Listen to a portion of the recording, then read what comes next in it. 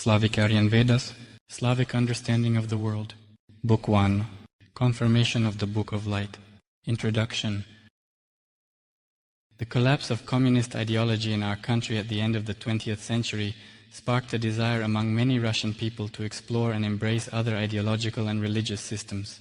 In the 1990s, a flood of various ideological and religious teachings poured into our society, ranging from liberalism to totalitarian and exotic theories. Christianity, Islam and Buddhism, which were characteristic of pre-revolutionary Russia, began to gain influence again. There was also an interest in the pre-Christian Slavic worldview. Due to the centuries-long suppression of the Slavic worldview by the autocratic Christian and then Soviet communist authorities, many Slavic knowledge, rituals and traditions were uprooted, consigned to oblivion, distorted and slandered. In this regard, the restoration of Slavic understanding of the world is currently a very challenging task, but it is still quite achievable. Many articles, brochures and books have already been published that address this task to varying degrees. However, these articles, brochures and books have varying levels of coverage on the issue. There are publications where, by mimicking Christianity, the enemy of the Supreme God is elevated to the status of one of the Slavic gods, Dazbog, Svarog, Rot, and so on. There are publications in which the Slavic understanding of events is presented in a primitive form, as the worship of nature or Yril the sun. There are publications on Slavic understanding, leading to heights hard to grasp for most Russians. Many practitioners have emerged, lacking knowledge, promoting traditions, and creating religious groups. They often attract women, guided by feelings, leading to problems. On this basis, many practitioners have emerged, lacking knowledge of Slavic understanding, promoting pseudo-Slavic traditions. This leads to the creation of different religious groups. These initiators often attract women, guided by feelings, leading to problems. These initiators often attract women who tend to rely less on reason and knowledge and are guided more by feelings and impulses of the heart, which can lead some to serious and diverse problems. The psychological traits of our people, who often prefer leading over studying, create a clash of views among Slavic movements. This benefits other religious confessions in opposing the Slavic worldview. It's time to extract key elements from various sources to restore a reliable understanding of the Slavic way of life, and this makes it easier for other religious confessions to combat the reviving Slavic understanding of the world. In this regard, the time has come to extract from the changing works and other sources the key elements that will allow us to restore a reliable understanding of Slavic worldview as the foundation of the Slavic way of life. Based on this knowledge, one can engage more consciously in the restoration of Slavic traditions and rituals. However, it's important to keep in mind that knowledge about the worldview alone will not be enough for this. In this regard, it is also important to rely on the historical chronicle of the Slavs. In this regard, there are currently quite a few works, varying in quality, that describe the past of the Slavs. Returning to the Slavic understanding of the world, it's important to note that it encompassed not only the organization of their lives, but also included knowledge about the universe, the solar system, the sun god Iri, about humans and their past, about their interaction with the earth, and about the influence of universal and galactic processes on the development of humans and humanity, and so on. In some respects, the Slavic understanding of the world surpasses the knowledge available to modern science. To see and understand this, we need to examine everything in order. This book is for curious readers seeking answers about the current and past state of the Slavs. It should be read multiple times to grasp the main ideas, as modern views differ from Slavic worldviews. For ethnic Slavs, this knowledge is innate and can be awakened by reading this book about the universe. Slavic understanding of the world refers to their ancient faith, foundational to their society.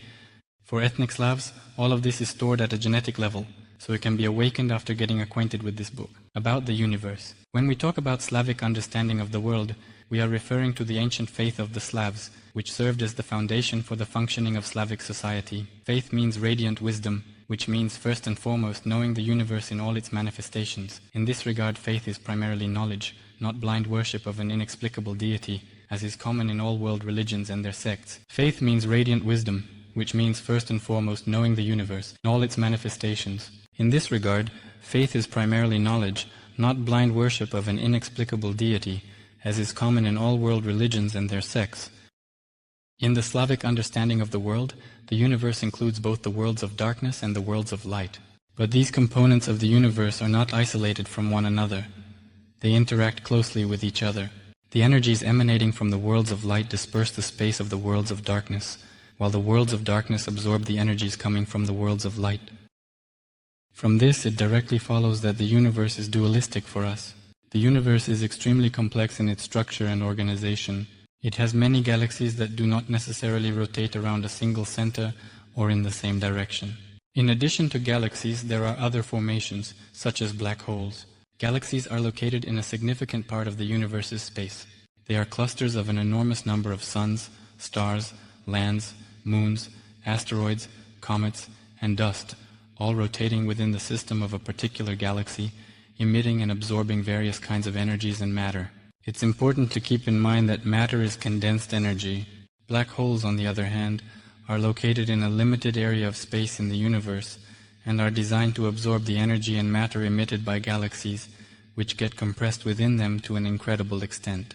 When the amount of energy in a black hole reaches a critical mass, it explodes and gives birth to a new galaxy. Thus, the universe is also dualistic in its essence for us. The interactions between galaxies, black holes, and other objects in the universe are extremely complex.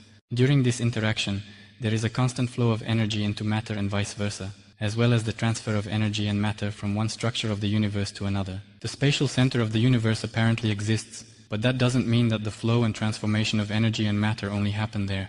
The presence of galaxies and black holes indicates that there are many such points in the universe. Every object in the universe, down to the electron atom, either emits or absorbs energy and matter, reproducing new forms of energy and matter. The presence of galaxies and black holes indicates that there are many such points in the universe. Every object in the universe, down to the electron atom, either emits or absorbs energy and matter, reproducing new forms of energy and matter. This is especially evident in the example of the animal and plant worlds. Animals and plants, in order to have the energy for life, absorb the necessary solar energy and food, process them, and obtain various forms of energy, as well as animal and plant matter, which allow them to live and grow.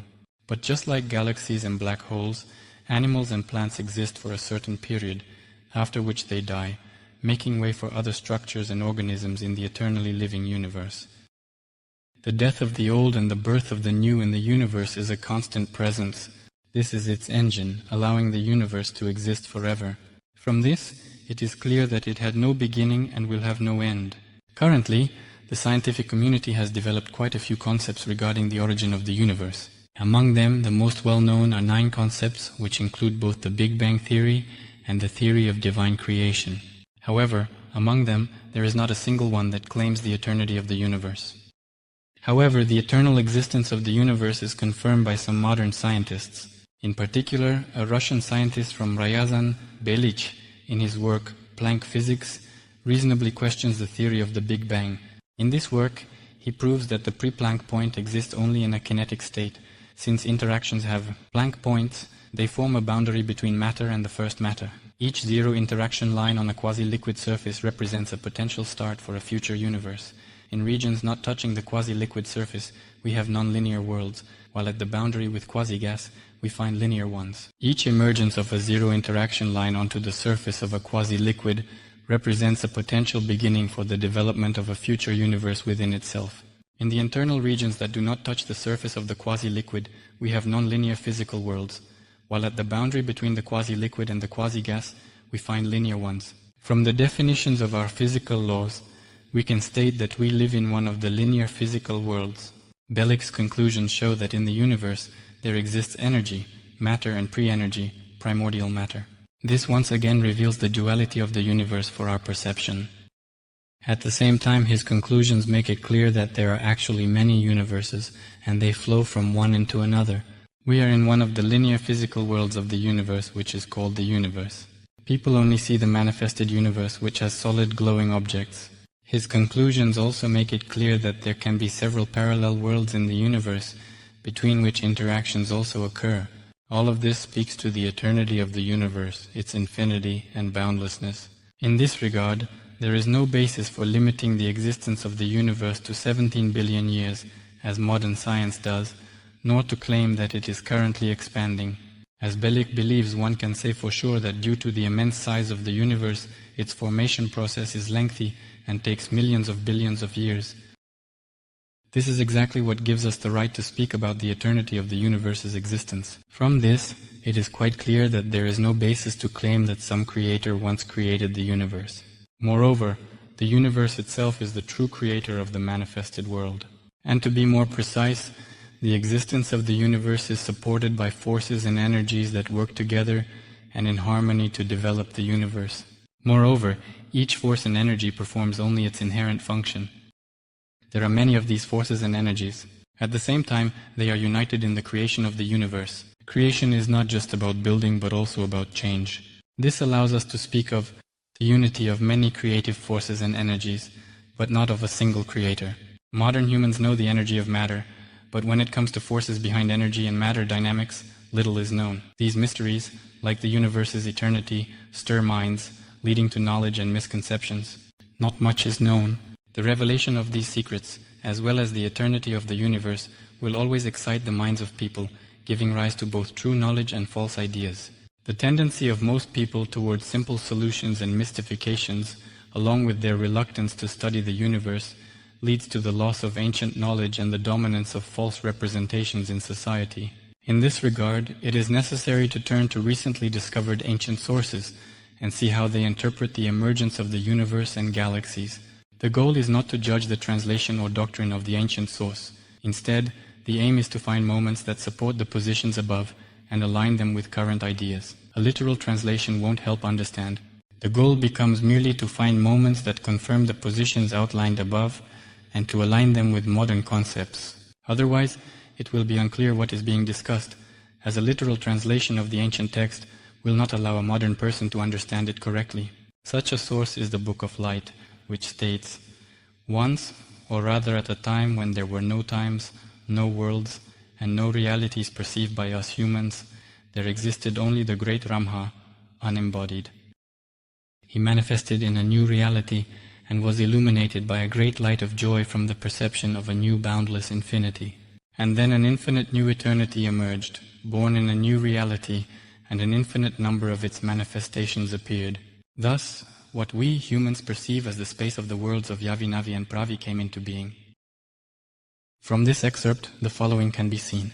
First of all, the great Rama is a force that used pro-energy, pro-matter, and transformed energy matter into a new form of existence. Secondly, in the commentaries of the Book of Light, the great Ramha is presented as an originally unified, unknowable essence that radiates the life-giving light of joy and the primordial fire of the universe. This definition is extremely difficult to understand, so it makes sense to simplify it. By simplifying the translation of the three runic Ramha, we get the creative force of shining worlds.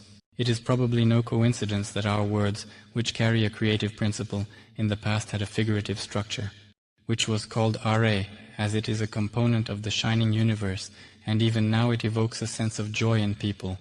If we place the image of the runes and HA, the positively creative force, in front of Ra, we get Hara M, which can also be translated as the positively creative shining joy of the universe. And if we combine the images of these runes into one word, we will get a new word, the concept of temple. That is, we will get a new figurative definition related to the positive and creative activities of people. A temple is a cult structure that radiates the shining joy of the universe.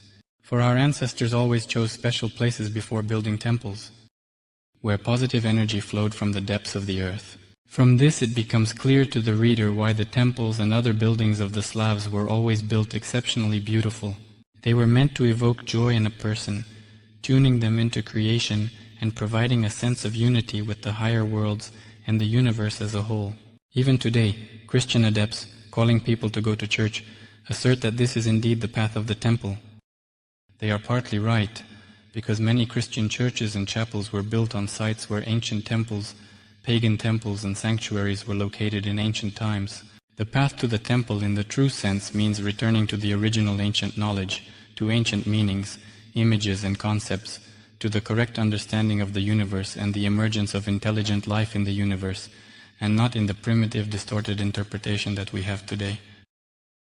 Without turning to ancient Slavic knowledge, all calls to embark on the path to the temple lead into darkness and contribute to the strengthening of the forces of darkness. We can also provide many examples of the manifestation of the joy of the shining universe. For example, a rainbow is also a manifestation of the joy of the shining universe, and it evokes a sense of joy in people.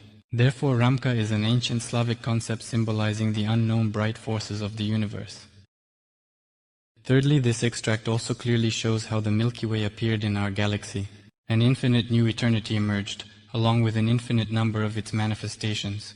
The ancients, passing their knowledge to future generations, formulated it in general terms, without dividing into specifics. As a result, each phrase and each concept has multiple meanings. Nevertheless, this excerpt speaks about the emergence of our galaxy, the Milky Way, as indicated by the following sentence. This is how what we perceive as the realms of Yavi, Navi, and Pravi came into being. The worlds of Yavi, Navi, and Pravi were born in our galaxy and exist only in the Slavic understanding of the world. In all other types of humanity, this knowledge exists in a simplified or distorted form. The emergence of our galaxy, constellations, solar and stellar systems is clearly stated in the following excerpt. A part of the primordial living light poured into the deep lows, and there it mixed with darkness and gloom. The primordial splashes emerged from which our universe and the higher universes were born. In the language of the ancients, universe and universes have different meanings. The universe is not just a universe in the modern sense.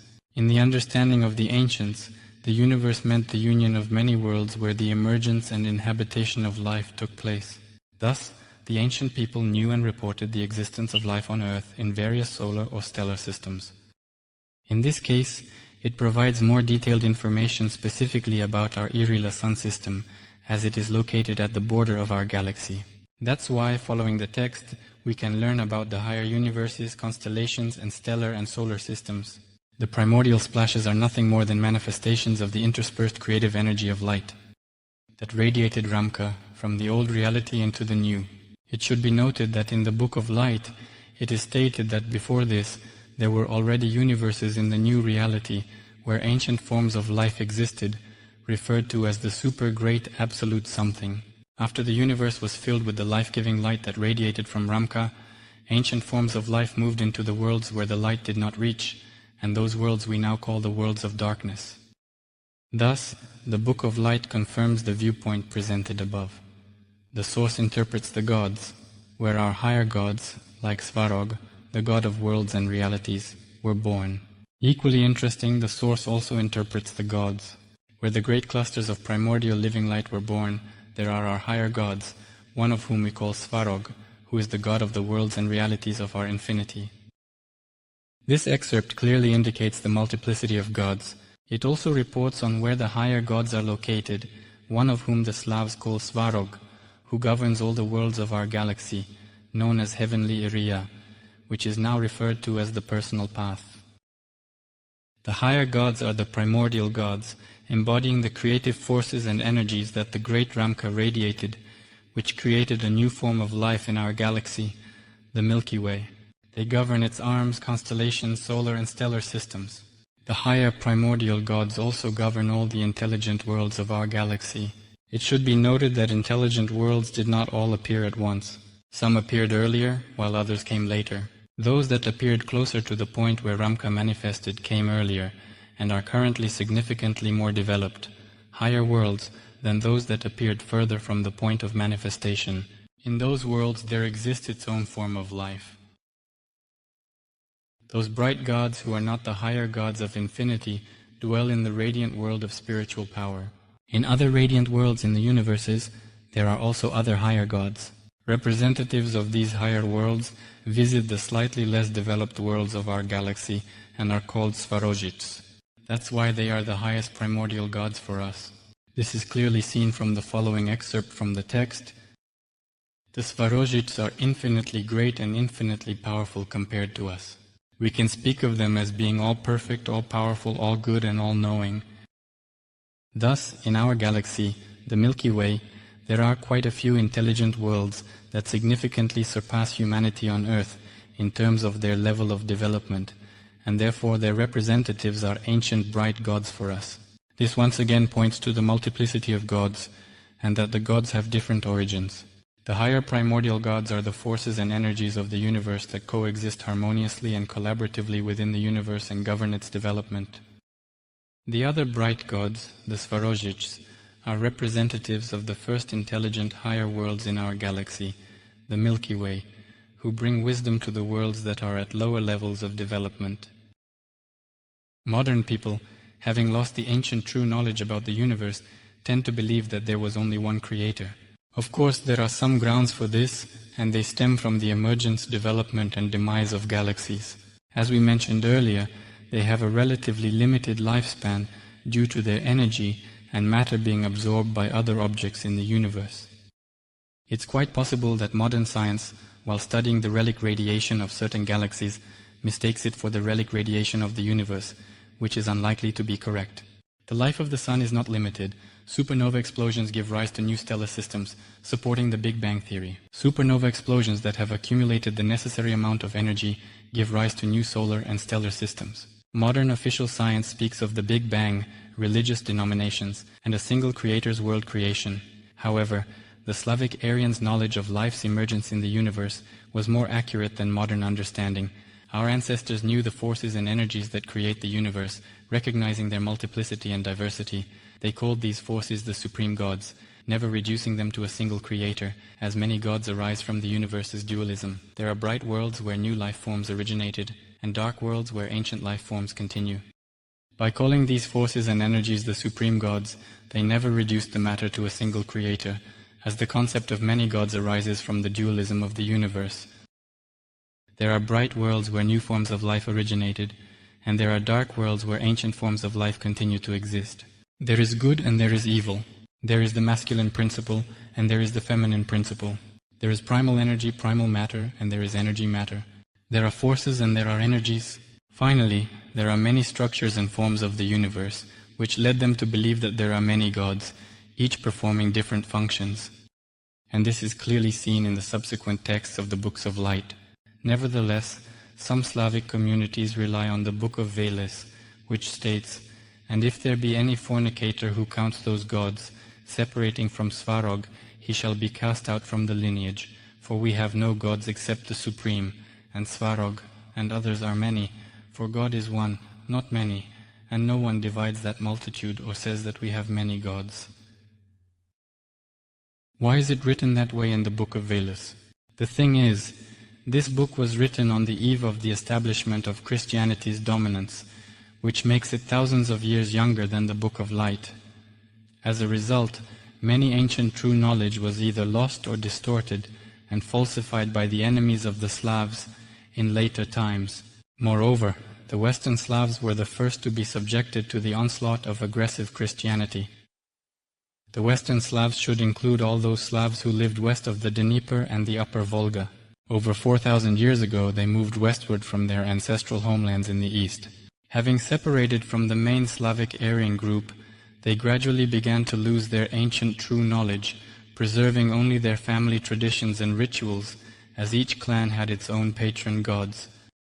As a result, changes occurred in their worldview and perception of the world. In particular, there was a shift from the multiplicity of gods to a limited circle of gods, meaning a long transition from polytheism to monotheism began. The gods' unity in creation was lost, yet they are numerous, each embodying different forces, each ancient god created uniquely.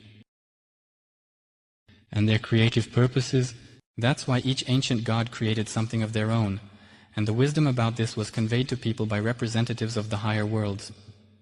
Those who brought this wisdom from the heavens were called by the Slavic Aryans the ancient bright gods, Svarozhich. Chapter 2.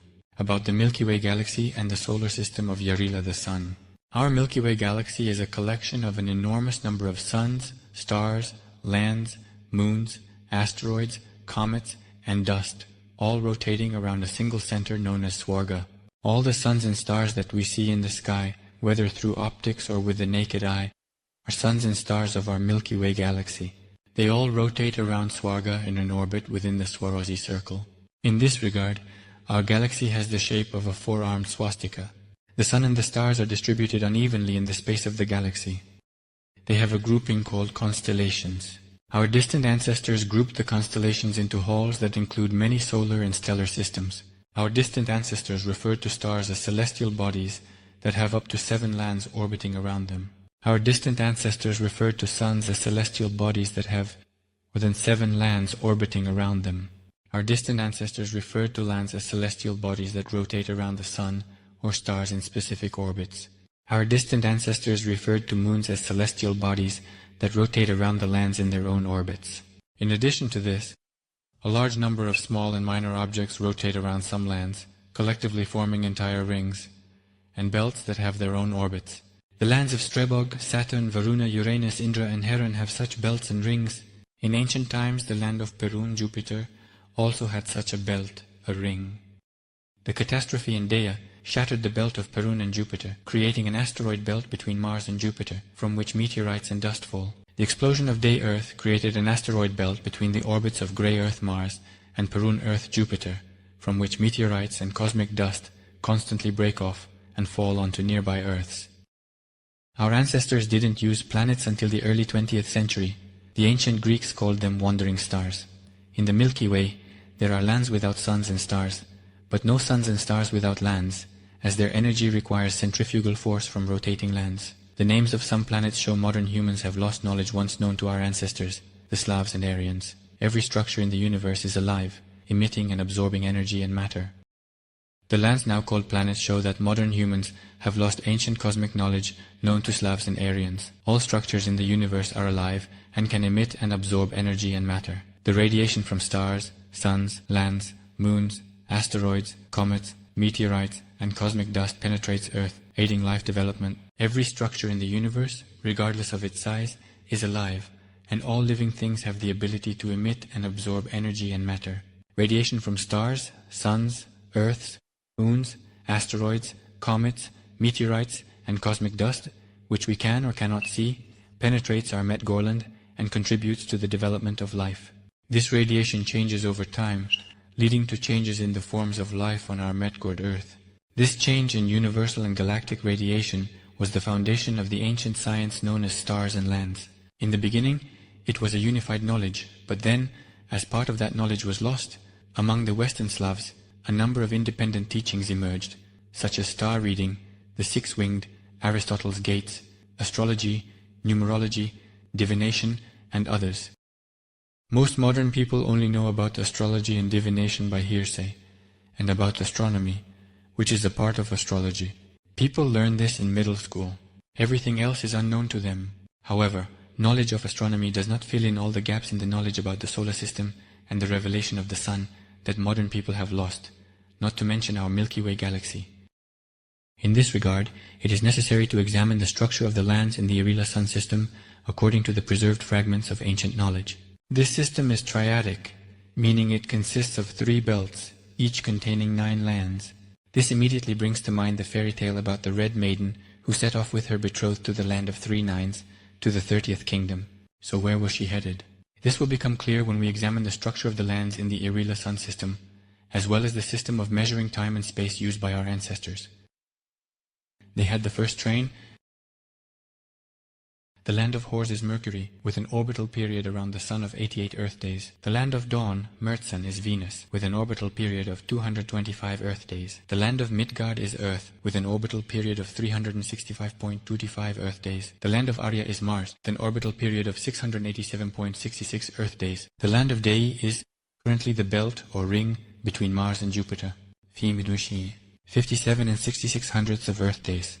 The Earth currently gives 8 years for the belt between Mars and Jupiter. Jupiter orbits in 1186 years, Saturn's is 29.46 years, Chiron 2060 orbits in 58.92 years, Uranus takes 84.02 years, 2946 Earth years, both from its orbit around the Sun and from its orbit around the Sun. The land of Chiron, asteroid number 2060, has an orbital period of 58.92 Earth years, and the land of the Crow is Uranus. Earth years. This belt consists of lands of 3 categories. A. Without moons. These are the first and second lands. B. Those with moons. These are the third and fourth lands. B. Those with belts, rings. The 6th, 7th, 8th, and 9th lands. G. In the past, Earth D also had 2 moons. The second belt of Earths, Earth Ne, Neptune, Earth of Vi, Pluto, Earth of Veles. There is no match. Semargul's land has no equivalent, and Odin's land has no equivalent. Neptune's orbital period is 164.79 Earth years. Pluto's is 248.7. Veles' land is 346.78. Semargul's land is 485.5, and Odin's land is 679.7. These trans-Plutonian lands, with many moons, form mini-systems within the Irila Sun system. Odin's land has an orbital period of 679.7 Earth years. These are trans-Plutonian lands, and many moons orbit around them, so they themselves form mini-systems within the Irila Sun system. In addition to these lands, this belt includes 4 more land systems of representation. They reflect all the processes and cataclysms occurring throughout the entire system of lands in the Irila Sun. This is Lada's land. There is no equivalent. The orbital period is 883.6, no equivalent. 1147.38 Earth years. Khaled's land. There is no equivalent. 1.62. Radogost's land. There is no equivalent. 1952.11 Earth years. Khaled's land. There is no equivalent. 1501.62 Earth years. Radogost's land, there is no equivalent. 1952.11 Earth years. The third train of lands. It includes 2 lands from the system of representation and 7 lands for border control. This is Thor's land, there is no equivalent. 2537.75 Earth years. Prov's land, there is no equivalent. 3456 Earth years. Prov's land has no equivalent. 3456 Earth years. Krod's land of the funeral fire. There is no equivalent. 388 Earth years. Palkana's land. Colonel of the Centaur. 4752 Earth years land serpent. There is no equivalent. 5904 Earth years. Rugia's land 6912 years. There is no equivalent. 9504 Earth years. Rugia's land has no equivalents. 692 Earth years. Chura's land has no equivalents. 9504 Earth years. The land of Dagoda, there is no equivalent. 11664 Earth years. The land of Daima, there is no equivalent. 11552 Earth years. The last 7 lands serve to protect the entire system of the lands of Irila from external influences that disrupt the harmony of this whole system. The land of Daima has no equivalents. 11552 Earth years. The last 7 lands serve to protect the entire system of the lands of Irila from external influences that disrupt the harmony of this whole system. In our galaxy, there are quite a few solar systems that do not have a triadic structure of lands, not to mention star systems. The presented structure of the lands in the Irila Sun system shows that it is more complex than what modern astronomers have revealed to us, who consider many of the lands to be asteroids. Moreover, they do not know the purpose of each belt of lands. All of this leads to modern astronomers debating whether to classify certain discovered celestial bodies in the Irila Sun system as planets or lands or not. The last such incident occurred in the summer of 2006, when the Congress of Astronomers in Prague decided to exclude Pluto from the unapproved list of planetary lands solely because its mass is slightly less than that of the other planetary lands, and its orbit is somewhat distorted. The inability of modern astronomers to understand the complexity of the structure of the Earths in the Irila Sun system does not, however, negate its real state and scale. Moreover, this shows that modern astronomical science is pursuing certain directions in the study of the universe down false paths. Earlier, we talked about the false notion that rejects the eternity of the universe. The case with Pluto also leads us to the conclusion that modern astronomers are unwilling to acknowledge the validity of ancient Slavic knowledge about the universal cosmos, for then they would simply have nothing to discover in our solar system. It will only remain to confirm its accuracy. However, not everyone can let go of vanity, the desire to become famous, and to make money from it. Astronomers can now name planets, stars, or asteroids after people if they wish. The main thing is that these people have to pay a certain amount of money. The depth of knowledge our distant ancestors had about the universal cosmos is also confirmed by the layered risk of the time measurement system. It operates with measurements ranging from the tiniest fluctuations of electromagnetic waves and atomic structures to galactic emissions. Here is part of these time measurements. 1 sig is 30 oscillations of the electromagnetic wave emitted by a cesium atom. 1 moment equals 160 sigs. 1 moment equals 760 sigs. 1 fraction equals 72 moments. 1760 whitefish. 1 share, 72 moments. 1 fraction, 12 in 96 parts. 1 HR, 144 parts, 1 day. 1 week equals 9 days, 1 month equals 40, 41 days, 1 summer equals 9 months, 365 or 369 days, depending on the year. 1 week equals 9 days, 1 month equals 40, 41 days. Circle of years, 16 years. 1 circle of life, 144, 180 cycles, 259, 20. 1 circle of life equals 180 circles or 25,120 years. The Svarog circle is the period of Irila, the Sun's orbit, around the central part of the arm of our galaxy, the Milky Way, during which the plane of the Irila Sun system deviates from the direction towards the center of our galaxy by a certain amount, and then restores that alignment. The celestial circle of constellations, which can be observed with the naked eye in the northern hemisphere of Mingord-Zemlyi, was divided by our distant ancestors into 16 parts known as celestial abodes, each of which is protected by one of the ancient gods or goddesses. Here are these celestial abodes and their goddess protectors. The abode of Deyu, goddess Jiva. The abode of the boar, god Ramhat. The abode of the pike, goddess Rojana. The abode of the swan, goddess Makosh. The abode of the serpent, god Samargal. The abode of the crow, god Voron. The abode of the bear, god Svarog. The abode of the stork, Esta. God Rod, abode of the wolf. God Veles, abode of the fox. Goddess Mariana, abode of the bull. God Krishan, abode of the moose. Goddess Lada, abode of Finist. God Vishan, abode of the horse. God Kupala, abode of the eagle. God Perun, abode of Rasa, Pardus, God Tarch, Dashbog. Each celestial abode covers 1/16 of the Svarog circle, which means 25,120 years divided by 16 equals 1,620 years. As it moves along the Svarog circle, the Irila Sun system is predominantly influenced by the radiations coming from a particular celestial abode. Currently, Midgorod Earth is on the verge of a shift from the predominant influence of the radiations of the abode of Lada to the predominant influence of the radiations coming from the abode of the wolf, which will occur in 2012 of the modern calendar. Many ancient calendar makers will call this date the end of times. It's hard to say what will actually happen. One thing can be stated quite definitively. As a result, there will be a change in the galactic radiations coming from the celestial abodes, which will become more intense. This will lead to changes in living conditions in Yngliizm.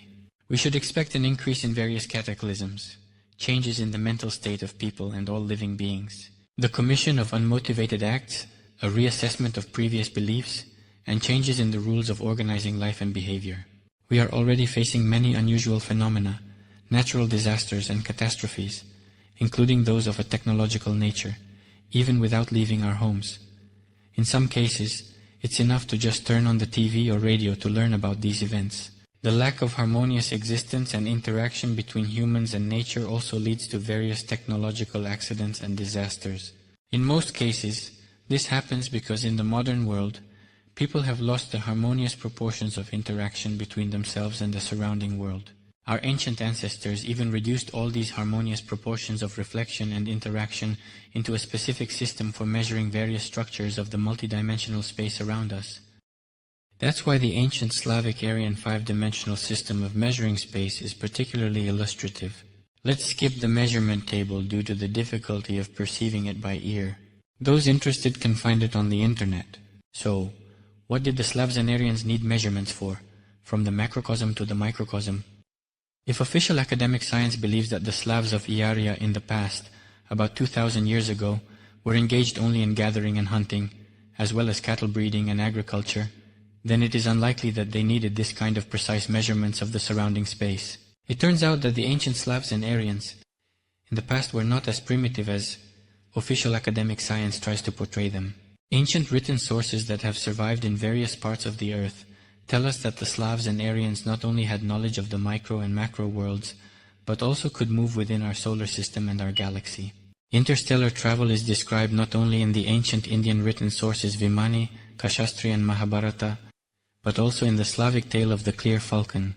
In this tale, the girl Nastya, wishing to find her destined one, set off on a long journey, traveling beyond 39 distant realms to the heavenly palace of Finist. 39 distant realms correspond to 27 distant realms, which equals 139 trillion, 5,862,150,828.5 kilometers.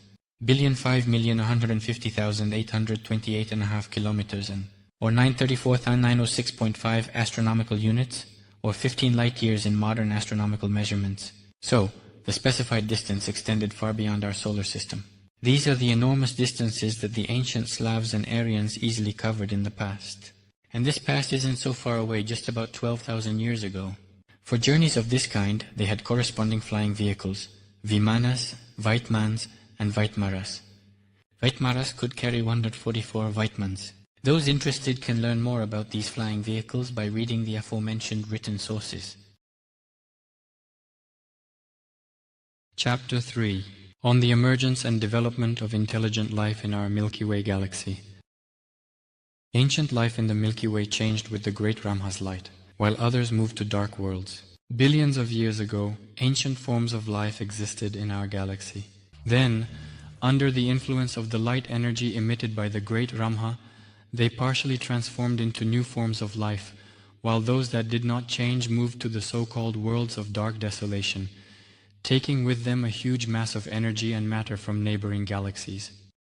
Thus the worlds of dark desolation were filled with ancient forms of life. We know about these worlds from ancient sources, referring to them as distant worlds of darkness. Modern science knows nothing about these past changes in our galaxy or keeps silent. Ancient forces govern transformation in the universe and our galaxy. They are scarcely studied, yet active.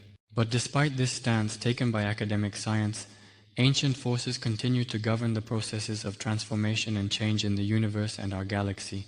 Modern science has studied them very little, or not at all, yet they exist and are active. How do various energies actually exist, which are drawn in and condensed by the worlds of light and the worlds of darkness? Thus, we once again see dualism and the multiplicity of existence on a galactic level. In order for a galaxy to emerge, energies and forces are needed that transform these condensed energies into ordinary energy, matter capable of giving rise to various forms of life. However, the creation of life is not a one-time act. The forces that transform condensed energy and matter into ordinary energy, as we understand it, continue to operate independently of any beliefs and knowledge of modern academic science. These forces, still unknown to humanity, were referred to by the ancient Slavs and Aryans as the ancient higher gods. Part of these forces, called to govern our Milky Way galaxy, are referred to as Svarog. The Book of Light speaks of this. But any being living within any of us, at the tiniest particle rotating around the original foundation, is also related in power to Svarog, just as Svarog is related to the one we call the Great Ramha. However, not every type of energy is capable of generating intelligent life, as condensed energy creates matter in various forms depending on its density. A denser concentration of energy creates various solid rocks that possess different special qualities. These special qualities of the rocks were used by our ancient ancestors to heal diseases. Less dense energy creates soil. Even less dense matter creates the plant world. The next less dense matter creates the world of insects. The next less dense matter creates the world of birds. The next less dense matter creates the world of insects. The next less dense matter creates the animal world. Finally, from special energies of varying densities, the human structure is created. It has several material bodies of varying energy densities. This structural image was preserved for us by our ancient ancestors in the form of a matryoshka, where each matryoshka is nested within another. Unlike animals, a human is endowed with the ability to perceive, emit, and create information through all their bodies of varying energy densities. Earthly life closely interacts with aquatic life, which creates its own worlds: soils, vegetation, microorganisms, fish, and animals. At the same time, developed earthly life cannot exist without water, just as water cannot exist without land. The interaction of water and land allows for the movement of earthly and aquatic life into one another under certain circumstances. Thus, each existing world, rocks, soils, vegetation, microorganisms, insects, fish, birds, animals, and humans, while interconnected, is fundamentally different from one another because they have different levels of consciousness and energy exchange, meaning their ability to perceive, retain, and produce information. The world of rocks can only store and emit information about itself. The world of soils, besides storing and emitting information about itself, is capable of creating diverse forms, accumulating its mass, and serving as a nourishing environment for microorganisms, plants, and insects. The world of plants, besides storing and emitting information about itself, is capable of creating a wide variety of forms and serving as a nourishing environment for its kind, as well as for insects, fish, birds, animals, and humans. It has the ability to move. Emitting information about itself can create a wide variety of forms and serve as a nourishing environment for similar fish, birds, animals, and humans. It has the ability to move. The world, besides storing and studying information about itself, is capable of creating a wide variety of forms and serving as a nourishing environment for its kind, as well as for birds, animals, and humans. It has the ability to move in the aquatic environment. The world of birds, besides storing and studying information about itself, is capable of creating a wide variety of forms and serving as a nourishing environment for its kind, as well as for animals and humans. It has the ability to move in the air. The animal world shares information. Animals inhabit various environments. Humans are unique, capable of thought, creating new information, and transforming materials. Part of it can move on land, another part in water, a third part in the air, and a fourth part in multiple environments simultaneously. A human is not the pinnacle of the animal world. It is a special realm that, besides storing and emitting information about itself, is capable of active thought processes, accumulating information, and producing it in new types and forms, as well as transforming material structures in the process of creative labor. Thus, only in humans is true intelligent life fully realized. In all the other worlds mentioned above, it exists in a special state, which is incomprehensible to many modern people, acquiring a higher level of perception of the surrounding world among insects, birds, and animals.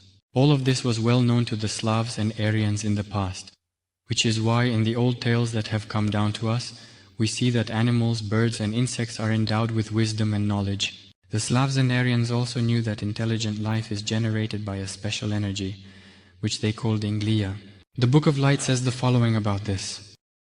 In the true beginning, or rather at the moment when the great powerful stream of life-bearing, shining yngliia flowed into the infinite new eternity, the primordial life that gives birth to light, diverse spaces and realities of the worlds of Yavi, Navi, and Pravi were born in this new reality. Initially, it's important to understand the moment of the existence of the universes and our galaxy before the first streams of the creative light energy, which was emitted by the great Ramha. Any powerful stream of energy initially gives a bright flash of light, which illuminates everything around for a certain period of time, transforming and changing everything that existed before it. Naturally, the stream of energy that creates light illuminated vast spaces and scattered the life-giving energy of yngliia across them, which was distributed unevenly among many worlds. In some places there were clusters of it, while in others there were none. However, the stream of creative light energy imparted a new rotational movement to all of them, which began to occur around the source that emitted the life-giving energy due to the new centrifugal force that arose in the process.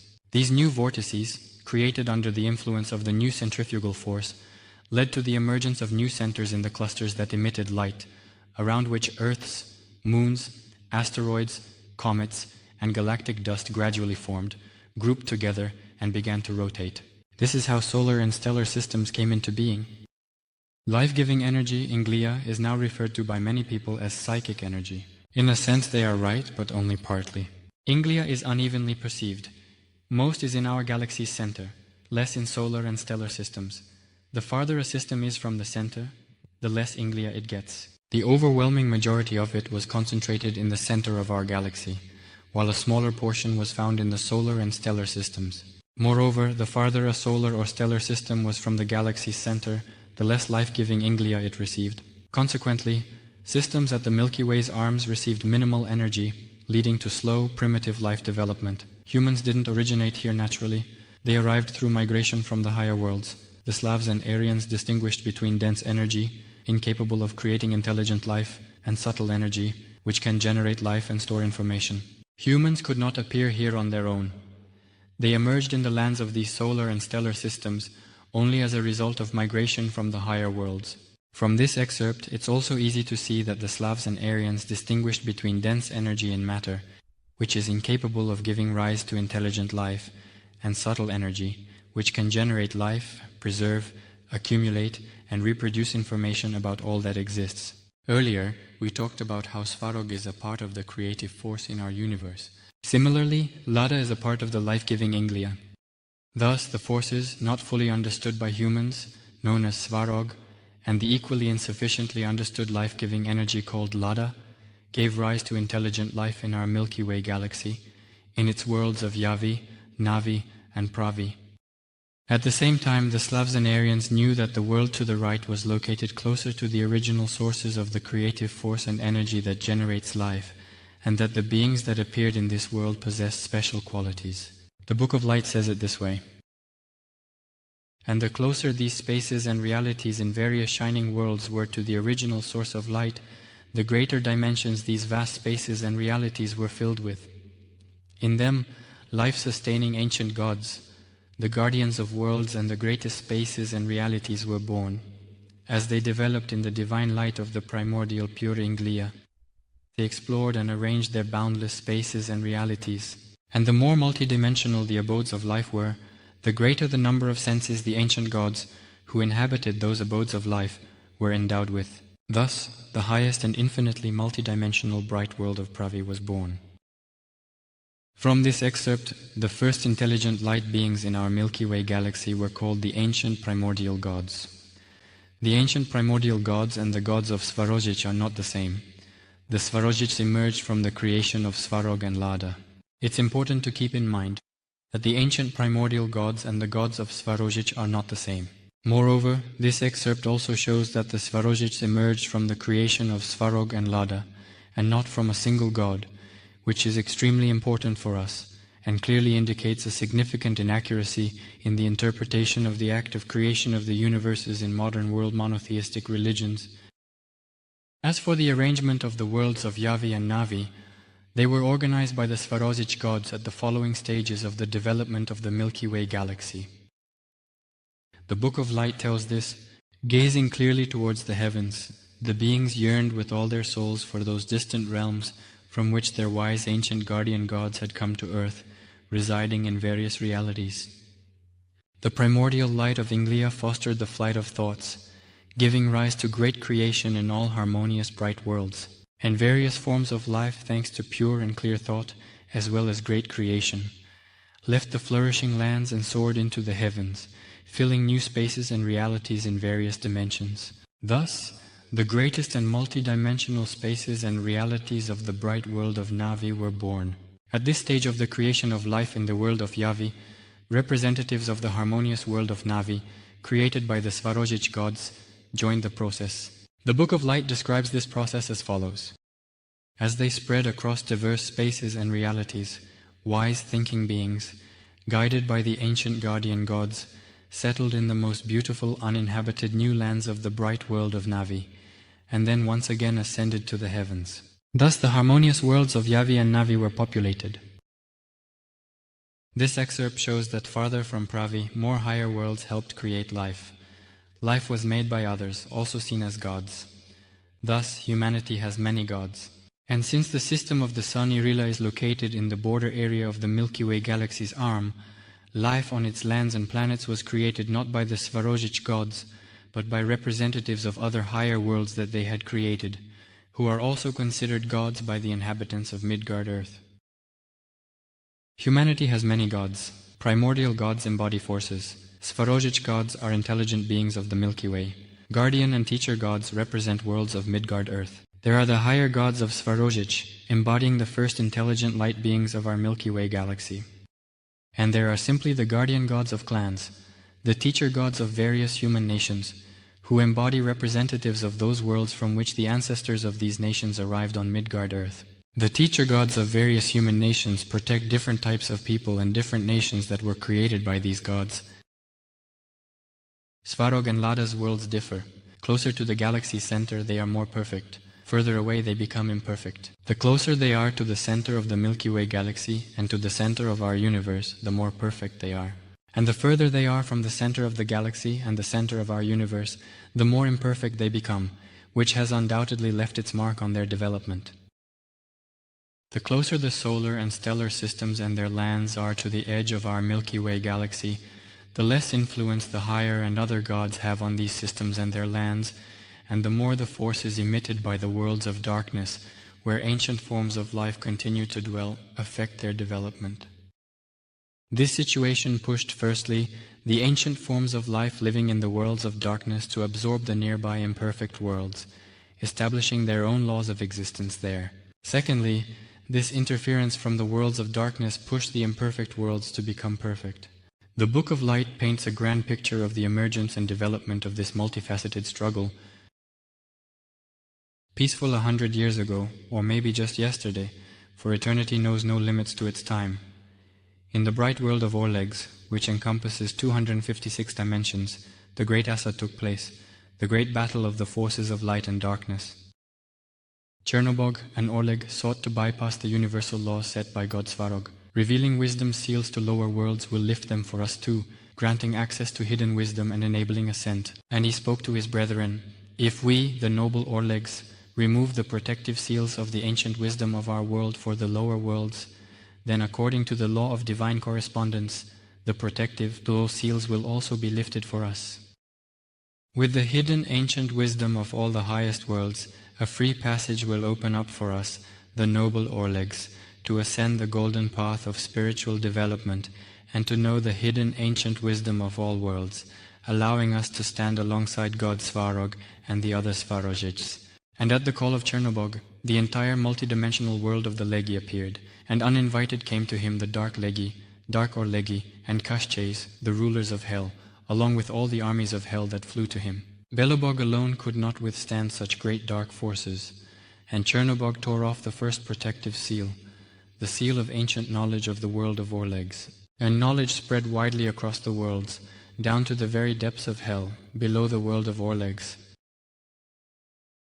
These excerpts tell about the beginning of the Great War between the forces of the worlds of light and the forces of the worlds of darkness. To make it clearer what this is about, some explanations of certain concepts in these accounts should be provided. The fact is that the translators of the ancient text into modern Russian translated some ancient concepts literally.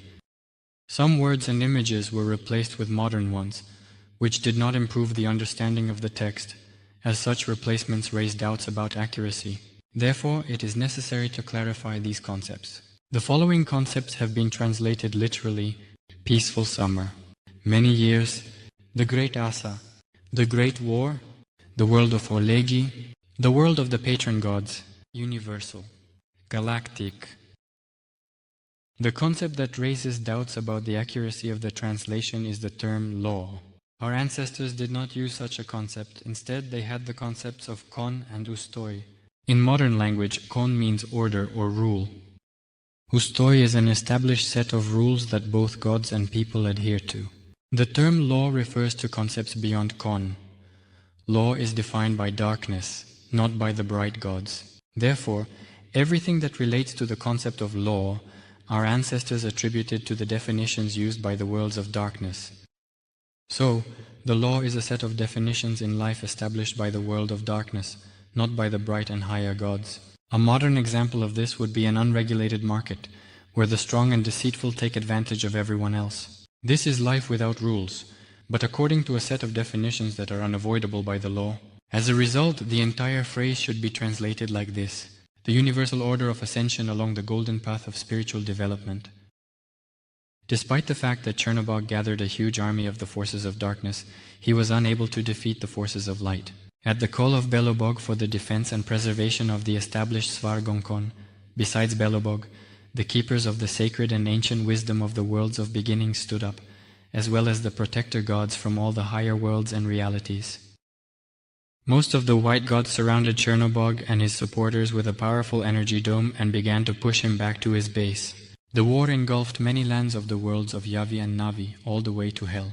The Orlegi who followed Chernobog, seeing that it was useless to fight against the gods of the higher worlds and realizing the impossibility of staying inside the energy dome, created their own power installations, weakened the energy dome at the border of the world of the Orlegi, and descended through it and into other lower worlds. Chernopolis descended into the world of the dark Orlegi, while the Koshchais hid in their hell, a place where the forces of light cannot penetrate, as the representatives of the forces of light do not violate established boundaries and borders. Thus, in the understanding of people, a new fate of the element was born, in the form of a contrast between Belobog and Chernobog. This was the result of the war that had begun between the forces of the worlds of light and the forces of the worlds of darkness. With the beginning of the Great Asa, the war, Belobog rose above the world of Orlegov, as he organized a resistance against the armies of the forces of darkness. But the question arose what to do next. No one could guarantee that the representatives of the forces of darkness wouldn't try to break into the higher worlds again. And then, by the will of Svarog, the protective gods created a boundary that separates light and darkness. The boundary was established to separate the light from the darkness in the Navi world. The Navi world was divided into two parts. The boundary was established across the lands of Vayavi to separate the light from the darkness in the Navi world. Thus, with the end of the Great Asa War, the Navi world was divided into two parts. The part where the worlds of darkness existed came to be called Dark Navi or simply Navi. And the part where the bright forces continued to exist came to be called Light Navi or Slavi. In the worlds of Pravi and Slavi, the light of knowledge and creation continues to prevail. The world of Yavi expanded and strengthened, blocking all the main passages for the forces of the worlds of darkness. Yavi, as a world, separated darkness, Navi, and hell from the world of Slavi and the world of Pravi, but both the worlds of light and the worlds of darkness influenced the world of Yavi in one way or another. In the worlds of Dark Navi and Hell, the ancient dark force completely dominated, but unlike the ancient primordial times, the representatives of these worlds have gained great knowledge passed down by Chernobog. This knowledge helps the representatives of the dark worlds to infiltrate the worlds of Yavi in order to sway them to their side. That's why the forces of the worlds of darkness haven't rested and continue to hatch their plans to seize the higher worlds of Yavi and Slavi. The rulers of the dark hellish world are the dark legions, angels, dark Orlegi, archangels, and Kashches, princes of darkness. Having the power and the ancient knowledge gained through Chernobog, they still haven't learned to distinguish between good and evil, as they carry within them a significant amount of unresolved darkness. That's why they preach permissiveness, greed, selfishness, cruelty, thirst for power, and coercion. These vices of the worlds of darkness once again tried to sow discord in the border regions of our galaxy. At first they managed to capture part of one of the arms of our galaxy, the Milky Way, and subjugate some worlds from the realms of Makosh, Radha, and Rasa, as well as the realm of Svati, where the Irili Sun system and our Midgard Earth are located. This led to the beginning of a new Great Asa, a war. For this reason, the struggle between the forces of the worlds of light and the forces of the worlds of darkness has been ongoing for many millennia on the lands of the Irili Sun system. In this struggle, people of various kinds and nations of Midgard Earth are involved. During this Great Asa, the dark forces were expelled from all the lands of the realms of Makosh, Radha, and Rasa, but they continued to dominate in some areas of the realm of Svati. Midgard Earth therefore began to occupy a particularly important role, since it is located in the middle between light and darkness. The conditions have developed in such a way that only through earthly people can the representatives of the forces of the worlds of darkness enter the higher worlds. But for this, they need to begin their ascent along the golden path of spiritual development through the worlds of Yavi and Slavi. The possibility of such an ascent is not excluded by the higher law, as even demons, the lower entities of the dark world, are not devoid of hope for spiritual elevation in the distant future, for liberation from filth and malice, as a result of a long path of development under the guidance of higher spiritual mentors of the golden path. However, they are in no hurry to take advantage of the opportunity to ascend the golden path of spiritual development. They are determined to maintain their dominance over the lands of the realm of Svati, and this is especially evident in the example of the development of intelligent life on the lands of the solar system. Every reader naturally wants to know how reliable the Book of Light is and whether there are any confirmations for it. Chapter 4. About the unknown archaeology that confirms the Book of Light. What the reader will become acquainted with in this chapter is known to many interested researchers. Much of this information is unknown to most people because academic science often avoids explaining archaeological finds, fearing disruption to the established view of life on Earth. It's crucial to discuss these finds and offer explanations, as they align with the development of intelligent life depicted in the Book of Light. What recent discoveries are being hidden by science? In this regard, it is necessary to talk about some of these finds and provide appropriate explanations, especially since they fit very well into the picture of the development of intelligent life presented in the Book of Light. So, what have archaeologists discovered in just the last 2 centuries that is being deliberately concealed by official academic science? The journal American Science published information about explosive works. Dorchester in July 1852. Explosions of rock were carried out at a depth of 4.5 to 5 meters, and along with the shattered stone fragments, an ancient vase was thrown to the surface. The vase had 6 flowers arranged like a bouquet with grapevines and a wreath along its walls. The vase was made of a metal resembling zinc and was inlaid with silver. The biggest mystery surrounding the find, pointed out by the people who discovered the fragments of the vase, was the fact that the vase was embedded in natural stone, which indicated the deep antiquity of its creation. The local rock, according to the maps of the U.S. Geological Survey, dates back to the Precambrian era and is 600 million years old. Second, the MAI Cosmopoisk team searched for meteorite fragments.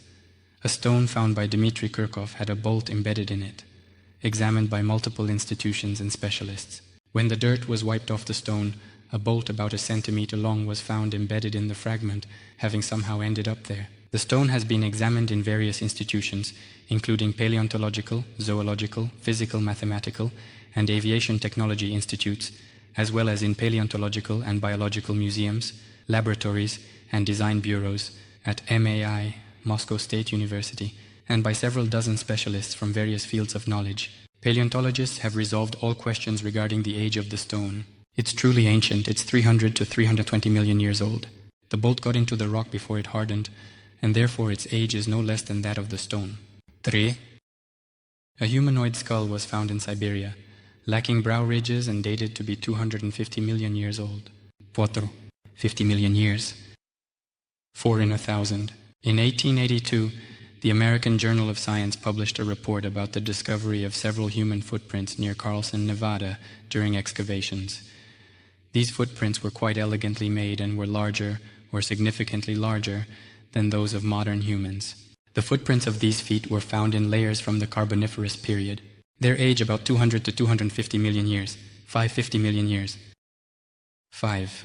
In California, paired footprints have been found, spaced 2 meters apart. These footprints suggest that they belong to people over 4 meters tall. The age of these footprints is estimated at 200 million years. These footprints indicate that they belong to people over 4 meters tall. The age of these footprints is also around 200 million years, about 200 to 250 million years. 6. On the rocks of the Crimean Peninsula, dating back again many millions of years, there is a 50 centimeter long human footprint depicted. 7. In 1867, a piece of coal with an inscription in an incomprehensible language was found on the surface of a coal mine in Ohio, USA. The find could not be deciphered. But scientists acknowledged that the letters were made before the coal hardened, meaning hundreds of millions of years ago. 8. In 1928, in a mine shaft in Oklahoma, USA, at a depth of hundreds of meters, a wall made of cubic blocks with sides measuring 30 centimeters and perfectly finished edges was discovered. The natural appearance of this wall caused both amazement and disbelief among the miners, and even fear, as it dates back to the Carboniferous period, which is about 250 million years ago. 9. An expedition from Bashkir State University, led by Professor Alexander Chuvirov, found a fragment of a 3-dimensional map of our Earth, created 70 million years ago. The slab, covered with various signs, was dug up in the vicinity of Mount Chandur. The surface of the upper face turned out to be smooth, like porcelain, covered with a yellowish ceramic coating. My fingers felt like glass. Then they felt the velvety surface of the stone, dolomite. Ceramics, glass, and stone do not occur together in nature like that. In 1921, historian-researcher Vakhrushev mentioned the slabs in his report after visiting Chandur. He reported that there were 6 slabs, but 4 are lost. Sources from the 19th century state that there were 200 slabs. The Chinese participants in the research reported that the ceramic of the slab was never produced in China, as it was as hard as diamond. The dolomite stone also turned out to be strange, completely homogeneous, which is not found in nature today. The glass turned out to be diopside. Materials emerged. The slab's glass wasn't melted but made by a cold method. It forms a nanomaterial. Signs were etched onto the glass before it was covered with ceramic. At the junction with stone and ceramics, the compound is a so-called nanomaterial. The mysterious signs were applied to the glass with some kind of tool, and then the surface was covered with a layer of ceramics. The map shows the southern Urals 120 million years ago, with a 20,000-kilometer hydraulic system. The most astonishing thing is that, besides rivers, mountains, and valleys, there are strange channels and dams marked, forming an entire system of hydraulic structures with a total length of 20,000 kilometers. The fragment of the ancient map, the slab, weighed over a ton and was barely pulled out of the pit. In order to visually study the relief of the map without distortions, the height of the intelligent being that could use it would need to be about 3 meters. The size of the slabs corresponds exactly to astronomical measurements. To create a complete map of our Earth, 125,000 slabs are needed. The equator fits into 356 of these stone maps. This exactly corresponds to the number of days in a year during that period. At that time it was 9 days shorter. The signs on the map turned out to be mathematically precise. Some of them were deciphered. It turned out that in the left corner there is a coded diagram of the celestial sphere indicating the angle of rotation of our Earth, the tilt of its axis, and the tilt of the Moon's orbit. Imprints of shells of mollusks that lived in those distant times were also discovered. Apparently the creators of the slabs intentionally left these time markers. After studying the slab in various scientific institutions, including those abroad, the conclusion was made. The slab is not a forgery, but a genuine artifact from the distant past of our Earth, suggesting that it was created by intelligent beings. Then, equally impressive is the collection of Dr. Cabrera, a citizen of Peru, who since the early Baudry 1960s has gathered an enormous number of oval stones, around 12,000, in the area near the small town of Ica, ranging from tiny ones the size of a fist to boulders weighing 100 kilograms. The entire surface of these stones is covered with shallow engravings of people, objects, maps, and animals, and even numerous scenes from life. The main mystery of the stones from Peru lies in the images themselves. On the surface, scenes of hunting ancient animals, dinosaurs, brontosaurs, and brachiosaurs are scratched in with some sharp tool, along with scenes of surgical operations for organ transplants, people examining objects through a magnifying glass, studying celestial bodies with a telescope or spyglass, and geographical maps with unknown continents. One of the French journalists from the newspaper Paris Match, while describing the collection, suggested that through the drawings on the stones, some ancient civilization with a high level of development wanted to convey information about itself to future civilizations, anticipating an impending catastrophe. Something similar has already been found in Latin America. In July 1945, monuments of ancient Mexico were discovered. The American collector Jules Sroot bought a large number of items. The images on them resembled dinosaurs, plesiosaurs, mammoths, as well as humans coexisting with extinct ancient reptiles. These findings have been widely discussed by historians and archaeologists, but they did not reach a positive conclusion and classified them as forgeries. The newly appeared stones and the Ica stones, which are more diverse, more detailed, and more numerous, with a greater number of images, put official historical science in a deadlock, from which it can only emerge by revising all its conceptual foundations. One serious feature stands out in the depiction of humans in the drawings. These images have disproportionately large heads. The ratio of the head to the body is 1:3 or 1:4, while modern humans have a head-to-body ratio of 1:7. Dr. Cabrera, who studied the discovered stones with drawings, concluded that such a proportion of the bodies of ancient intelligent beings indicates that they are not our ancestors. The structure of the hands of the beings depicted in the drawings also supports this. The professor dedicated more than 10 years to studying the discovered excavations before he made his first public conclusions.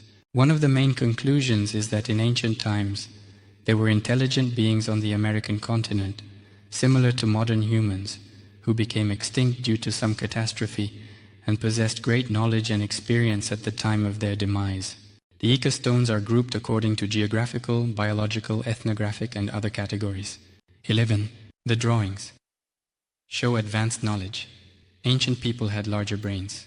Their ability to alter skulls implies they knew divine secrets. The large sizes of the skulls with elongated and rounded occipital parts indicate that in the distant past, some people had brain masses 3 times larger than those of modern humans.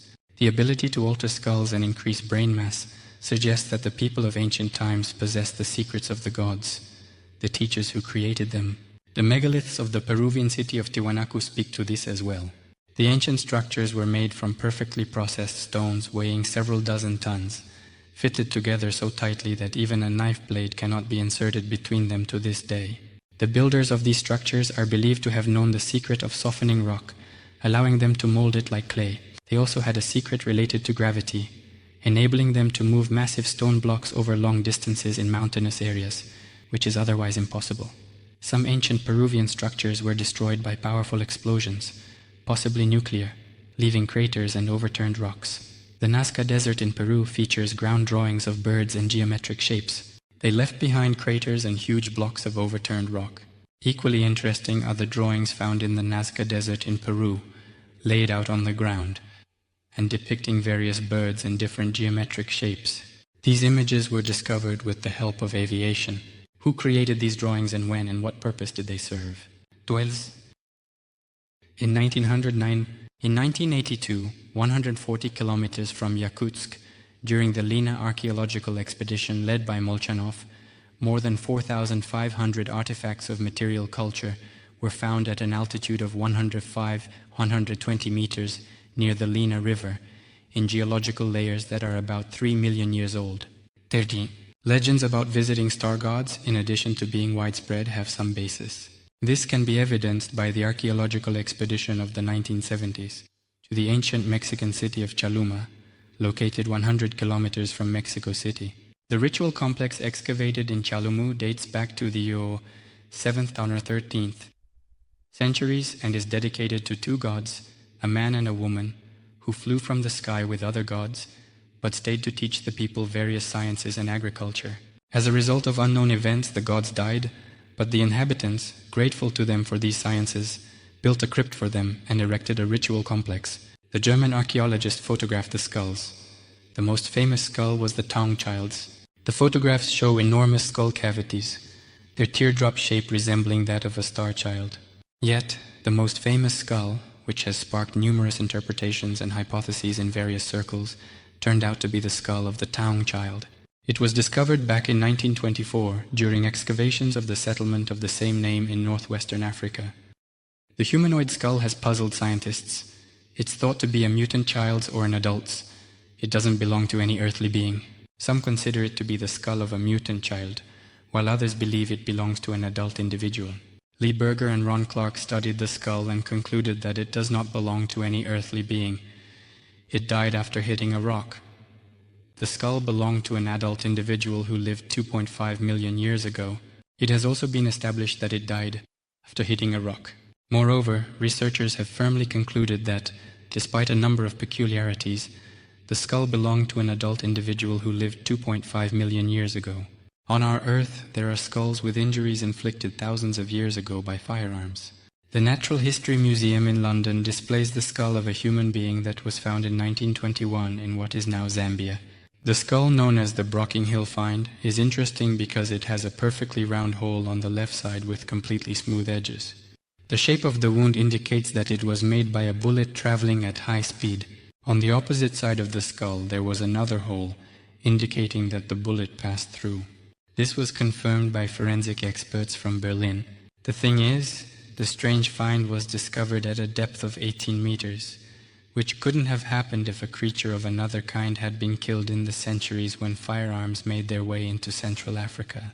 Several such remains have been found. For example, a bison skull found near the Lena River, dated to be 40,000 years old. It has a hole with smooth edges, made by a bullet fired from a firearm. In October 1922, Dr. Bowell informed the readers of the New York Magazine about the discovery made by mining engineer John Reed. In the layers of coal, a stone was found with a shoe sole imprint. The outlines and stitches were visible. Geologists saw it as imitations but noted the coal's age. Not only the contours of the sole were discernible, but also a number of stitches on the shoe. The engineer showed the find to geologists from Columbia University, who considered what they saw to be imitations, although they acknowledged that the piece of coal from the rock could be dated to over 5 million years. In 1871, several bronze coins were found in a mine 42 meters deep in the state of Illinois. Naturally, coal seams were being mined in the mine, formed hundreds of thousands of years ago, as indicated by the depth at which it is found. The absence of other signs of human activity is also explained by the time of formation of the coal layers. One of the outstanding archaeological finds of the 1870s was the Salzburg Polerolleipipede, which is kept in the museum of the same name in Germany. It was found in deposits from the Tertiary period, 12 million years ago, and was made of carbonaceous iron with specks of nickel. Official scientists declared it a meteorite. However, this meteorite turned out to be very strange, as it has the shape of a processed cube. Moreover, it has no signs of melting that should have appeared on a real meteorite.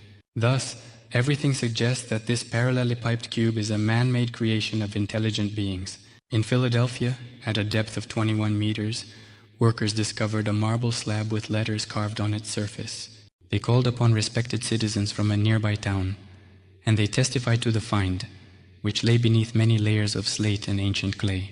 In the early years of the new millennium, the Russian press reported on the discovery in the remote village of Salamas, in the Tula region, of two enormous stones covered with images of monkeys, panthers, dinosaurs, platypuses, discs, and symbols of unknown purpose. Geological trenches made at the site of Bald Mountain have yielded amazing data. The stones are 200,000 years old. A proper examination of the stones is still to come, but the very discovery of the artifacts strongly suggests the existence of some advanced human culture in the distant past. In India, on the outskirts of Delhi, near the Qutub Minar Tower, there stands a column made of pure iron, 99.79% iron, impurities, corrosion, 99.79% iron, with the remaining 0.28% being impurities. On its black-blue surface, you can barely notice faint spots of corrosion. Who and when made this iron column is unknown. It's also unknown how and from where it was brought to Delhi. This colossus weighs 6.8 tons. The lower diameter of it is 41.6 centimeters, tapering to 30 centimeters at the top. The height of the column is 7.5 meters. The amazing thing is that currently, in metallurgy, pure iron is produced using a very complex method and in small quantities. However, iron of such purity, like that of the column, cannot be obtained with modern technologies. In the Indian village of Shivapur, near a local temple, there are two stones, one weighing 55 kilograms and the other 41. If 11 people touch the larger stone with their fingers, and 9 touch the smaller one while pronouncing a magical phrase on a strictly defined note, both stones rise to a height of about 2 meters, and they hang in the air for about a second, as if gravity doesn't exist at all. Anyone who can afford a tourist trip to India can verify that this is not a fabrication. The stones are a highlight of any tourist route. The roofs of one of the temples in the city of Puri, India, are made from a monolith weighing 20,000 tons. How was such a monolith transported to the city and raised onto the temple? There is no answer. Numerous archaeological finds on Spitsbergen and Novaya Zemlya also contain many surprising features. In particular, at the end of the 20th century, bronze statues of winged people were found on Vaigach Island in the eternal frost. The majestic temples and pyramids of America, the layout of which records the interaction of the movements of the sun and the moon. For the architectural embodiment of these interactions, systematic observation of the movement of celestial bodies over the course of thousands of years and scientific understanding of the results obtained are necessary. The precision with which the builders carried out all the calculations raises doubts that this could have been done by Indians.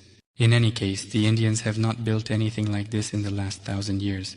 The Mayan calendar was more accurate than the modern Gregorian one, and they started their counting from the year 41,738 before the current era. This suggests that the inventors of the calendar and chronology were most likely not Indians. Moreover, the very last cycle of the Mayan calendar ends in 2012 according to the Gregorian calendar. Modern researchers of this calendar refer to the year 2012 as the end of times. Not everything is clear with the Egyptian pyramids either.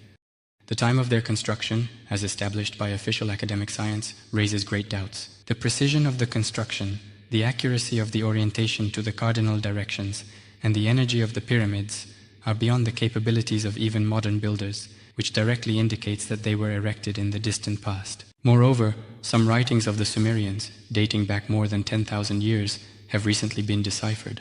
They say that the pyramids were already standing at that time.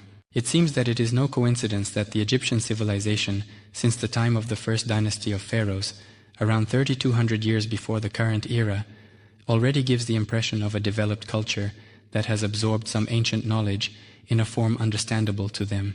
Subsequently, this knowledge was encoded by Egyptian priests as final conclusions in the form of numerous teachings and instructions.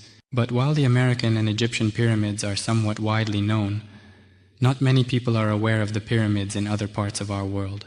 Just recently, the discovery of pyramid-like structures in China has come to light.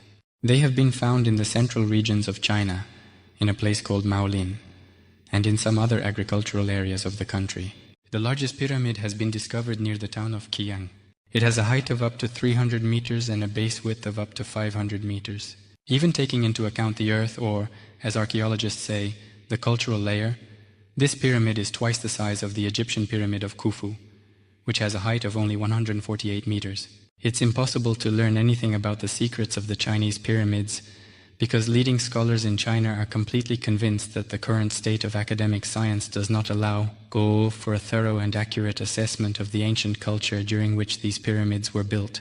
Therefore, we should wait before conducting excavations and not try to change the established view of China's past. Northeast of Taiwan lies an archipelago of tiny islands belonging to Japan, which holds many secrets. Not far from the island of Yonaguni, in calm weather, a mysterious stone structure can be seen beneath the water's surface. It rises from the bottom like a temple. It was discovered in the 1990s by a group of divers led by Kihachiro Arataki. The first scientist who couldn't resist and went underwater to see the mysterious object with his own eyes was Masaki Kimura, a professor of geology at Okinawa University. He confirmed that the object has a clearly unnatural origin, followed by the monument of Yonaguni. Other scientists and underwater archaeologists have also examined it. They discovered blocks weighing up to 200 tons with perfectly polished surfaces. More than 70 structures have already been discovered underwater, with some of them being over 12,000 years old. Recently, another unexplained phenomenon has been recorded in the same area. From the height of a passenger airliner flying over the archipelago, mysterious flashes of bright light can be seen just below the water's surface. Modern Russia is not lacking in pyramids either. One such pyramid is located near the city of Nakhodka in the Primorsky Krai on Mount Brat. Visually, this hill resembles a geometric shape with proportions similar to those of the pyramids in Egypt.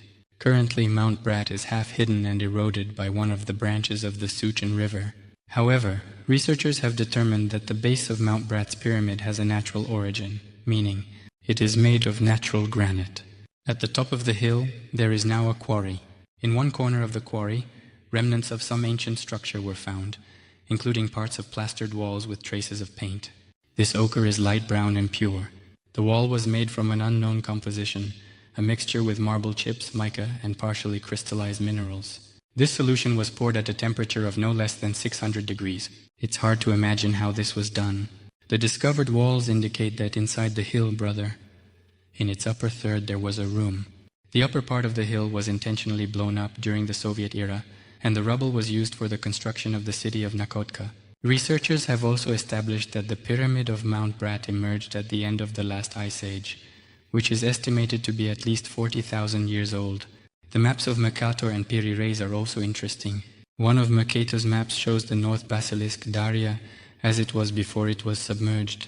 The Piri Reis map depicts Antarctica without ice and part of South America. These maps are also not accepted by official science, even though the coastline of Antarctica on the Piri Reis map has a more accurate outline than modern maps of Antarctica, which are based on data and images obtained from satellites. But these are far from the only monuments of our Earth's past that lack proper explanations from official academic science. Some of the oldest monuments are declared forgeries, others receive primitive explanations, and those that cannot be denied are simply silenced. Among the monuments that receive primitive explanations are the drawings in the Peruvian Nazca Desert. Official scientists claim that these drawings on the Earth's surface were made by the Indians using hot air balloons. Such an explanation raises a lot of questions. Who taught the Indians to weave a material that is denser than modern parachute fabric, considering that over the last thousands of years they haven't created anything significant? How could the Indians stabilize the position of the hot air balloon, without which it is impossible to keep the drawing in a fixed position for observation? How did they send signals to the ground from the hot air balloon? They managed the work of thousands of people. And most importantly, why did they need these figures and drawings, invisible to those on the surface, if they weren't flying over the Earth or in space? Historians and scientists believe the Nazca Desert drawings can't be used for space takeoffs and landings with modern rockets. However, if interstellar ships capable of hovering and landing were involved, it changes the situation. These ships, with various shapes and sizes, would use designated areas marked by figures and drawings. Recent information supports this. These ships, which had different shapes and sizes, landed and took off from designated areas that were marked by various figures and drawings. The information that has emerged recently confirms the above. The astronaut Greco, who visited Peru, was shown a mountain whose peak had once been cut off. The resulting platform resembles a runway where flying machines, similar to modern airplanes, could have landed in ancient times. The possibility of using this runway for flights was confirmed by astronaut Greco. Thus, along with the drawings and figures, this artificial strip represents a huge takeoff and landing complex that was used by aerospace vehicles in ancient times. It doesn't matter whether these archaeological monuments belong to some past intelligent culture that existed in this area.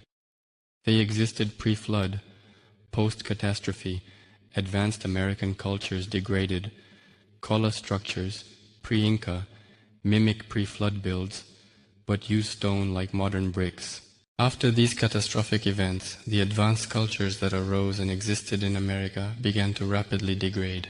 The structures of the Kola people, who existed before the Incas, mimic the constructions of pre-flood civilizations, but they are made from stones comparable to modern bricks. As for the structures of the famous Incas, they are quite primitive.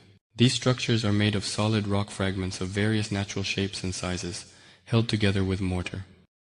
This indicates that the civilizations that arose in post-flood times in America lost their connections with their higher realms, and along with that, they lost a significant amount of ancient knowledge that had been given to them by representatives of those higher worlds, which led to the rapid degradation of post-flood earthly peoples. So, the unrecognized and unexplained archaeological monuments by official academic science lead us to the following conclusions. First of all, intelligent communities on our Earth appeared more than 500 million years ago. Secondly, they were the result of the arrival and activities of representatives from the higher worlds from different parts of our galaxy. Thirdly, intelligent communities created by representatives of the higher worlds died after some time as a result of natural disasters or in the process of destructive wars. This leads us to acknowledge the information from ancient Indian sources that speak of the existence of 22 civilizations on our Earth in pre-flood times as quite credible. Fourthly, the destruction and subsequent degradation of the remnants of past intelligent communities are confirmed by the presence of various types of people on our Earth, exotic nations, the Dogon and Zopa, as well as humanoids. Fifthly, the archaeology of unrecognized and unexplained monuments of the past undoubtedly supports the ancient Slavic source, the Book of Light. Chapter 5. About mediums and clairvoyants who confirm the Book of Light. Not all mediums and clairvoyants deserve attention. The overwhelming majority of them are just ordinary charlatans who have read about the experiments of truly capable people and are trying to prove their so-called extraordinary abilities. Therefore, we will have to rely on those experimenters who truly had exceptional abilities and were able to clearly describe the information they received. As a result, the reader will become familiar with the findings of a small number of mediums and clairvoyants, but the information they obtained is truly worthy of significant attention and trust. The first of them will be Franz Schneider, who performed under the pseudonym Mark. He wasn't a professional medium, fanatically devoted to his gift, which he acquired at birth or as a result of illness. This individual was chosen by the spirit of the Roman Emperor Tiberius Claudius Nero during a séance in Germany. Among his audience on February 6, 1989, while moving a glass over the letters of the alphabet during a séance, Franz's relatives received the name Claudius in response to the question of who would be communicating with them from the other side. Then there were clarifications that puzzled Caesar with their precision, specifically the year of his reign, 41. In the following days, when Mark was present, the conversation partner introduced himself. Claudius Ired Agrippa, friend of my life, I greet you and close the circle. Tiberius Claudius Nero was the emperor of Rome for 13 years, from 41 to 54 AD. He was poisoned by his own wife Agrippina, after which Nero became the emperor of Rome. During his lifetime, Claudius learned a lot, dedicating himself to understanding human society, the world, and the universe. According to the spirit of Claudius, who made contact with the medium, he continued his studies in a different dimension in his non-material state. Understanding the importance of knowledge and the very process of satisfying curiosity, he voluntarily wished to become a teacher for those seeking the truth. During the very first seances, Claudius explained that a person's soul includes different preceding stages of consciousness, and within Mark's soul is the incarnation of Herod Agrippa, who was friends with Claudius as a boy during the time of the Roman Empire. The bond of affection connected these two people for life. Herod Agrippa never mocked Claudius for his physical defect, his stutter. Having identified the circle of those interested in Mark's knowledge, Claudius took on the role of teacher for all the people around him, creating a group of seekers of knowledge. In that community of kindred spirits, Mark was assigned the role of the mouthpiece, because it was easier for him than for the other participants to attune to Claudius. During the dialogues, the spirits touched on many questions. What interests us first and foremost is the structure of the other world, and the emergence of intelligent civilizations on our earth. The structure of the other world was described by Claudius in a simple and importantly centralized manner, although he noted that the provided scheme is simplified for better understanding. In this other world there is a core, which Claudius referred to as omnipotence, radiating the energy of joy and love. Thanks to this energy, everything is in constant motion. The energy spirals out from the center and spirals back in. Around the center there are two circles, an outer blue circle and an inner green circle. The outer circle should be perceived as a limitation, as the threshold of all-encompassing existence. A dividing line runs along the outer circle, sometimes referred to as the river of eternity, which, when crossed, allows a person to return to the spirit world. Between the outer and inner circles, knowledge accumulated in the material world circulates. It is precisely to them that intelligent beings connect, destined for improvement. It is precisely in this gap between the outer and inner circles that more advanced worlds are located. And although there are no boundaries between the circles, what can be called levels exist between them, accessible to reincarnating individuals depending on their state and the level of knowledge they have accumulated. He, as a person, must once again achieve the awareness of the continuation of life, because before he crosses the river, a mirror will be placed before him in which he will recognize himself. There are people who resist leaving their bodies, unwilling to understand that their earthly existence has come to an end, and as they cross the river, they are filled with despair. They find themselves on the shore and do not see what awaits them. They are blinded, and this is where the process of awakening begins for them, the understanding that they exist, that they are alive. And these are the shadows that must carve out their path anew until they can recognize the light. It is such people who end up on the lower level of their new existence and, surrounded by the care of others, come to understand everything that has happened and will happen to them. Having understood what has happened, they continue their development, and sometimes this process takes a long time. Even though Claudius has fully expressed the knowledge given to him, we can still see Ramha, beneath all that power, meaning the forces that govern energies, and beneath the energy of joy and love, we can recognize the life that gives birth to Yngliya. Naturally, beneath the core lies the pure Swaga, which is the abode of the bright gods. The circles separate the world of Yavi from the pure Swaga, with the higher worlds located in between. Life on Midgard began with beings from a dying planet. They were advanced and could travel through space. When the Earth emerged, it was populated by people, if you will, who had arrived from another planet that was soon to perish. These people were highly advanced both technically and spiritually, and since they were aware of the spiritual power of the universe, they could traverse space and time. They created a highly organized culture on this planet and began urbanization. Another people, whose planet was overpopulated, were accepted into society and settled in the west of your planet. This community of peoples developed over many thousands of years. However, the spirits, not being ready to receive knowledge about the beginning of intelligent life on our earth, refined their question and touched upon the destruction of Atlantis. In answering this question, Claudius tried to connect his response to the destruction of Atlantis, as he already knew well that such catastrophes had occurred more than once in the past. However, the spirits tied his answers specifically to the destruction of Atlantis, and in their records they allowed for mutually exclusive and absolutely implausible interpretations. Claudius spoke of past events. We must detach to understand Claudius. Settlers knew technical and spiritual activities. As a result, in the further narration, it will be necessary to free ourselves from this connection, so that a coherent and clear picture of what Claudius presented can emerge. The knowledge of the settlers encompassed many aspects of activity, both technical and spiritual. The arrivals possessed knowledge about the continuation of life for hundreds of years. They could divide segments of time, crossbreed animals from different worlds, harness the energy of the universe, and move from one world to another using hidden energy. Early arrivals were revered as gods. Some nomads left, others became priests preserving knowledge. They were replaced by new people, leading to distortion of ancient knowledge. Some of the nomads of the universe flew away from the inhabited planet, and the rest turned into priests who kept and passed on the knowledge. However, over time, they were replaced by representatives from among the newly born people, who gradually began to lose their connections with the higher worlds that had given them life. This initially led to the distortion of ancient knowledge, and eventually to its falsification and rejection. As a result, development veered towards material beginnings.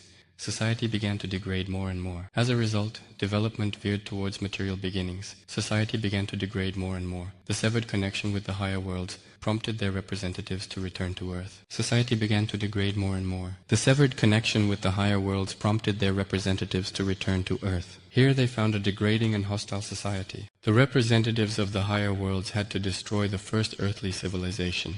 During the battle, the tilt of the Earth's axis changed, and the single continent broke apart into its constituent parts. The representatives of the higher worlds became gods for the earthly people who survived the catastrophe and were at a low level of development. They recreated society, teaching the knowledge, sciences, and agricultural practices to those who remained from the mixed peoples. Yet, the newly formed civilization could only grasp a portion of the knowledge brought to Earth by the cosmic wanderers millions of years ago. They recreated society, teaching the knowledge, sciences, and agricultural practices to those who remained from the mixed peoples. Yet, the newly formed civilization could only grasp a portion of the knowledge brought to Earth by the cosmic wanderers millions of years ago. Much was lost forever or hidden in artificial structures deep underground, where ancient buildings collapsed as a result of yet another catastrophe. Once again, the gods had to revive the remnants of the fallen civilization. This time, the gods had to enhance the remaining people at a genetic level so that they could start their development from scratch, going through trial after trial, perfecting the undeveloped souls, and ascending the steps of self-awareness. The representatives of the higher worlds once again played their role as god teachers, imparting some knowledge to the primitive tribes that remained on Earth. The recordings with the pyrites were made in such a way that there is complete ambiguity regarding which period this part of the dialogues belongs to, the deep ancient times of the third civilization or the pre-flood era. As a result, we cannot pinpoint this period accurately. Equally interesting data was obtained by the famous scientist and seer of the 18th century, Emanuel Swedenborg. He left behind a book titled On the Heavens, the World and Hell, in which he described the structure of our galaxy. In addition, he made a number of predictions that were striking in their accuracy and inevitability. While in Gothenburg, he predicted a fire in Stockholm, including its start and its end. The fire was extinguished 3 editions away from his own house. With astonishing accuracy, he predicted the assassination of the Russian Emperor Peter III, and so on and so forth. Touching upon the structure of the celestial space, he wrote, "There are 3 heavens, and they are very different from each other, namely the innermost or third, the middle or second, and the last or first. They follow one another and relate to each other like the upper, middle, and lower parts of a human body, that is, the head, torso, and legs, or like the upper, middle, and lower levels of a house. From this record, one can clearly see the similarity with the information from Claudia. And this is, of course, not a coincidence, as Claudia and Swedenborg tried to present the information they received in an understandable way. Swedenborg also got close to resolving the question of the structure of our galaxy and the origin of humanity. In that life, everyone knows that the number of lands is great and that people live on them who, after death, become spirits or angels. For in that life, everyone is allowed, out of love for truth and in its service, to speak with the spirits of other lands, and thereby confirm the existence of many worlds, thus learning that the human race is not only a product of our earth but of countless others. I sometimes spoke with the spirits of our earth about how a person, through reason and science, could know that there are many lands and that they are inhabited by people. For one could logically conclude that the vast bodies, like planets, some of which exceed our earth, are not uninhabited bodies created merely to drift through space. Swedenborg said the visible universe, lit by stars like suns, is a tool to create lands and people for the heavenly kingdom. Such reasoning suggests this immense means isn't just for creating humans on earth. Is this enough for an infinite divine origin, where millions of lands with inhabitants are barely noticeable? With such considerations, a person cannot think once a day that such an immense means for achieving such a great goal could be assigned for the production of the human race only on our earth alone. Is this enough for a divine origin that is infinite, for which thousands, even millions of lands filled with inhabitants would be barely noticeable or almost insignificant? Spirits can travel to learn.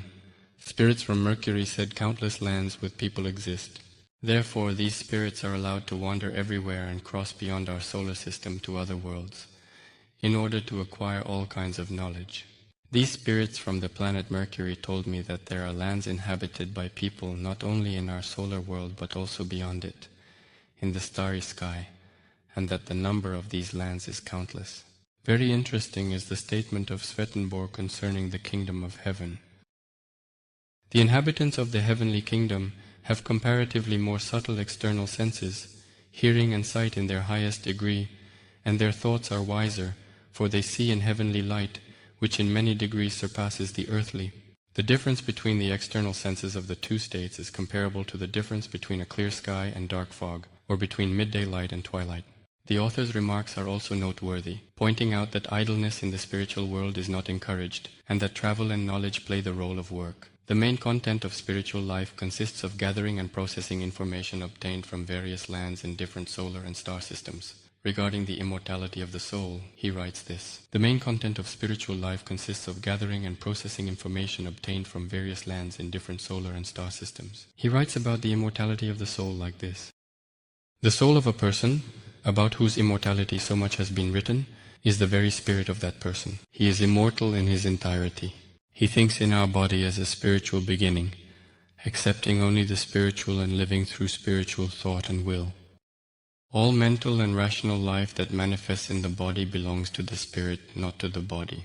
The body, as mentioned above, is material, and this substance, as a physical attribute, is only given, or, one might say, barely attached to the spirit, so that the spirit of a person can live and fulfill its purpose in the natural world on earth.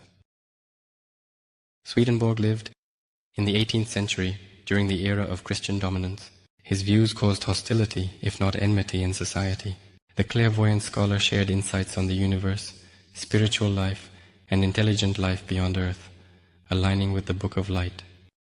He is one of the few clairvoyants who clearly outlined the structure of the heavenly spheres and the activity of the spirit after a person's death, as well as the existence of intelligent life on the lands of other solar and stellar systems. Moreover, all of this fits perfectly with what is described in the Book of Light. What has been described above is directly related to the experiences that have been conducted over the last 3 centuries. However, on our earth, relic beliefs have been preserved, which in many respects are consistent with the information received from Claudia and Swedenborg. The keepers of this information are the witches and shamans of America, Australia, Africa, Siberia, and Polynesia. Even a superficial acquaintance with shamanism and witchcraft allows us to understand that the representatives of these ancient cults have preserved, albeit in a primitive form, some knowledge about the structure of the universe and the capabilities of the human spirit. The legends of Siberian shamans record the existence of the upper, middle, and lower worlds surrounding a person, which interact with and influence them. The shamanist researcher Polsky believed that ecstatic experience is not limited to the sensation or perception of holy spirits, demons, or nature spirits. In a state of ecstasy, a shaman can journey directly into higher or lower realms of existence. And it's no coincidence that the boys who underwent initiation as shamans would declare what had been revealed to them about why they came into this world and what the future holds for their tribe. During journeys to the upper and lower worlds, the shaman's body remains in the material world in an unconscious state. It is natural to assume that all journeys are made by the subtle body of the witch in the dwelling place of their spirit. According to the shaman's beliefs, the upper world is the world of spirits, is less suitable for the real middle world of our earth. It has 7 sons and lives according to the customs and rules of an ancient tribal society. The ruler of the upper world, Ulgen, the son of the Father of Heaven, allows only the souls of those who can fly into his realm. Naturally, according to the shaman's beliefs, only their souls can fly. A journey to the upper world is possible using the Toru, the ancient tree of the universe, which is represented as an ordinary tree in shamanic practices. Naturally, according to the shaman's beliefs, only their souls can fly. A journey to the upper world is possible using the Toru, the ancient tree of the universe, which is represented as an ordinary tree in shamanic practices. The Toru tree represents both the axis of the universe of our galaxy and a pillar that allows one to ascend and descend into the upper and lower worlds. The tree still remains a sacred symbol for many peoples, associated with goodness, well-being, and luck, which are granted to a person by the upper world. The shamanic view of the upper, middle, and lower worlds closely resembles the concepts of Prava, Yava, and Navi in the Slavic understanding of the universe. The difference in understanding the universe is related to the fact that many peoples of Siberia branched off from the ancestors of the Chinese and even the Indians, and therefore preserved some concepts that trace back to the worldview of the Indians and the Chinese. In particular, they consider the ruler of the upper world to be the son of the Father of Heaven, which corresponds to the Chinese understanding of the universe. Edgar Cayce, an American clairvoyant of the 20th century, who healed himself and many different people, was born on March 17, 1877, on a farm near the town of Hopkinsville, Kentucky. Various people came to him, well-meaning doctors and calculating entrepreneurs, tormented patients and knowledge-hungry researchers. He helped everyone, but the main aspect of his phenomenon was that the gift was used for reading lives, which began completely unexpectedly for the experimenter himself and led to astonishing results. These readings were initiated by Arthur Lammers, a wealthy publisher from Dayton, who was interested in information about the end of the world and the meaning of existence, the validity or fallacy of various philosophical and religious teachings, the true nature of the soul, and the meaning of life on earth. He wanted to know where people come from, and where they go after death, what they did, and where they were before appearing on earth. Arthur Lammers, of Jewish descent, was a member of the secret organization known as the Hermetic Brotherhood of Luxor, where Blavatsky studied from 1851 to 1857, and where research was conducted on ancient knowledge and its potential application in the future. By the time Cayce appeared, a secret doctrine of Blavatsky had already been developed, aimed at distorting the existing and current reality that underlies modern globalization. Therefore, many of Cayce's visions regarding the past were intentionally distorted and continue to be distorted to this day in favor of this doctrine. And yet, many of his informative messages allow us to see the past in a quite plausible way. During the readings, which continued until 1945, Cayce revealed information about the distant past of our Earth and its future. Here are some of his predictions. The outlines of the land and the living conditions on Earth were different from what they are today, as many changes have occurred since humans first appeared on Earth. Tibet, Mongolia, Caucasus, Norway, Southern Rockies, Peru, Utah, Arizona, Mexico. Where Europe and Asia now lie, lands appeared that are now called Tibet, Mongolia, the Caucasus, and Norway. In the southwestern hemisphere, land areas emerged that now make up the Southern Rockies and Peru, while in the northwest, the lands of Utah, Arizona, and Mexico. At that time, people inhabited the territory of the Sahara and the upper reaches of the Nile, which flowed not northward, but toward the ocean now known as the Atlantic. The rivers of the Tibetan and Caucasian regions flowed into the North Sea, while the rivers of Mongolia flowed into the Pacific Ocean. At that time, the number of souls incarnated on the earthly plane was 133 million. Since then, 10.5 million years have passed on Earth. Man, as the master of the earth, appeared on it simultaneously in 5 places, 5 senses, 5 levels of consciousness, 5 spheres, 5 manifestations, 5 races. This prediction was given on May 28, 1925. It's interesting not only because it reports on the changes in the terrain of our Earth, but also because all of this happened over 10 million years ago, when there were 133 million people living on our planet. It's also extremely interesting that the humanity of that time was divided into 5 types, which Adverkesi referred to as races.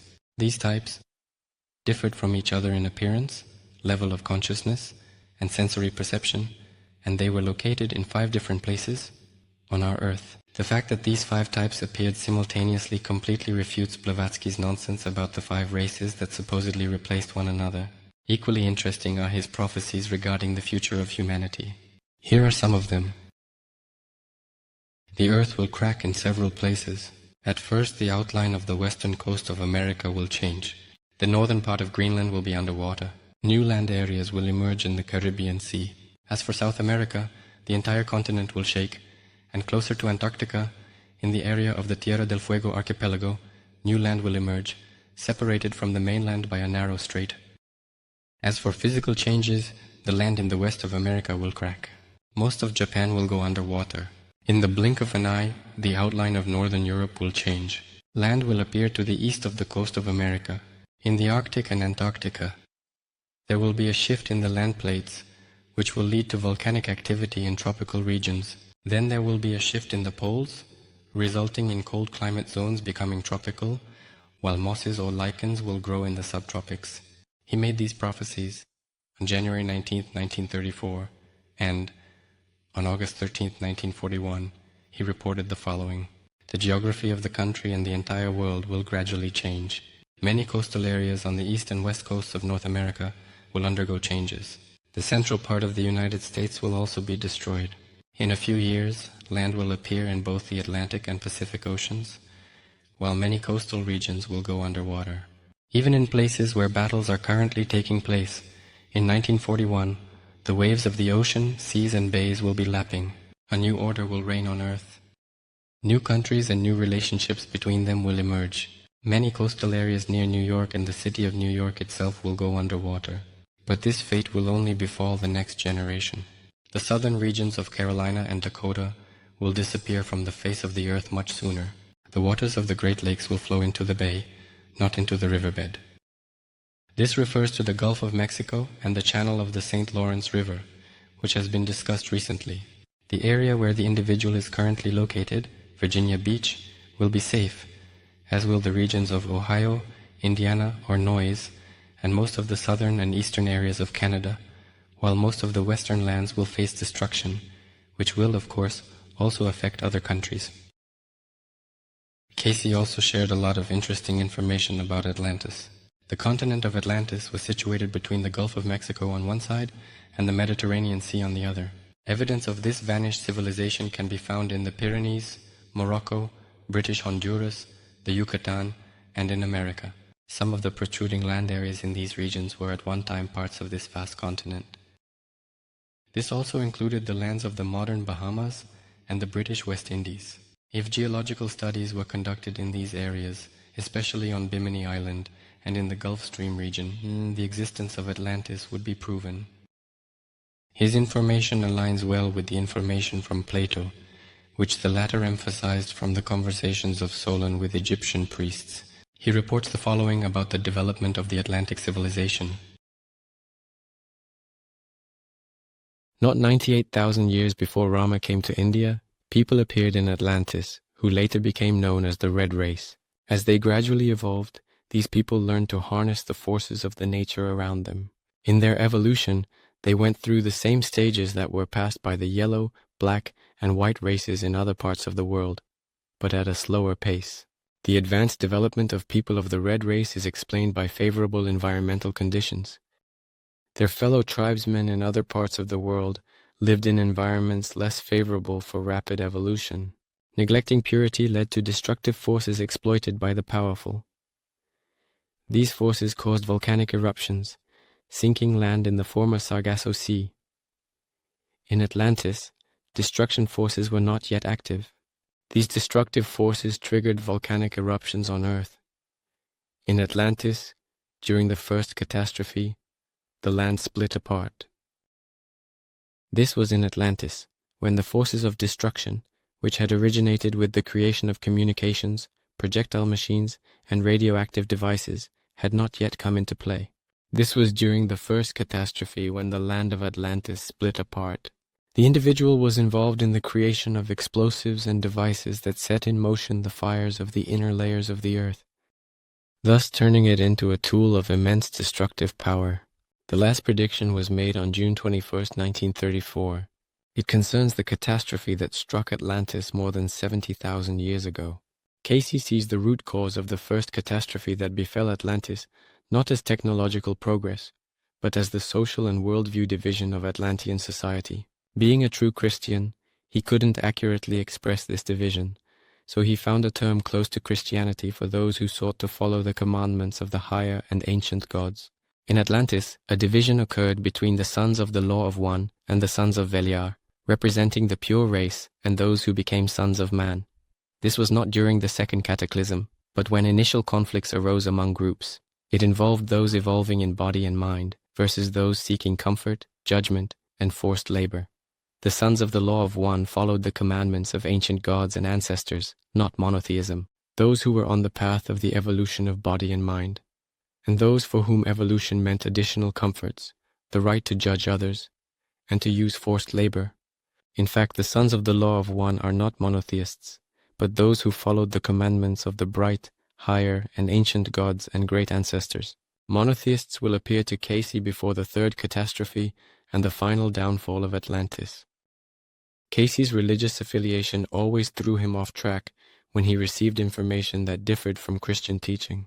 He expressed his beliefs using religious concepts. To him, God meant the soul encompasses all. By God's will, we connect to the universal force. When he was asked what God meant to him, he replied, "Although there are worlds, universes, and solar systems far larger than ours, and Earth is just a speck compared to even our solar system, the soul of a person, your soul, encompasses everything that exists in this solar system and in others.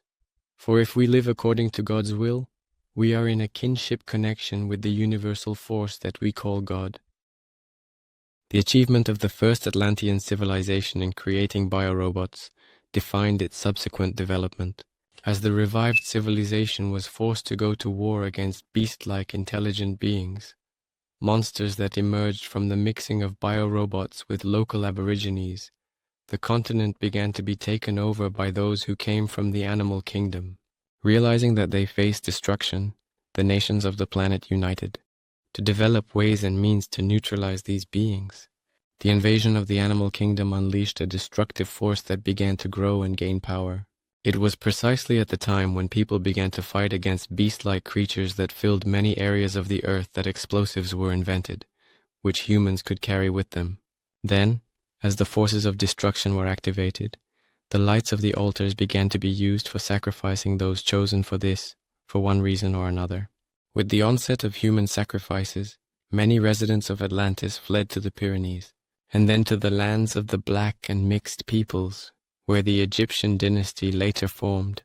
The refugees also went to the land of Ok, inhabited by people from whom the Incas or Ahama later descended, who built walls in the mountains, using the same power that the refugees from Atlantis knew how to harness. The same force was used in the construction of the pyramids. In those days, the nations united to protect themselves from the beasts that roamed the fields and the birds that flew in the air. The meeting of the representatives took place in a vehicle that was lighter than air. This was on Earth, where representatives of the forces arrived, wishing to protect humanity from the beasts that roamed the fields and the creatures that flew in the air.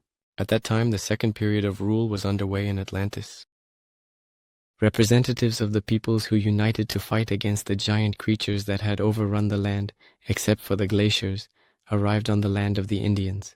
By the command of God or nature, the poles shifted, and the creatures that people tried to get rid of perished. This prediction was made on July 12, 1941.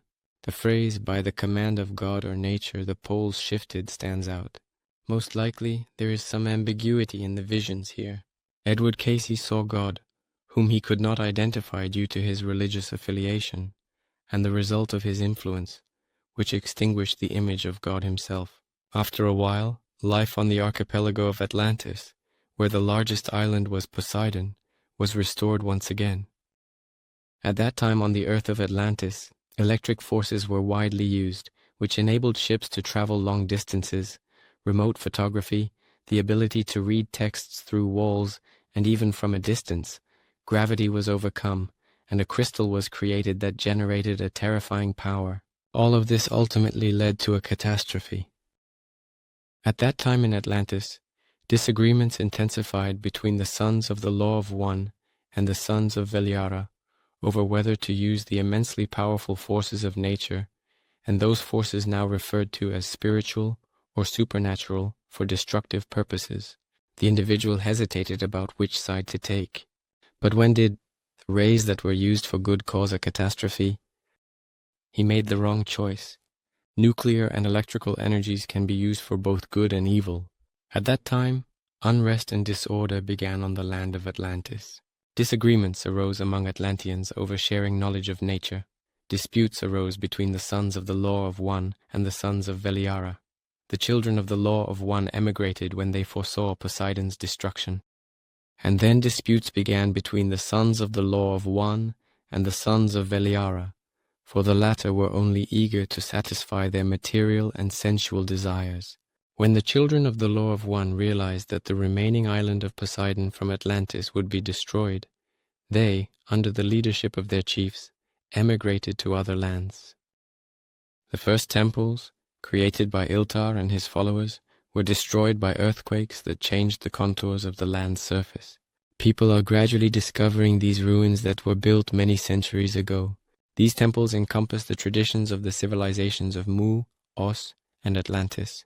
Another influx of settlers to these lands was caused by the disputes among people in the so-called Promised Land. So, the ruined temples here are remnants of the Egyptian civilization, cultural traditions, Oz, and even the followers of Moses. So, we've come to the resolution of the problem. Where did the warriors, the predecessors of Moses, come from? They appeared in Atlantis before its final catastrophe.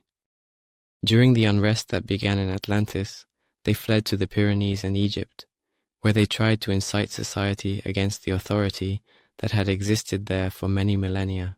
The Atlanteans began to influence the spiritual and moral life of the Egyptians. In the country, uprisings were breaking out, and there was chaos. Many people, especially the locals and the followers of the priest's teachings, felt the need to bring the priest back from exile so that he could help people understand the meaning of what was happening. The local leaders were especially interested in bringing the priest back, as they understood that if the people embraced the teachings of the Atlanteans, their role in the spiritual and moral religious life would be undermined. It was a time of turmoil and hostility. The Atlanteans who settled in Egypt tried to teach the locals about how the relationships between people and the creative forces of God should be. The locals learned that the Atlanteans considered many of them to be in the same category as the brought slaves, robots. So, they turned to the Egyptian government and those in power, asking for the priest to be brought back from exile. How similar this is to modern times, when supporters of monotheism consider everyone to be God's slaves. With the return of the priest, the selection of those who were capable of becoming spiritual guides for the people began. The priest selected candidates for the role of mentors from various social strata, regardless of their status in political, economic, or any other area of life. So, the priest brought renewal, and conditions were created in the country that hindered the activities of the Atlanteans. As a result, the monotheistic Atlanteans were largely forced to emigrate to the territories of present-day Peru and Mexico. Other teachers arrived to restore the old order in Egypt. This individual was from Persia. He arrived in Egypt during the Restoration period and participated in the training of things, meaning the slaves who were used like modern automatic devices. He helped them expand their consciousness and better understand the world around them. When asked when the construction of the Great Pyramid began and ended, Casey replied, "It was built over 100 years. The beginning and end of the construction fall during the period of Ararat. This was 10,490 to 10,390 years before Christ came to Egypt. The beginning and end of the construction fall during the period of Ararat. This was 10,490 to 10,390 years before Christ came to Egypt. So 10 to 390 years before Christ came to Egypt. So, the Great Pyramid was built, if we count, from the year 2000 of the modern calendar, about 12,490 to 12,390 years ago. During this time, the Sphinx was also built. From this it becomes quite clear that the deciphered Sumerian writings, which are 10,000 years old, say that the pyramids were already standing. Casey's reading not only reveals the reasons for the catastrophes and final destruction of Atlantis, but also establishes 3 periods in its past. The fall of Atlantis, according to Western researchers, occurred 11,564 years ago, if we count from the year 2000 of the modern calendar. For a long time, it suspended the struggle between various religious teachings, which flared up with renewed vigor in the last millennium of the modern era. What this struggle will lead to, time will tell. But for now, monotheists and advocates of unrestrained technological progress dominate and push the world further and further down the path to catastrophe. Not only people who can use appropriate meditation to leave their bodies and travel to other worlds, but also higher beings, gods, can influence earthly humans. Moreover, this influence occurs in 2 ways, either through possession of people or through direct appearance on our earth. Examples of this kind include the phenomenon of Baba Vanga from Bulgaria and the miracle at the town of Fatima in Portugal in the early 20th century. In her childhood, there was a terrible incident involving Baba Vanga. One day, a storm broke out. The cold spring wind was tearing young leaves from the trees and driving dust along the road.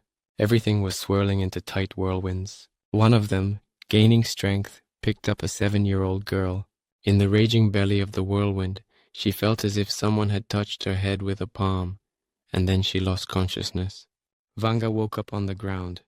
Shortly after this incident, she went blind. Her parents sent her to a special school so that she could at least learn something.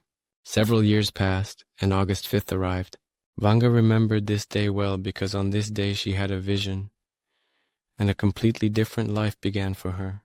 During the vision, a huge stranger stood before her and said, "Tomorrow the war will begin, and you must tell people who will die and who will survive. Tomorrow the war will begin." Since then, she became a channel between earthly people and higher beings, spirits, and gods. She explained it like this: "I talk to the dead, and when I go into a trance, I first feel it with my tongue, then with my brain, and then I feel nothing at all. Everything is beyond me. But if the dead don't know something, a distant foreign voice can be heard, like on the phone, sometimes louder, sometimes quieter."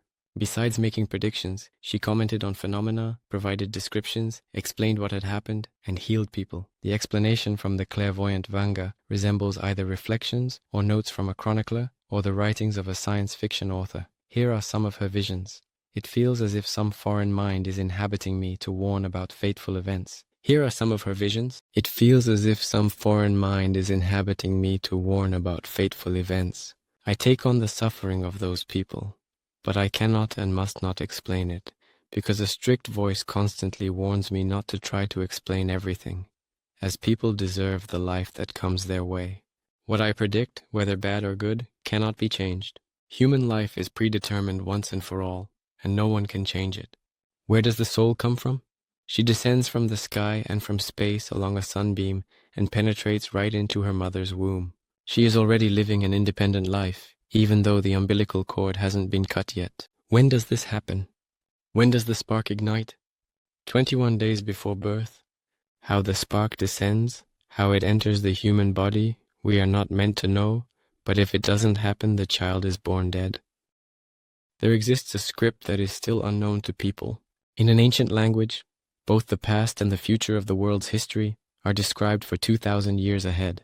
The time to decipher the ancient writings has not yet come.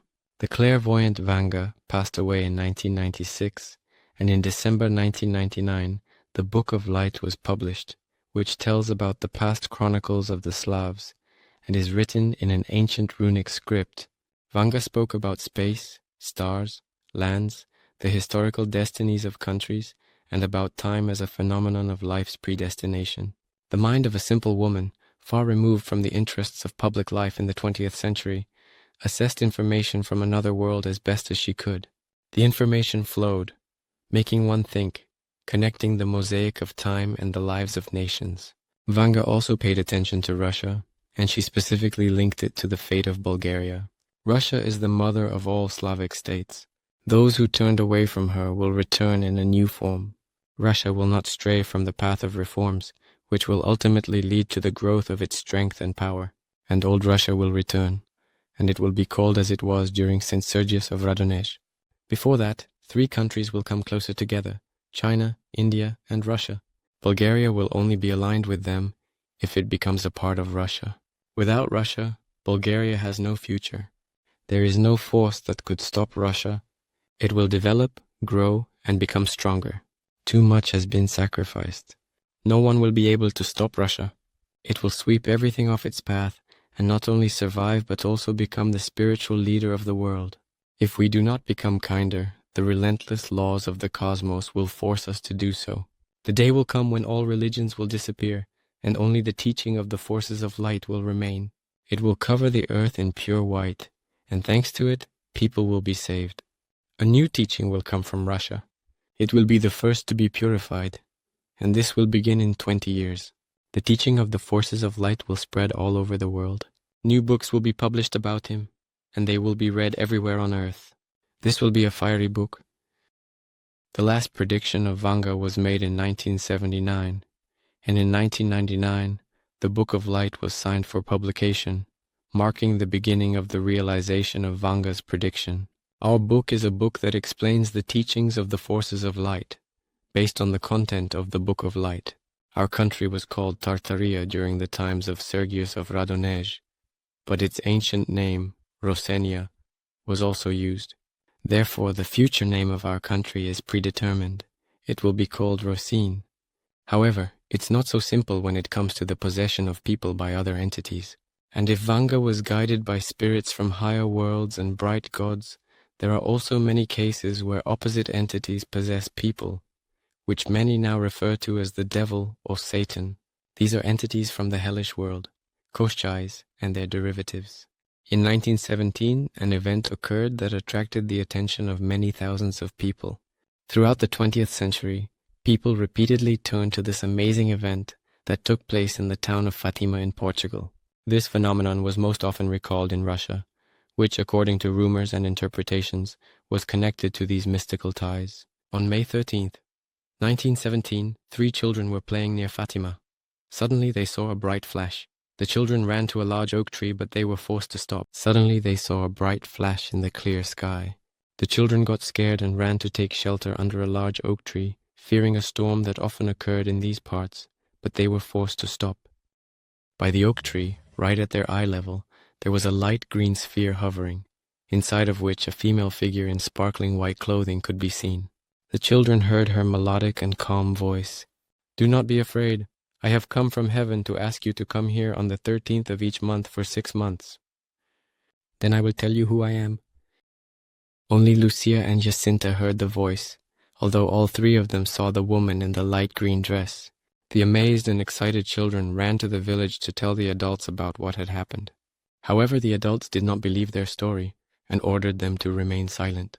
What happened to the children became the talk of the town, and when they returned to the oak tree a month later, on June 13th, they were accompanied by a group of curious and skeptical onlookers. Among these witnesses was Maria Correa, who later recounted how the children knelt down and began to talk to someone. There was no one in front of the children. However, at the same time, there was a noise that resembled a loud buzzing of bees.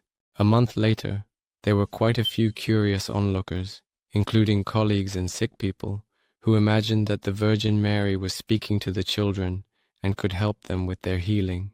And again, none of the onlookers by the oak saw anyone, but many had already heard the buzzing in the air. I told the companions that the woman in the light green sphere instructed them to come to the oak tree until October 13th, when she would reveal to everyone the reason for her appearance and perform a miracle meant for all.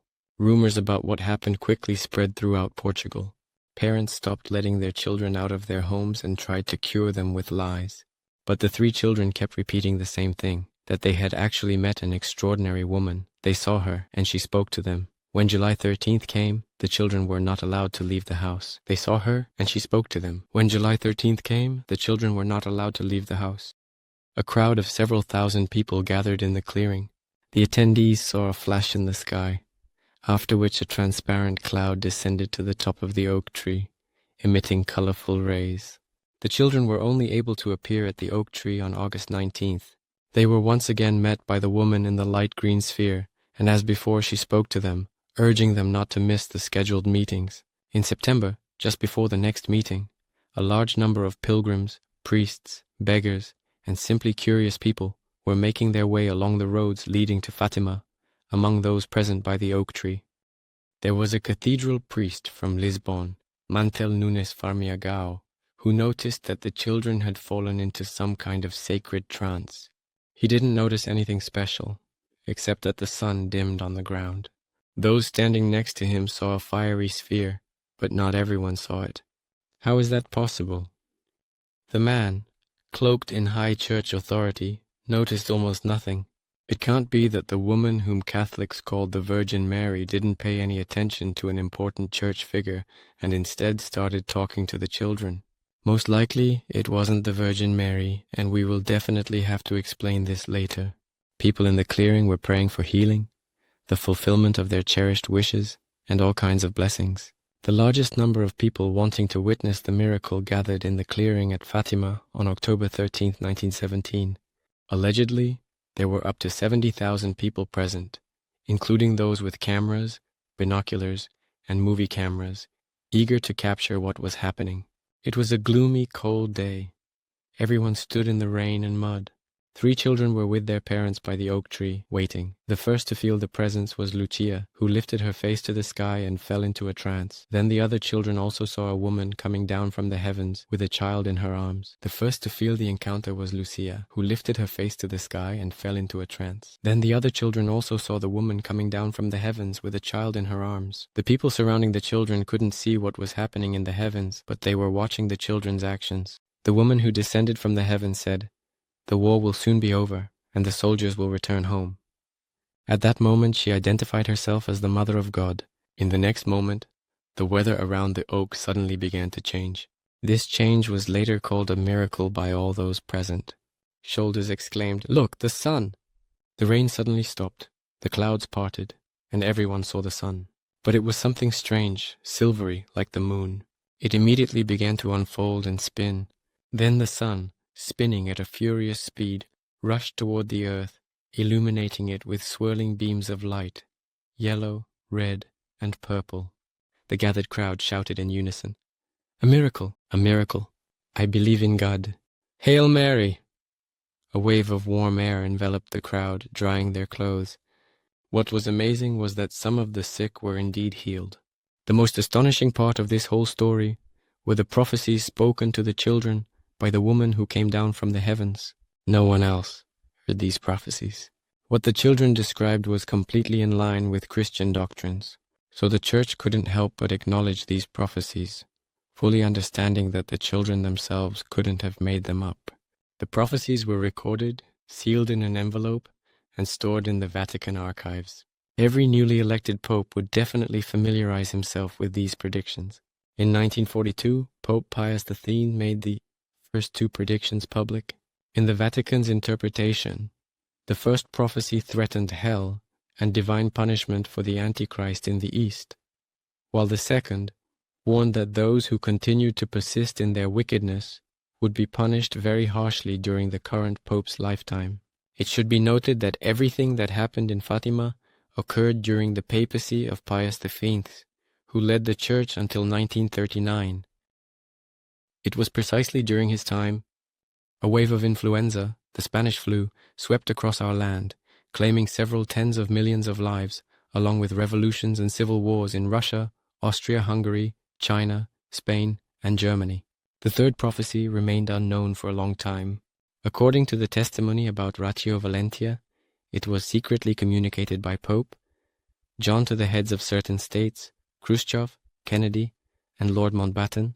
The text of it remains unknown to the general public to this day, although on July 4, 1985, the Italian magazine Repubblica published what was supposedly an abridged version of this prophecy. It stated that the great punishment would fall upon all humanity not today, not tomorrow, but in the second half of the 20th century, because humanity has sinned and the gift I brought has been lost. There is no order in any corner of the world, and Satan rules in the highest places, determining the course of events. He will manage to infiltrate the very top of the church, and he will be able to seduce the souls of great scientists who are inventing weapons capable of destroying a large part of humanity.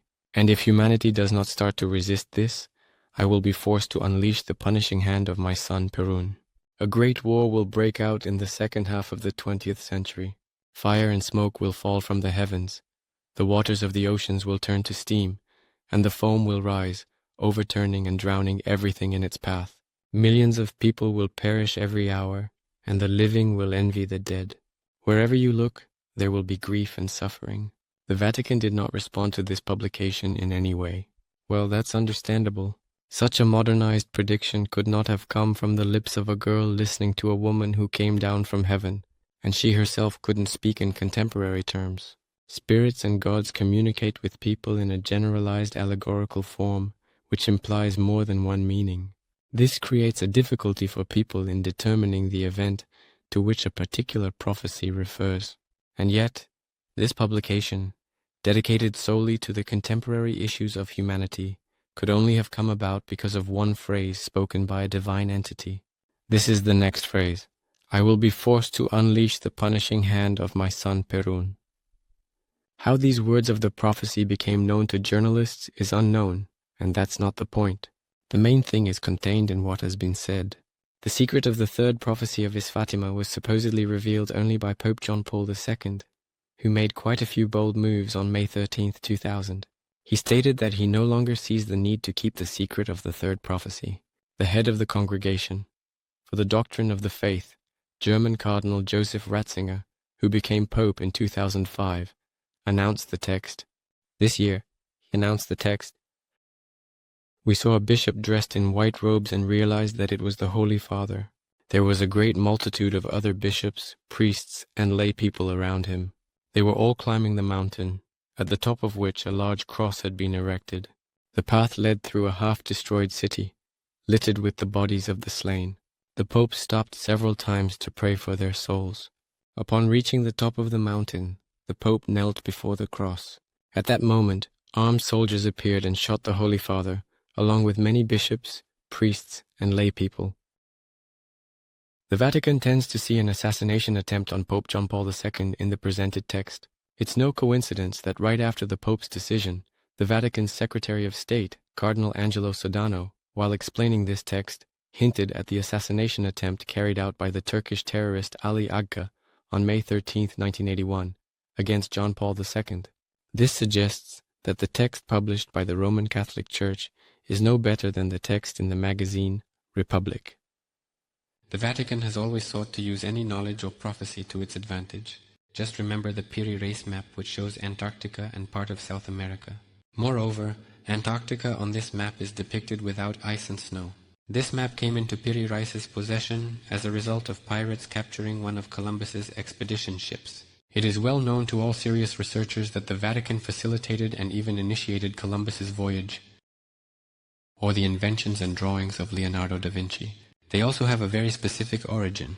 The Vatican allowed him to use ancient knowledge that had been preserved after the fire in the famous ancient Roman repository, the scrolls of the Dead Sea, and other sources.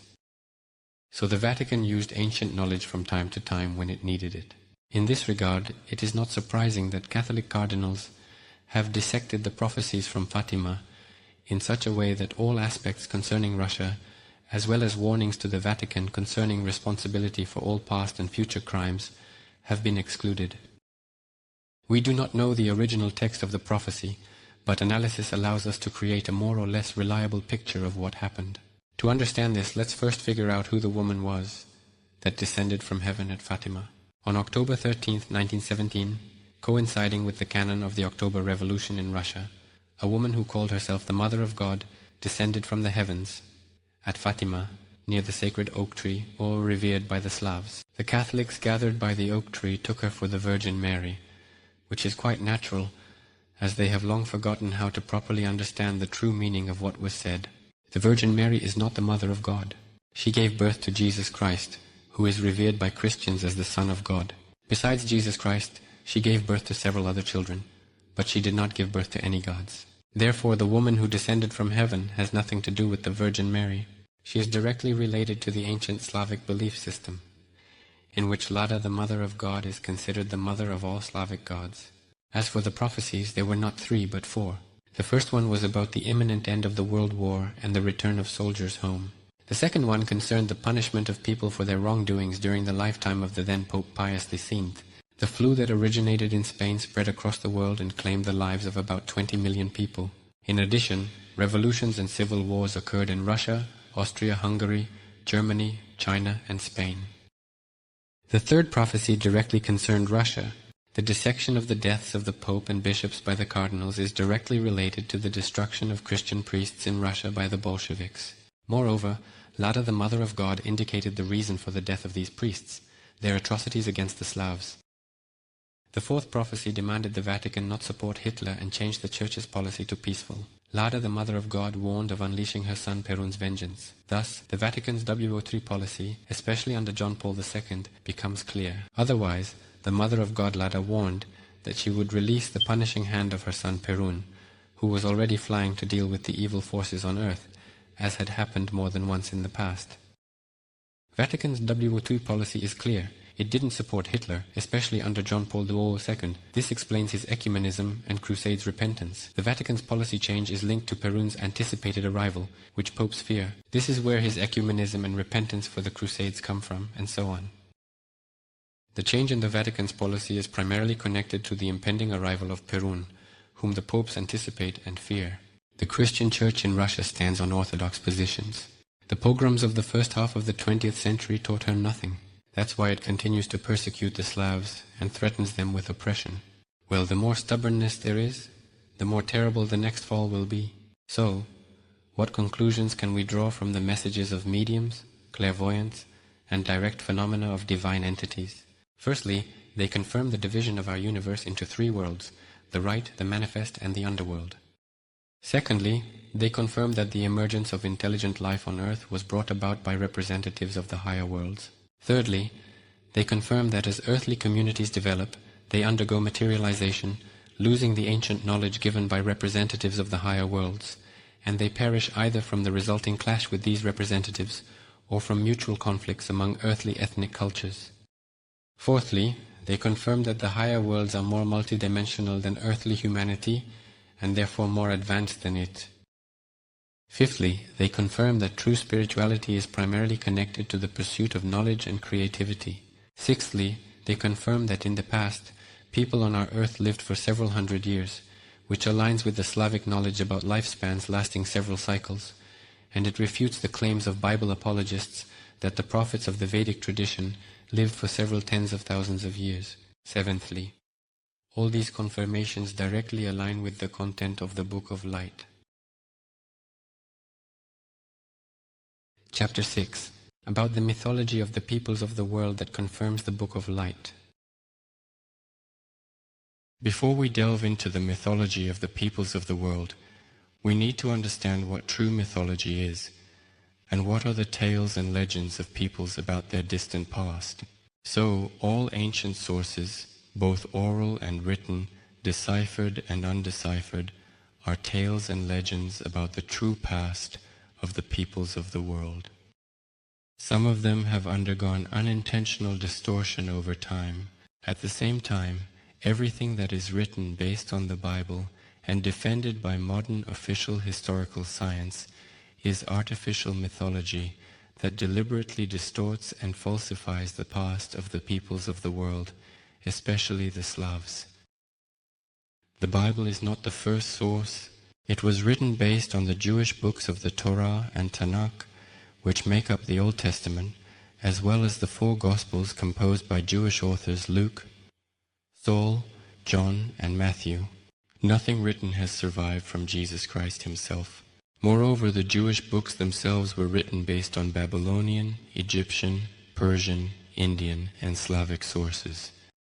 Moreover, these sources were deliberately distorted and falsified to please the Jews, resulting in humanity receiving a distorted and falsified view of its past. Those who believe that the concept of history comes from the combination of the preposition from and the name of the Jewish book, the Torah, are right. We get from the Torah transformed into history. The tales and legends of China are closely tied to the amazing legend of the Son of Heaven, Huangdi, and his companions. This legend describes a fantastic picture that carries a great deal of mystery. At the same time, it contains a significant amount of real information characteristic of the true cosmic age. This legend, with all its wonders and realities, was included in the Chinese chronicles. The tales and legends speak of the sons of heaven, wise and benevolent beings who appeared in the land of the Celestial Empire long before the formation of states in the valley of the Yellow River. Before the appearance of the first of the sons of heaven, Huangdi, the brilliance of a great lightning encircled the star Ji in the constellation of the Dipper, that is, Ursa Major. Before the appearance of his successor, Shaohao, another celestial phenomenon occurred. The star, like a rainbow, flew down. There were many descriptions of these phenomena, so they were recorded in the oldest chronicle of China, which contains records of generations of rulers and kings. These tales and legends are complemented by literary sources. It is quite natural that they found reflection in the historical texts of China. Not only the tales and legends of China recorded the appearance of the sons of heaven on our land. The ancient Tibetan religion of Bon also describes the fact of the appearance of the friend of kindness and virtue on our earth. She described it like this: an egg created by the magical power of the gods, Sa and Baal, fell from the divine womb of the empty sky under its own weight. The shell became a protective armor, the outer layer shielded like a shell, the white part became a source of strength for heroes, and the inner layer became a citadel for those who lived within it. From the very center of the egg emerged a man, a possessor of magical power. It's incredible that the first of the people with magical power, Huangdi, found in the tales, legends, and ancient texts many descriptions that can be understood quite well when familiar with the technological achievements of the 20th and 21st centuries. These descriptions contain distortions, implying magical powers surpassed ancient Chinese. Creatures surrounded the Son of Heaven. Huangdi's actions sustained the star expedition. Tales, legends, and chronicles tell that the Son of Heaven was surrounded by monsters and beasts who were submissive to him. Huangdi's activities were primarily connected with practical technological actions aimed at sustaining the life of the star expedition. It was also aimed at helping people. Huangdi gave them certain knowledge. He taught people how to dig wells, make boats, wagons, create musical instruments, build fortifications in cities, and heal each other using acupuncture. Huangdi observed stars, while his assistant Shihi studied sun shadows to predict events. Chang Yi interpreted moon phases. Yu Wu analyzed star brightness, movements, and meteors. Another of his assistants, Cheng Yi, at Huangdi's direction, determined omens from the waxing and waning of the moon, keeping track of the quarters and full moons. In Huangdi's entourage was a certain Yu Wu, who determined omens based on changes in the brightness of the stars, their movements, and meteors. In this regard, it's no surprise that the Chinese have a very ancient calendar, which they proudly cherish. The tales and legends about Huangdi say that the creator of the calendar was one of his assistants, Dan Nao, who, along with Chunqian, consolidated all the observations made by the researchers of this celestial group. One of the comments in the ancient book Roots of Generations notes that the members of this celestial group created drawn maps. On them, various areas of the future territory of China were marked, including its plains, rivers, and mountains. Ancient legends note Huangdi's interest in technical inventions. In particular, his group crafted metal mirrors that possessed magical properties. In the biography of Huangdi for the initiated, it is reported that 12 mirrors of Huangdi were used to track the moon, and these mirrors were cast on the Lake of Mirrors and polished there.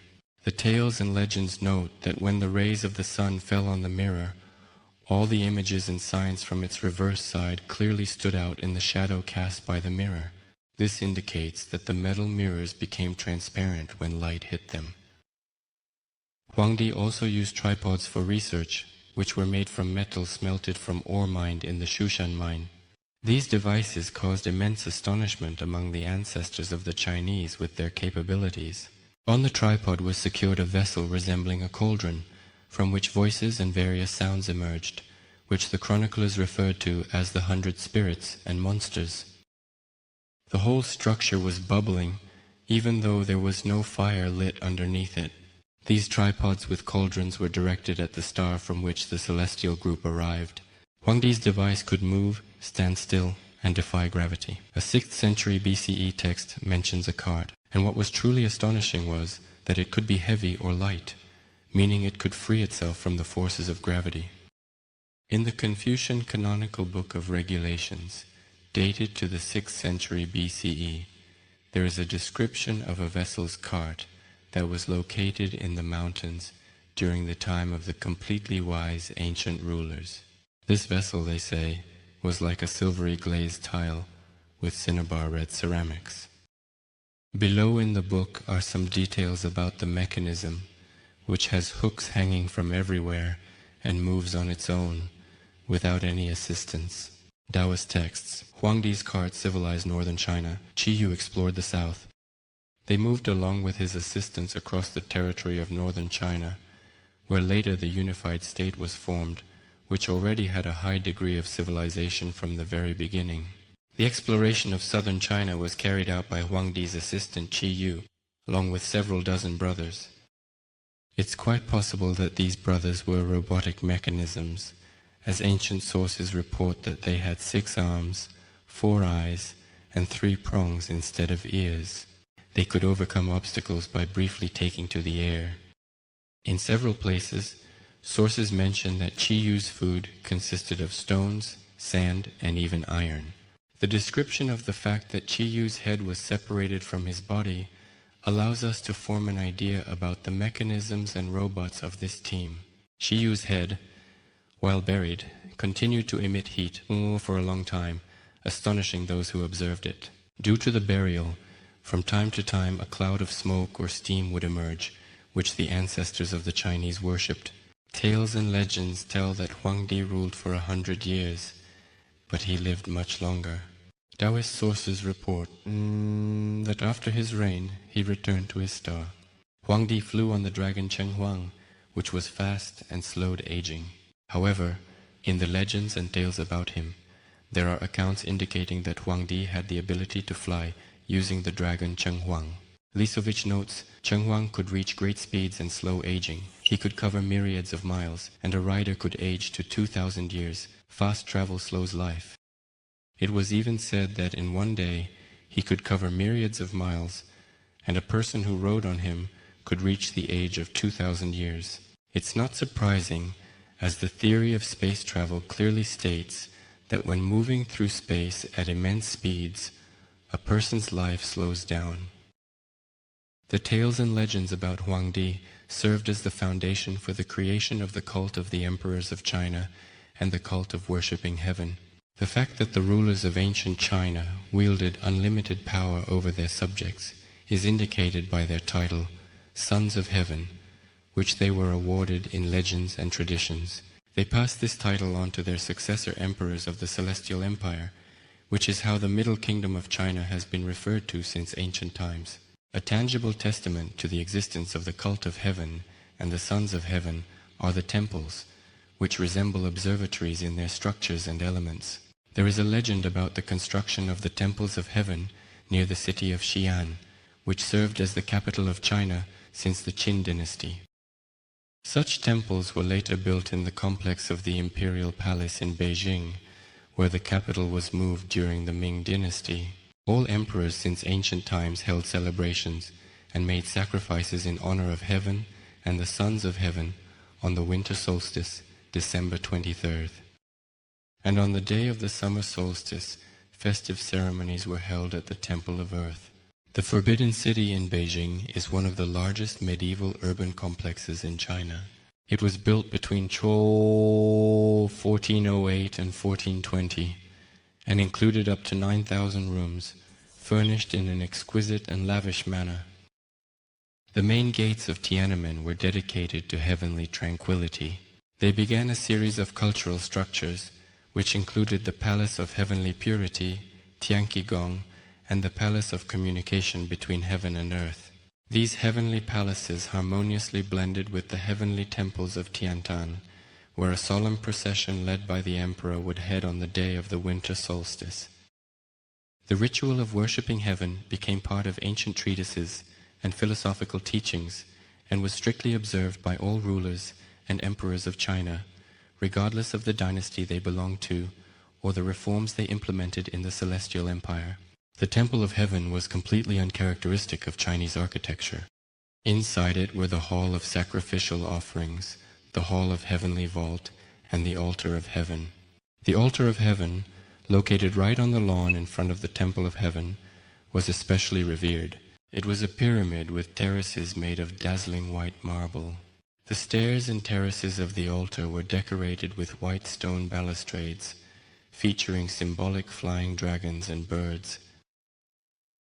The total number of columns in the balustrade surrounding the altar was 360, corresponding to the 360 degrees into which ancient Chinese astronomers divided the celestial sphere. In the center of the altar was a stone slab, surrounded by smaller slabs, arranged in a way that formed unique rings, resembling the orbits of rotating planets. The Temple of Heaven was dominated by the color blue, which was used for ceremonial robes, pathways, sacrificial vessels, and canopies over the passages leading to the emperor's tent. The emperor himself, during the ceremonies, wore a robe embroidered with the sun, moon, stars, and dragons. Sadikmekov vividly described the ritual performed by the Emperor of China on the day of the winter solstice. The procession to the altar of heaven was extraordinarily solemn.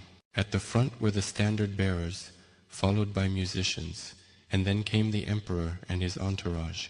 On the way, the dancers performed a slow ritual dance to the music.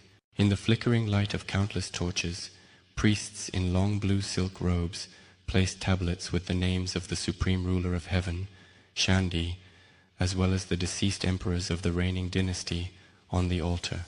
There, a little lower, tablets were installed for the spirits, the sun, the Big Dipper, the 5 planets, the 28 constellations, as well as tablets for the moon, wind, rain, clouds, and thunder. This ceremony was accompanied by a prayer in which the emperor, addressing the heavens, referred to himself as the Son of Heaven. That was the case during the times of the last Chinese emperors. That was the case when the altar of heaven was built in Beijing. That was the case when it was located in the capital of the first emperor of a unified China, Qin Shi Huangdi. It can be assumed that this ceremony was held regularly even before him, but it was gradually starting to be forgotten. Moreover, the conquered peoples did not know the cult of worshipping the heavens at all. Qin Shi Huangdi built this complex to ensure that the cult of worshipping the heavens was spread throughout unified China and that it would not be forgotten. Equally interesting information comes from Sumerian and Babylonian sources, but official historical science is in no hurry to rely on them. At the same time, numerous independent researchers, primarily Americans, are trying to connect information from Sumerian and Egyptian sources with biblical texts. As a result, we end up with fantastic periods in the lives of the Jewish prophets, and the overall picture of human development becomes quite implausible. So we will once again have to resort to analysis to understand the events that took place in the distant past. Sumerian sources refer to the gods as Anunnaki, which literally translates to those who descended from heaven to earth. The father of all gods was called An, or Anu in Akkadian, which translates to sky. However, this translation rather indicates the location of the father god in the heavens, from where he visited earth with his wife Antu, and intervened in the disputes and conflicts of the gods who were on earth. The writings of Sumer and Babylon unanimously record these facts, but since the presence of the father god Anu on earth was episodic, other gods ruled in his place, whom the sources refer to as the sons of Anu. The first of them, Enki, was for a long time the main god-ruler on earth. Enki translates to Lord of the Earth. Sometimes in chronicles and legends he is called Ea, which translates to he whose house is in the water. If we consider that significant areas of Egypt were flooded 20,000 years ago, then this translation becomes clear. The second of these gods, Enlil, succeeded his brother by order of the god Anu. Enlil translates to Lord of the Winds. The small number of members in the heavenly expedition and the intense labor involved in developing ore deposits, smelting metals, constructing star platforms for spaceports, and building communication structures connecting the pyramids to their star homeland required additional helpers. Moreover, conflicts over women, as the number of expedition members was significantly fewer than that of men, highlighted the need for earthly women. These reasons led to the disobedience of the members of the heavenly expeditions to their leaders, Enki and Enlil. The National Geographic Society of England concluded that the Sumerian gods rebelled against labor and created humans to work. In the tale of Enki, the lesser gods asked him to create a being like themselves. Enki replied, "The being you mentioned already exists," suggesting they give a likeness of the gods to the existing one. This tale indicates that those from the heavens did not create humans from nothing. When Enki learned of this, he said to them, "The being whose name you mentioned already exists," and suggested that they give a likeness of the gods to the already existing one. This tale clearly indicates that those who descended from the heavens did not create humans out of nothing. They took an already existing specimen on our earth and transformed it in their likeness. In translation from Sumerian, Adama means soil. In the texts of Atrahasis, which tell about the gods working like humans, there are words from the god Enki, who proposed the following solution to the problem. As long as the goddess of birth is here, let her create a simple worker, let him plow the land, let him take the burden of labor off the gods. Then the goddess Ninhursag and her 14 assistants got to work. However, the first experiments with humanoids and black-skinned beings were unsuccessful, as they resulted in terrible creatures. People appeared with 2 wings, some with 4 faces. They had one body but 2 heads, one head of a man, the other of a woman. Some other organs were also female and male. Sumerian texts that tell of the experiments of the god Enki and the goddess Ninhursag report that the goddess of birth created a man who could not hold his urine, a woman who could not bear children, and a creature without any sexual characteristics.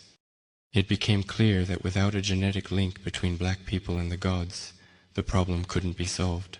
So, they decided to use the genes of the male gods, while the eggs came from a black woman, meaning that the soil of Adam became a black woman.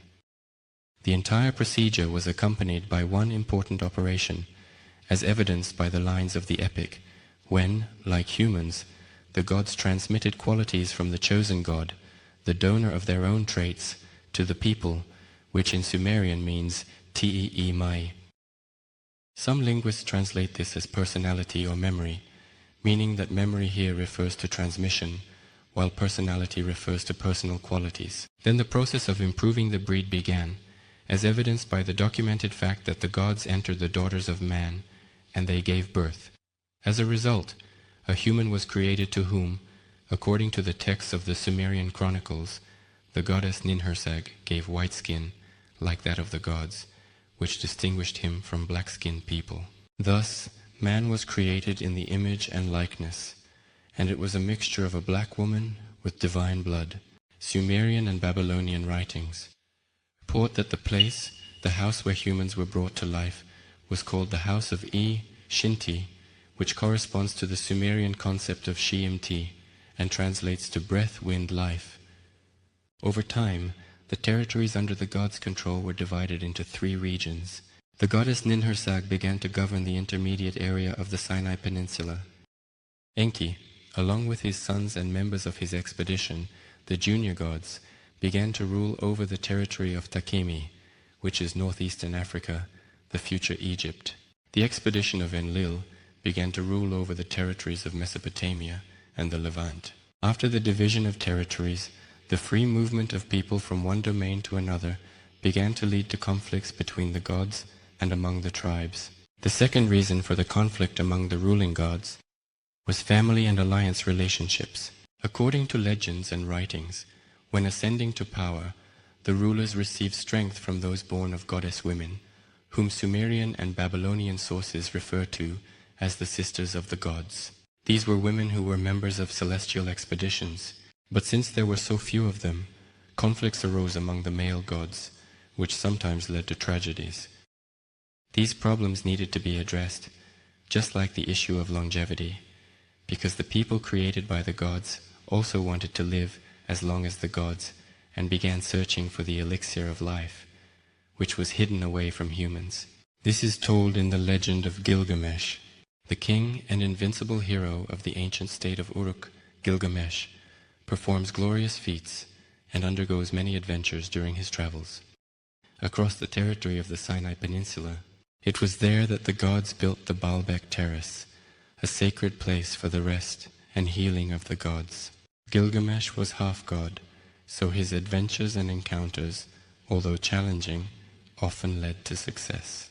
However, there are more and more of these people, and fewer gods. Finally, the last ruling gods closed the sacred place and forbade people from visiting it, as well as from moving from one domain to another. But that was not enough. To prevent the violation of prohibitions, a religious system was needed to keep people from breaking the rules. And this religious system was given by the Egyptian god Thoth. Ancient records of the magicians and astrologers of Sumer and Babylon associate the sign of Libra with the god Thoth, Hermes Trismegistus. The sign is called Zi-ba-ana, which translates to heavenly fate. The one depicted between 2 scales was considered honest and fair, well versed in science. He, more than anyone else, could establish celestial time. Ancient writings are filled with descriptions of Thoth, and chroniclers of antiquity constantly referred to his persona, embodying him. In later times to Hermes the thrice great, he was indeed connected to wisdom, the creation of writing, languages, and chronicles. By teaching scribes, architects, priests, and magicians, he gave them magical books, the Book of Breath and the Book of the Dead, and he was present at all the ceremonies of the cult of the dead, acting as a guide for the deceased to the underworld.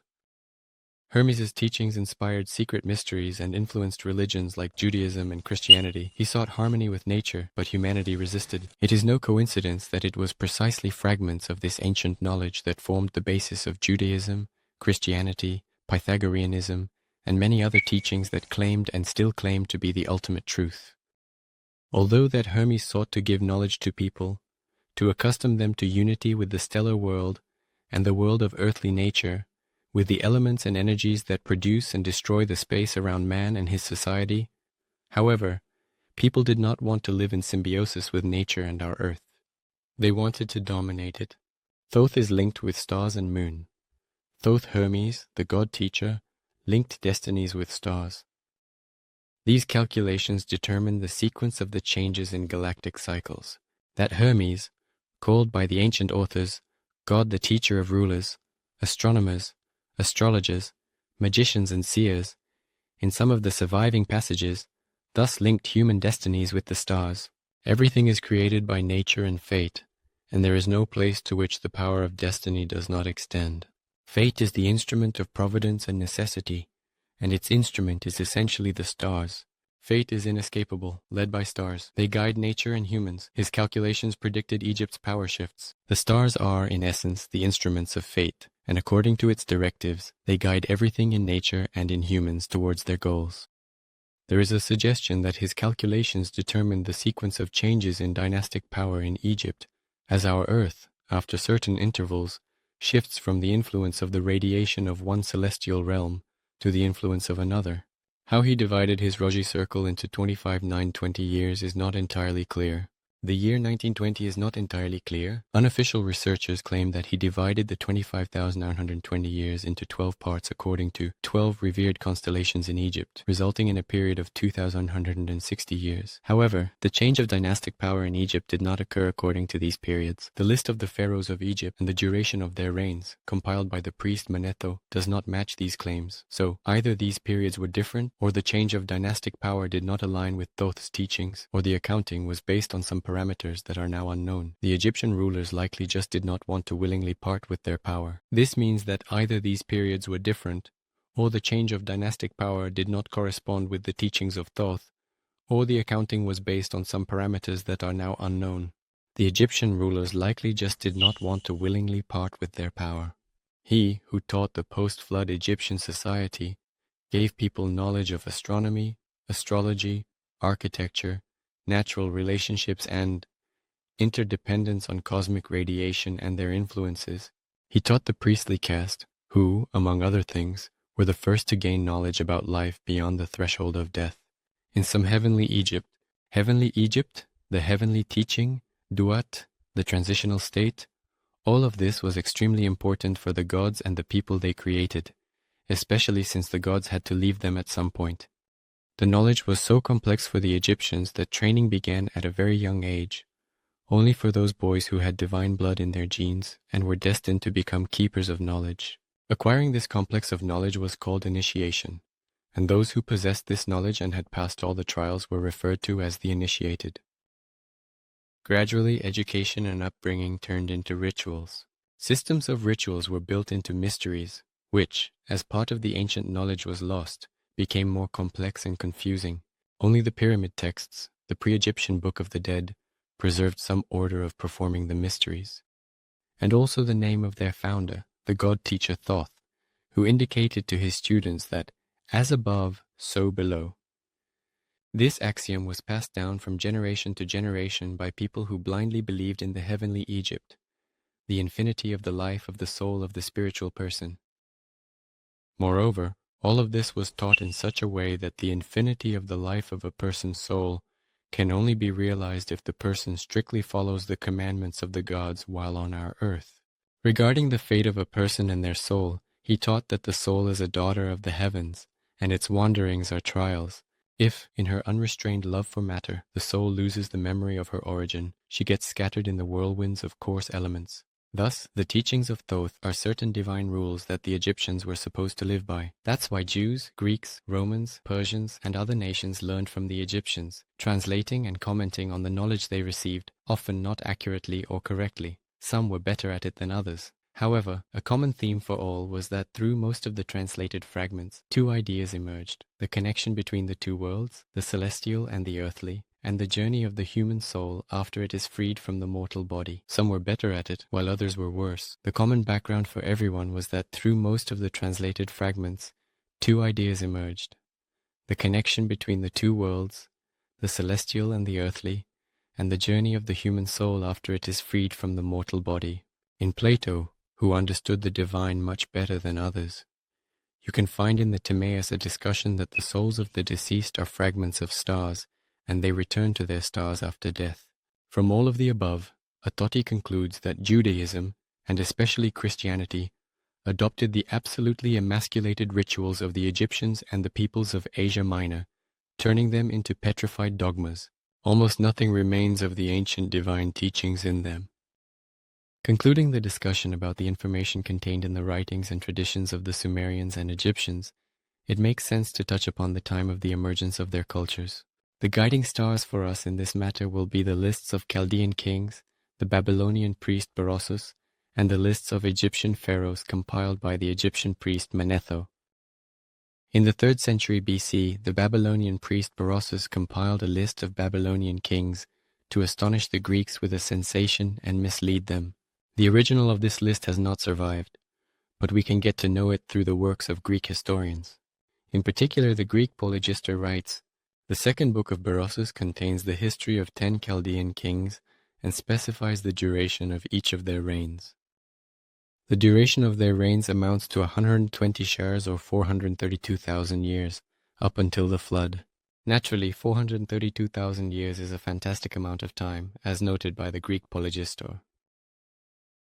Berossus, aiming to mislead the Greeks, undoubtedly resorted to deception, as he equated 1 shar to 3,600 years. In fact, such a measure of time did not exist back then.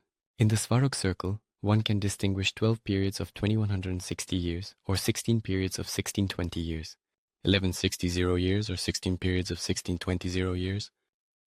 But these values were also not used for measuring time, as they represented periods, not shars or saras.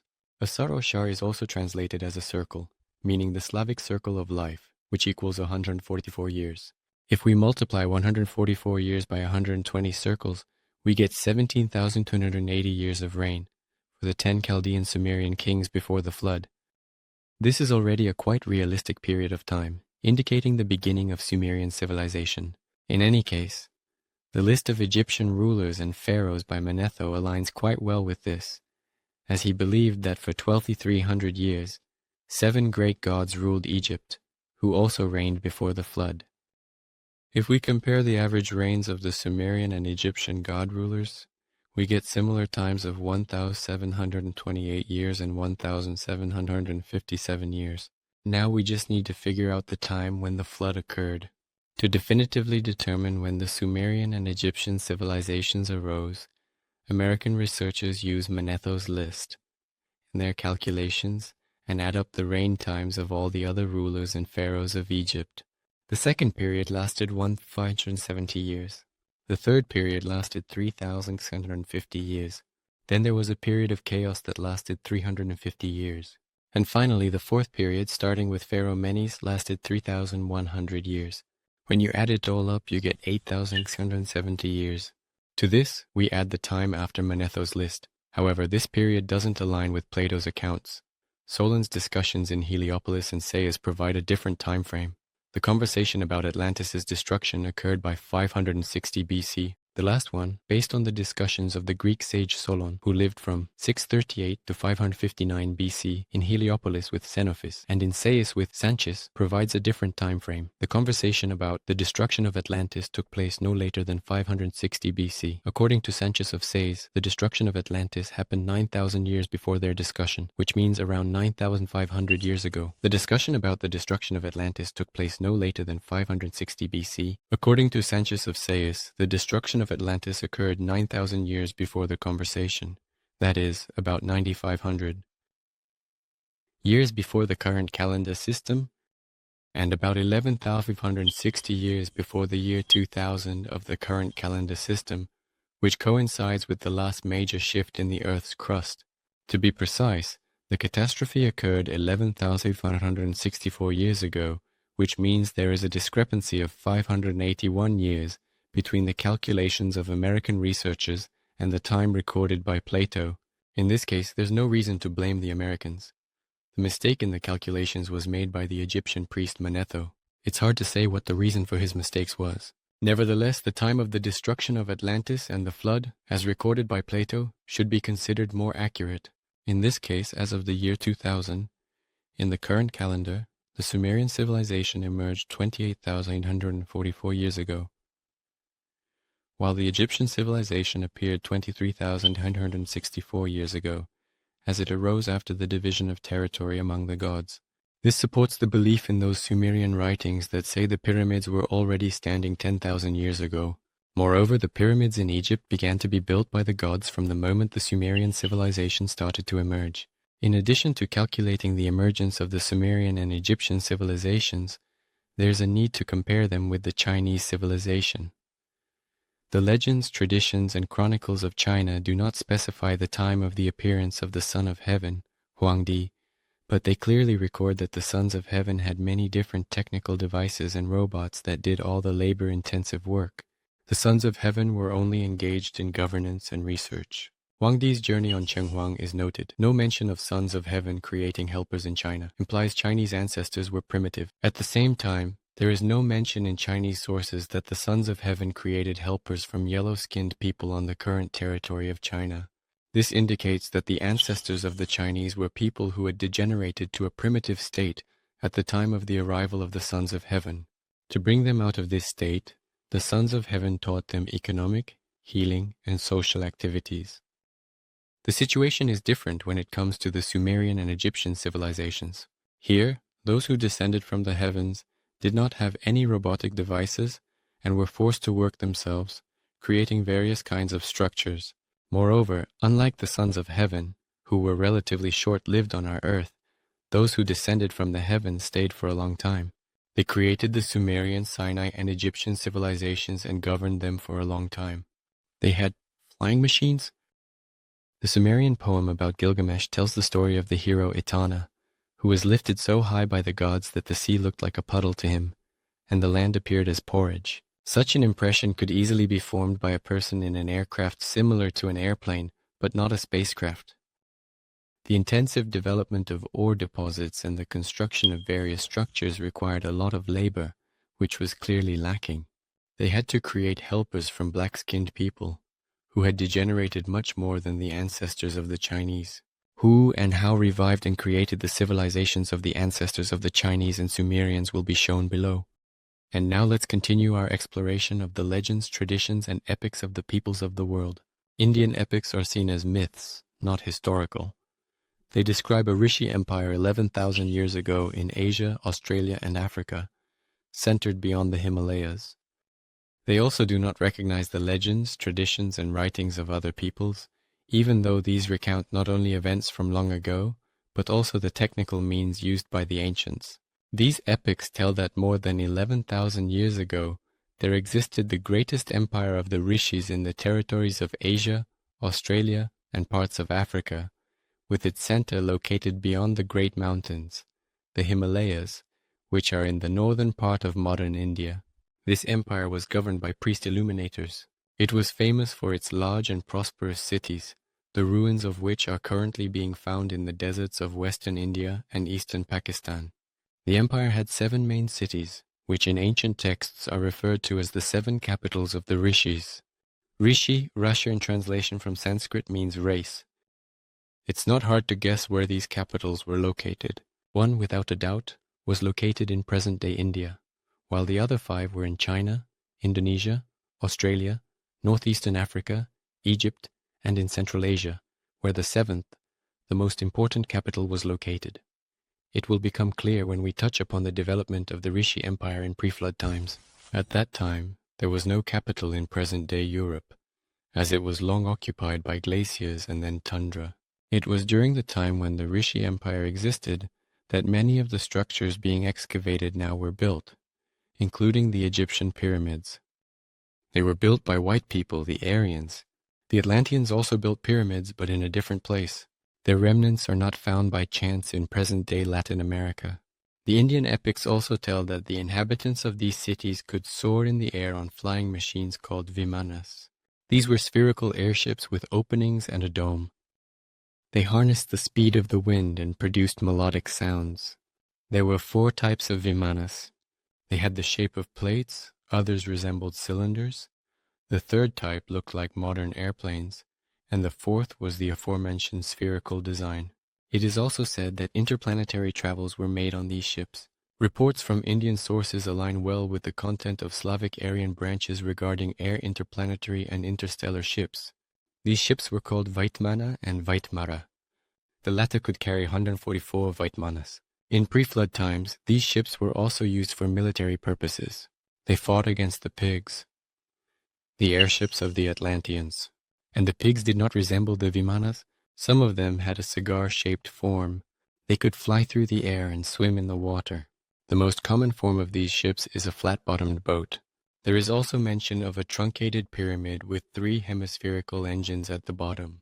The content of the Indian epics Ramayana, Mahabharata, and the Vedas continues to captivate the minds of many people to this day. And this is not a coincidence. The Indian epics, Ramayana and Mahabharata, continue to intrigue many people to this day. And this is not a coincidence. Researchers think Vimanas appeared later.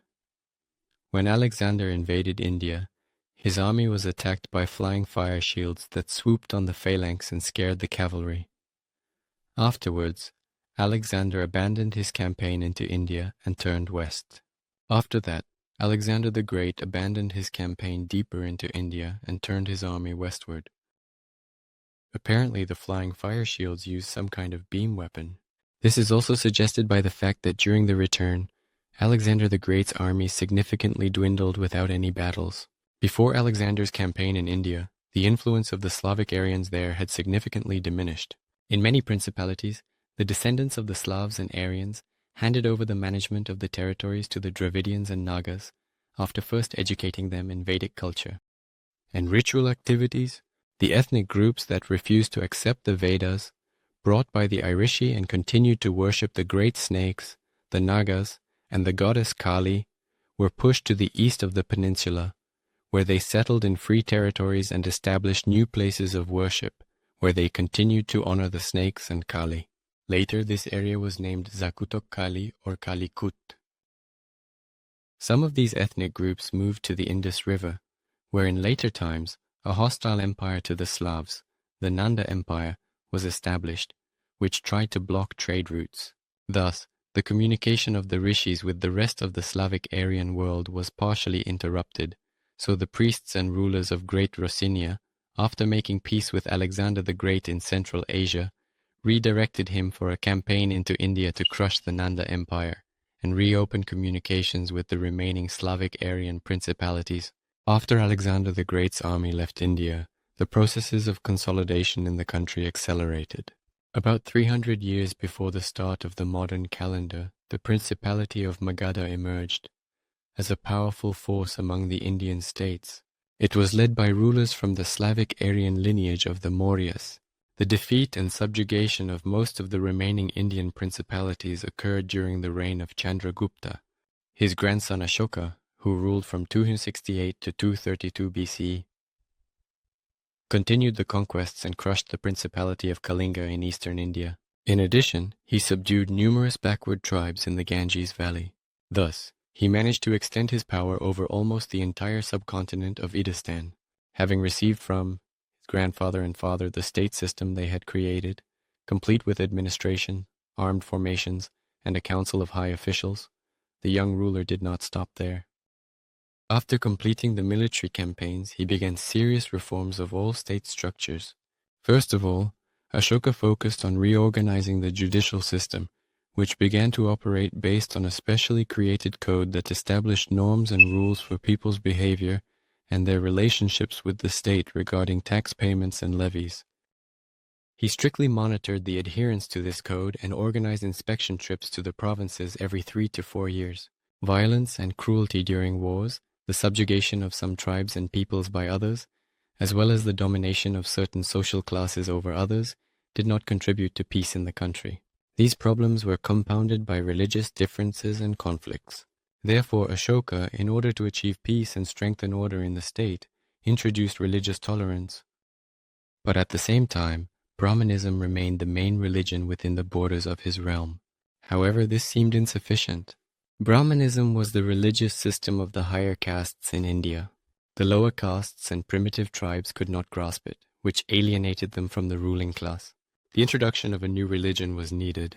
This religion was already spreading in society. Its foundation was developed by the Holy Prince Buddha.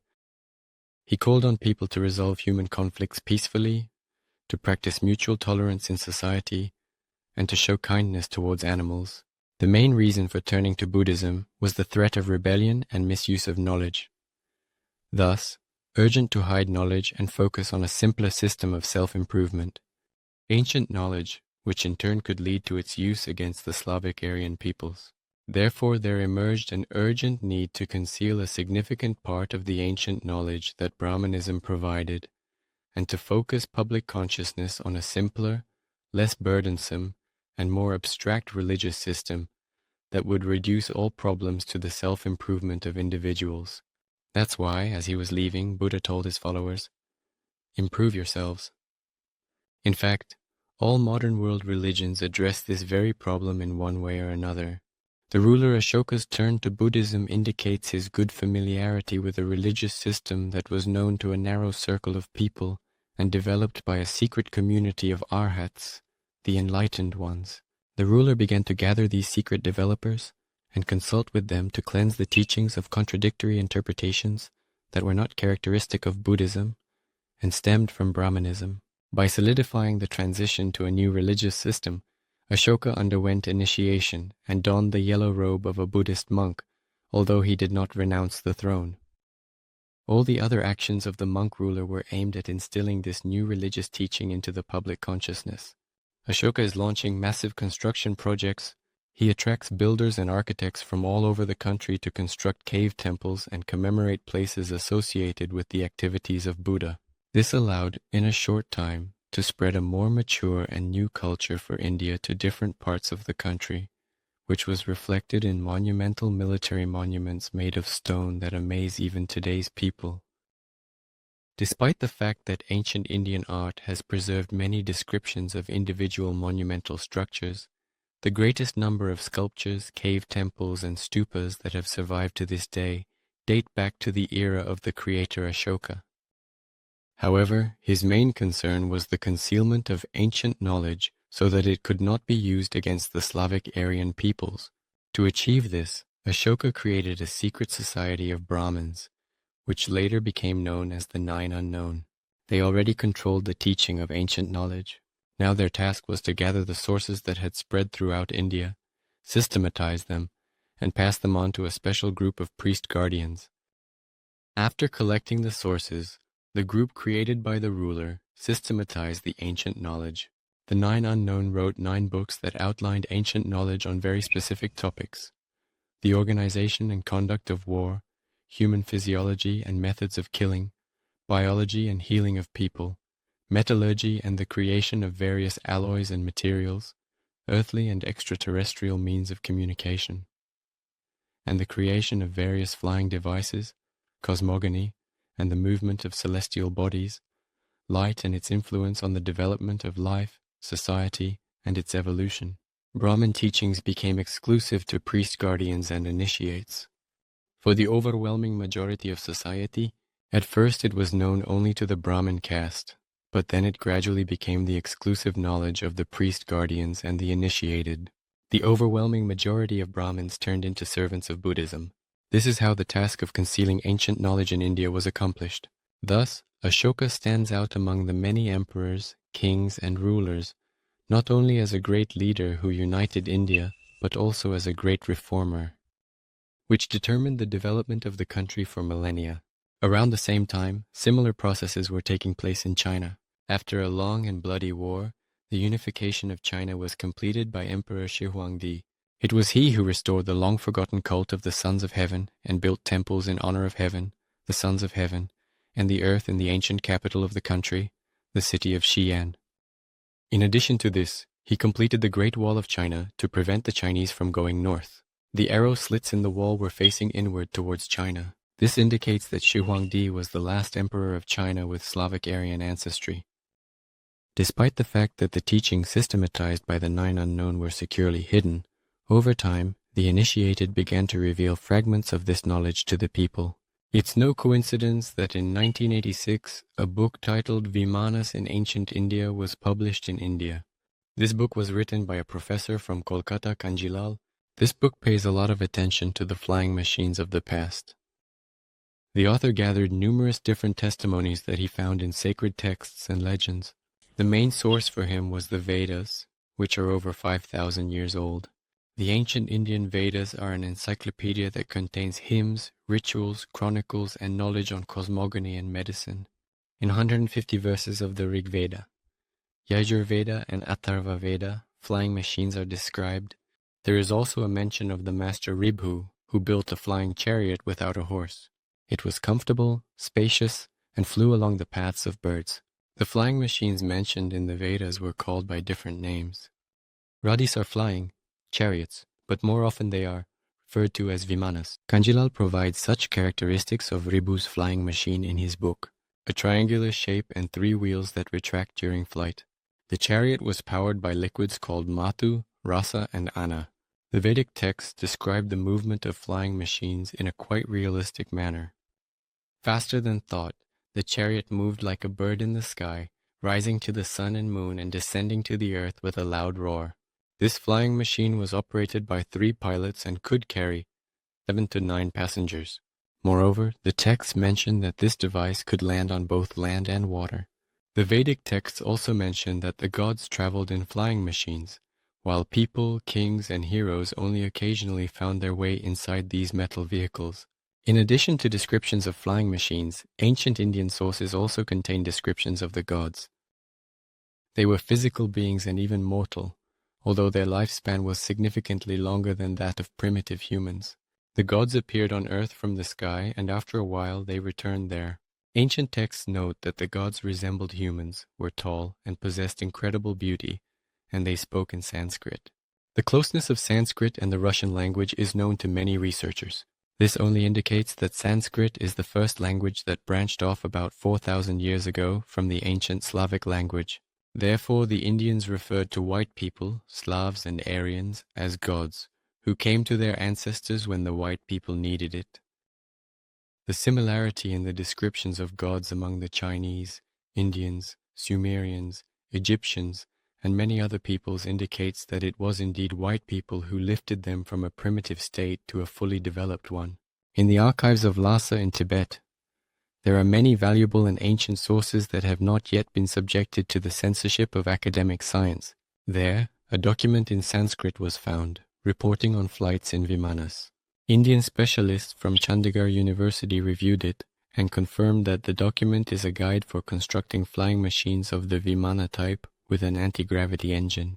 It immediately became clear that the descriptions of journeys to the moon found in the Indian epic Ramayana are not just the fantasies of people with vivid imaginations, but a reality that existed in ancient times, which modern people have simply forgotten. Anti-gravity space technologies in ancient times. The Slavs and Aryans were regarded as gods by the ancestors of the Chinese, Indians, Sumerians, Egyptians, and other peoples. It's sad. Today, white people, especially Slavs, aren't seen as gods. The reason for this is the forgetting of their ancient past and the fascination with primitive religious systems, Christianity, which has weakened Slavic culture. Slavs are on the verge of decline. We need a leader such as Ashoka or Qin Shi Huang to elevate Slavs from decline to past glory. Things have reached the point that now the Slavs are ready to sink to the bottom of modern society. Right now, we desperately need a ruler like Ashoka or Qin Shi Huang, who could elevate the Slavs from their primitive state to the heights they once occupied in the distant past. The Book of Light is confirmed not only by unknown archaeology, prophetic tales, and legends of various peoples, but also by the presence of tribes on our land that have preserved knowledge about where their ancestors came from. In 1950, French ethnologists Marcel Griol and Germain Dieterlen published a piece titled The Journey of the Pale Fox in the journal Society of Africanists.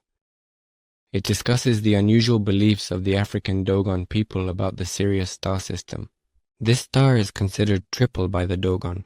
Sigitolo is the main object, with Potolo and Emiatolo as its companions. The priests of the tribe also know that there are 2 more satellites orbiting Emiatolo, Aratolo and Utolo. Such a view of the Sirius star system is completely inconsistent with the state of development of the Dogon tribe, but this knowledge could be quite plausible considering the degradation that the ancestors of the Dogon experienced after their arrival on Earth. Griol's treatise, The Sudanese System of Sirius, caught the attention of astronomers, and it turned out that the cosmogony of the tribe, which has no written language, aligns with the latest hypotheses of mid-20th century scientists. The Dogon legend begins with the fact that in the beginning there was God Amma in the form of a round egg. The very translation of God's name means to hold tightly, to grip firmly, to keep in place, and is connected to the physical processes occurring in that world.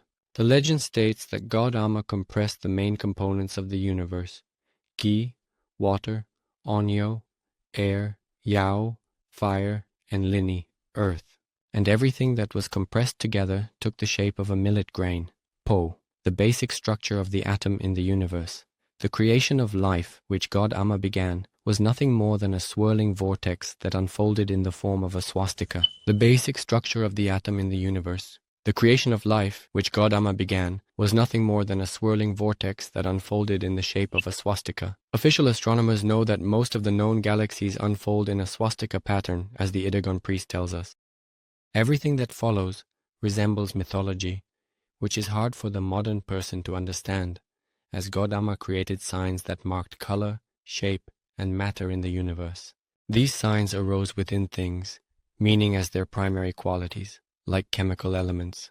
The next stage of creation, in comparison with anything, is quite difficult. However, the priests of the tribe are absolutely certain that the signs were divided into 22 families of royal things. The meaning remains unknown. Surprisingly, modern sciences confirm and support the African Edagon tribe's cosmogony. The Edagon Africans identify a star, Guiana, as Procyon, and another, Leo, as Beta Arietis. They view the North Star and Southern Cross as the world's eyes, preserving ancient astronomical concepts and a star ranking order. Another star, Leo, corresponds to Beta Aries. They call the North Star and Southern Cross the eyes of the world, showing ancient knowledge. Tribal priests symbolize Saturn with 2 circles. Dogon priests' knowledge of Sirius still amazes astronomers. The knowledge of the tribal priests is so precise that they chose 2 concentric circles as the symbol of Saturn, as if they had observed them through unknown telescope eyepieces. All of this is hard to understand, but not mysterious, while the knowledge of the Dogon priests related to the Sirius system continues to astonish astronomers to this day. Official astronomers have established that the Sirius star system consists of the Sun itself, the white dwarf Sirius B, which the Dogon call Potola, and an invisible star known as Sirius, C. For the Dogon, it is called Emayatola, which has a companion named Nyantola. The Dogon people claim that the last 2 objects are so close to the Sun that they are not always visible. The legends of the Dogon have existed for many hundreds of years. Meanwhile, astronomers discovered Sirius B in 1862, and there are still debates in the scientific community about the existence of Sirius C. The Dogon priests claim that the star Potola orbits around Sigitola over a period of 50 years. Potola regulates the movement of Sigitola, which moves along an irregular curve. The Dogon priests claim that the star Potola orbits around Sigitola over a period of 50 years. Potola regulates the movement of Sigitola, which moves along an irregular curve. The Dogon priests believe that Potola is the heaviest star. Its weight is so great that all the people combined couldn't lift even a small piece. Official astronomers have calculated the mass of Sirius B. It has a mass of 0.98 times that of our Sun, while its diameter is only 2.5 times greater than that of our Earth. This means that 1 cubic centimeter of the substance is roughly equal to a mass of 50 tons. The priests explain this heaviness by saying that the star is made not only of air, water, and fire, but also of a certain element called Sagala, which shines brighter than iron. All of this leaves official scientists completely baffled by the knowledge of the priests. There are also legends about how the Dogon came to our land. This is the tale of the journey of Blendov the fox. In this odyssey, the force of evil is represented by Oga, a close associate of the god Amma. He rebelled against his patron and tried to become an independent ruler in one of the lands. However, the god Amma uncovered Oga's plan and decided to turn him into the solid ground of this land, from which Oga had barely managed to escape. He made his escape on a small ship and traveled through space, using the wind from the grains of Po. This definitely refers the reader to atoms and atomic energy. Oga was flying towards our Earth to stay on it. He managed to land his ship, and thus evil established itself and lay in wait on our Earth. Grivol also recorded another part of this tale, in which Amma assigns a certain Nomo to populate our planet. He was given a huge 2-deck ship with a round bottom. This ship had 60 compartments designed for earthly beings and, in addition, for organizing ways of existence, which included the world, the sky, the earth, the village, the home, the women's space, the assembly house, livestock, trees, birds, shells, cowries, fire, word, dance, labor, travel, death, and funerals. According to the current Dogon, all of this was placed in the first 20 compartments, while the rest will come to the consciousness of people later and change the world. Normo's ship also landed, but Oga, fearing pursuit, kept an eye on the landing of this ship. And when a significant number of people and other beings disembarked and settled in the surroundings, he struck the arriving ship, which exploded, and a lake called Deba formed in its place.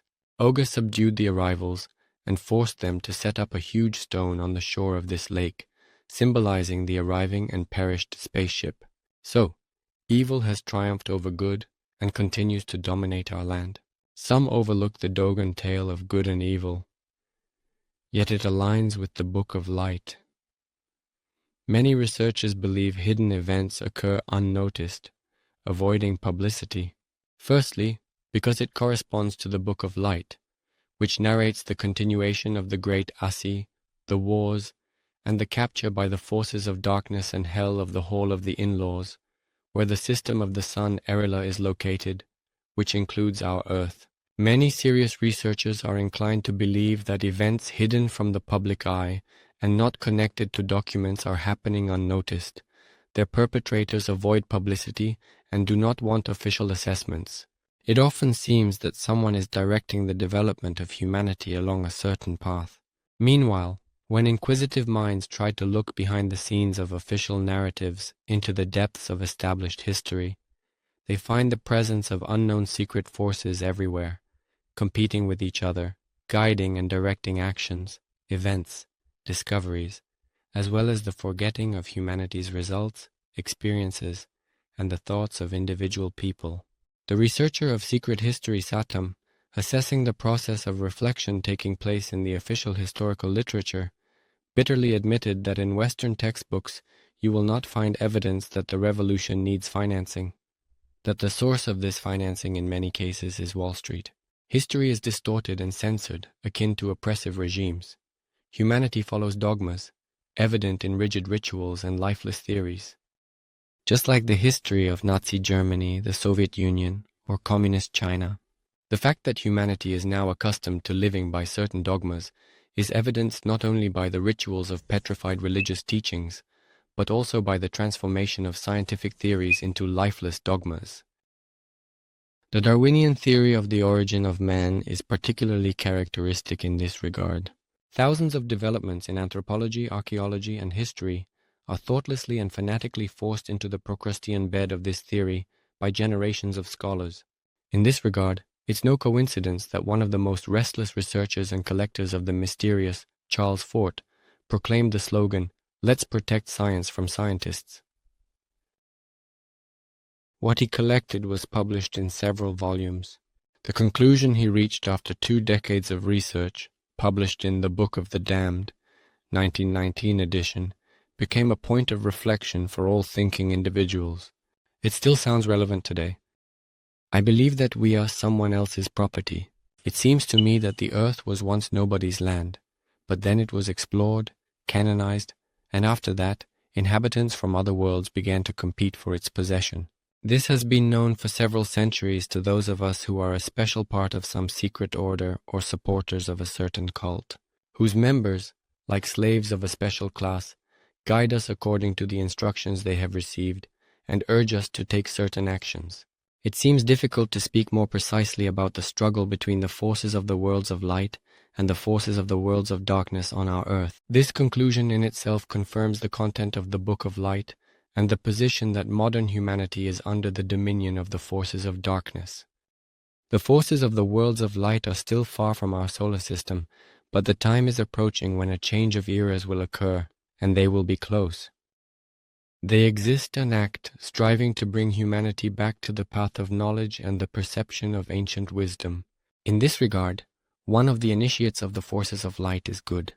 Karl von Eckartshausen, who lived from 1752 to 1813, wrote a book titled The Cloud Over the Sanctuary, which was published in England, This book contains 6 letters addressed to his associates, whom he referred to as brothers.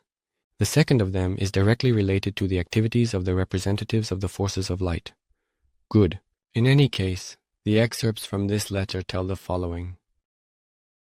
The time has come, my dear brothers, to give you a clear understanding of the inner temple, of that enlightened community of God, which is scattered throughout the world but governed by one truth and one spirit. This community of light has existed since the day of creation and will continue to exist until the end of the world. This community has a school where all those who thirst for knowledge are taught by the Spirit of wisdom himself, and all the mysteries of God and nature are kept there for the children of light. In this community, although it is the most secret of all, members of many orders have gathered to create that very school. The inner school has always relied on the outer one, which served as nothing more than its external expression. So, there has always been a secret assembly, a society of the chosen ones, those who seek and are able to perceive the light. This hidden society is called the inner sanctuary or temple. The inner temple was created immediately after the fall of man, and the paths were revealed to it by God himself, which fallen humanity could follow, to rise again, regain its rights, and free itself from its misfortunes. Man has acquired knowledge of all revelations and mysteries in their pristine form. He has received the key to true science, both divine and natural. In the sanctuary, religion has changed and strayed from hidden truths, preserving revelation meanings. Vain minds fail to find this sanctuary. Futile are attempts to penetrate mysteries incomprehensible to the unprepared. And all this school of wisdom was hidden from the world. The mind strives to find this sanctuary. Attempts to penetrate the mysteries are futile. Nothing can it see, nor read in the Holy of Holies. The mind's futile attempts to find sanctuary and penetrate mysteries are in vain. However, maturity can be achieved in this sacred community, which holds a pristine repository of ancient science and hidden knowledge. He is unable to see anything or read in the Holy of Holies. However, there is a way to achieve maturity, as in this sacred community there exists a pristine repository of the ancient and true science of humankind and the hidden secrets of all knowledge. This is precisely that unique and enlightened community that holds the key to all mysteries and is known as the center and source of nature and creation. This is indeed a certain community that takes on the highest authority and unites representatives from more than just one world. The members of this community form a theocratic republic, which will soon become the mother of the regeneration of the entire world. Continuing the explanation of the inner temple, Eckartshausen introduces the circle of the initiated and their capabilities. These wise ones, of whom there are few, have power over many things, even though they live in Europe, while others are in different parts of the world, but they are all connected by the harmony of their souls, and therefore they are a whole. Explaining this, he states that they always feel together, even though there are sometimes vast distances between them, and they speak completely different languages. Such an explanation indicates that this circle of the initiated possesses certain knowledge that they strive to convey to humanity. They have various ways of conveying knowledge to people. Knowledge is acquired by people through studying and analyzing sources, through illumination, clairvoyance, channeling, and the manifestation of divine entities. We could be convinced of this by reading the Book of Light, the tales and legends of the peoples of the world, the predictions and information of clairvoyants and mediums. The manifestation of divine entities, like what happened in Fatima, Portugal, hinders the acquisition of true knowledge because the overwhelming majority of modern people are unable to distinguish between the forces of light and the forces of darkness. In this regard, people should know that almost all modern governments, all world religions and sects, as well as their followers, are under the control of the forces of darkness. The complete loss of ancient knowledge and the forgetting of their past have led modern people to confuse light with darkness and good with evil. In this regard, people should know that almost all modern governments, all world religions and sects, as well as their followers, are under the control of the forces of darkness. It is they who call darkness light and evil good, and they actively promote this idea among people. The forces of darkness are great but not limitless. they can no longer, as they once did, prevent the spread of true ancient knowledge everywhere.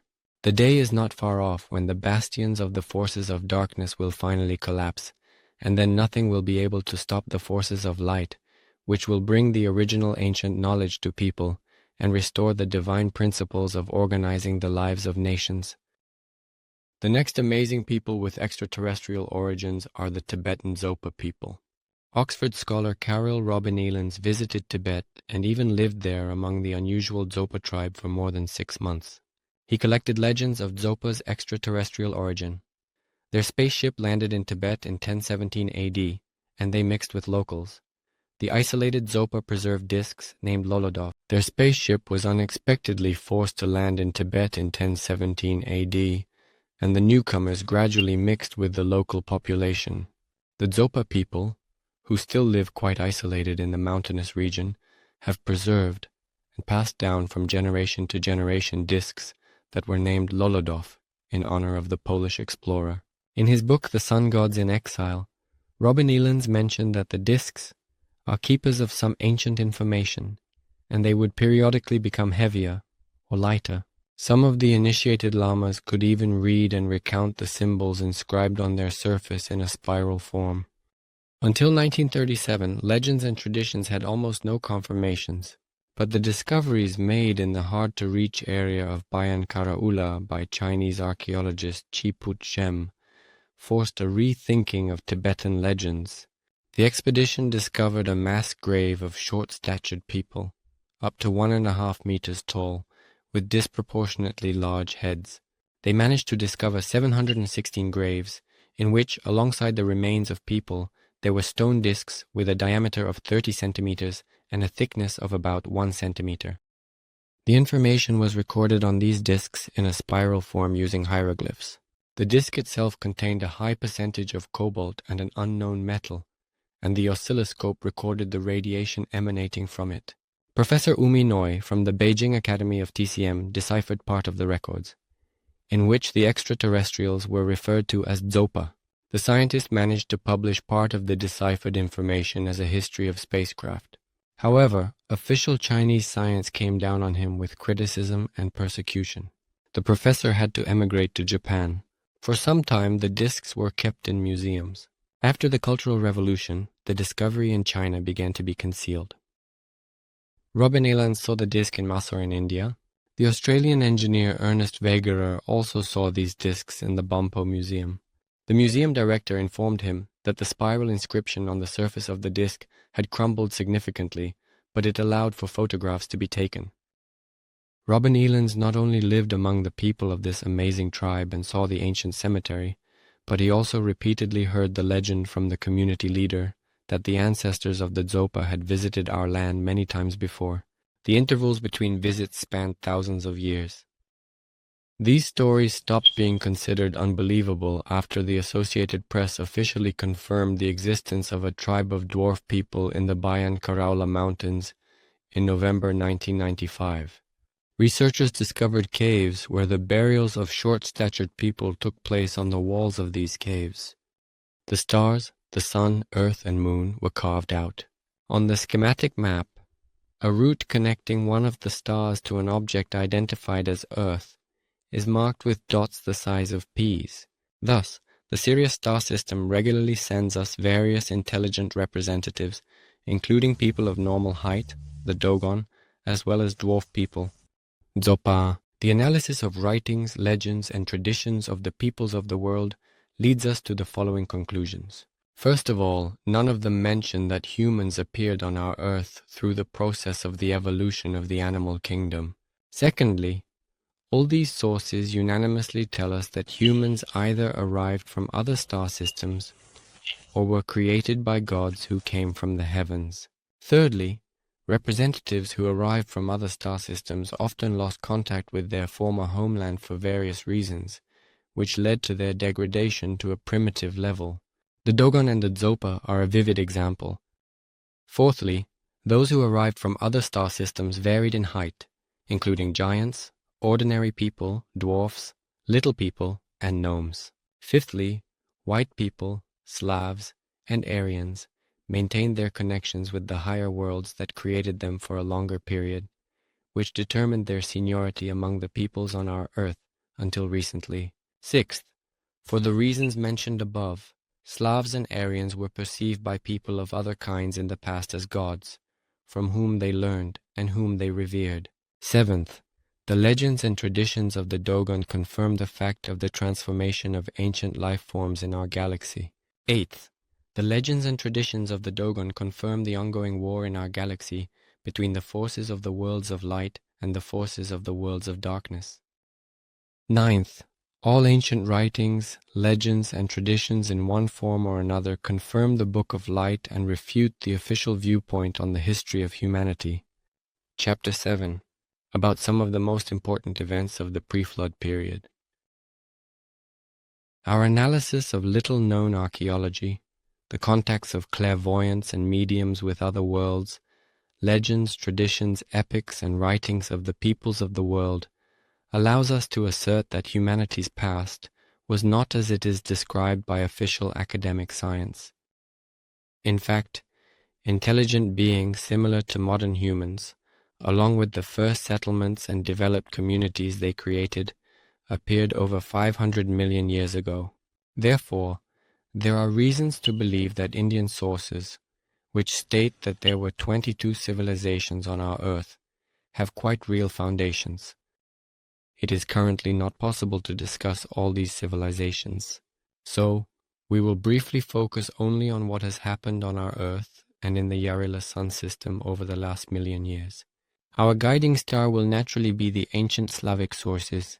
They tell that the settlement of the lands of the solar system began many millions of years ago and occurred in several stages. The first to arrive on Earth were the settlers, followed by the teacher gods, the Aesir. They brought with them the commandments of the higher gods and the gods of the Svarog family. The Aesir gods developed the first calendar, as they were skilled and capable in everything. They brought with them the commandments of the higher gods and the gods of the Svarog family. The Aesir gods developed the first calendar, as they were skilled and capable in everything. 600,000 years ago, the three suns aligned, bringing rainbow days to Earth. At that time, the orbits of the three bordering solar systems, including the system of Erila and the Sun, came together at the closest distance. In those times, on Midgard Earth and in other lands of the system, there were days filled with rainbow colors, for the three suns, each with different spectra, illuminated our Earth from all sides. The convergence of the three solar systems pushed the system of the Sun, Erila. For our ancient ancestors, there were the land of Di, the land of Ore, and our Midgard Earth. These lands and the world share similar atmospheres and climates. At that time, two moons were orbiting, which stabilized their movement around the sun, Yarila. Initially, the land of Dea was settled, then the land of Are, and finally, Midgard Earth was settled. The targeted settlement of Midgard Earth began over 450,000 years ago. The first arrivals settled the northern continent, which appeared during the time of the three suns. This continent looked like what is shown on the Mercator map. In the center of this continent stood Mount Meru, which was also called the Mountain of Peace. 4 rivers flowed into it, dividing the continent into 4 parts.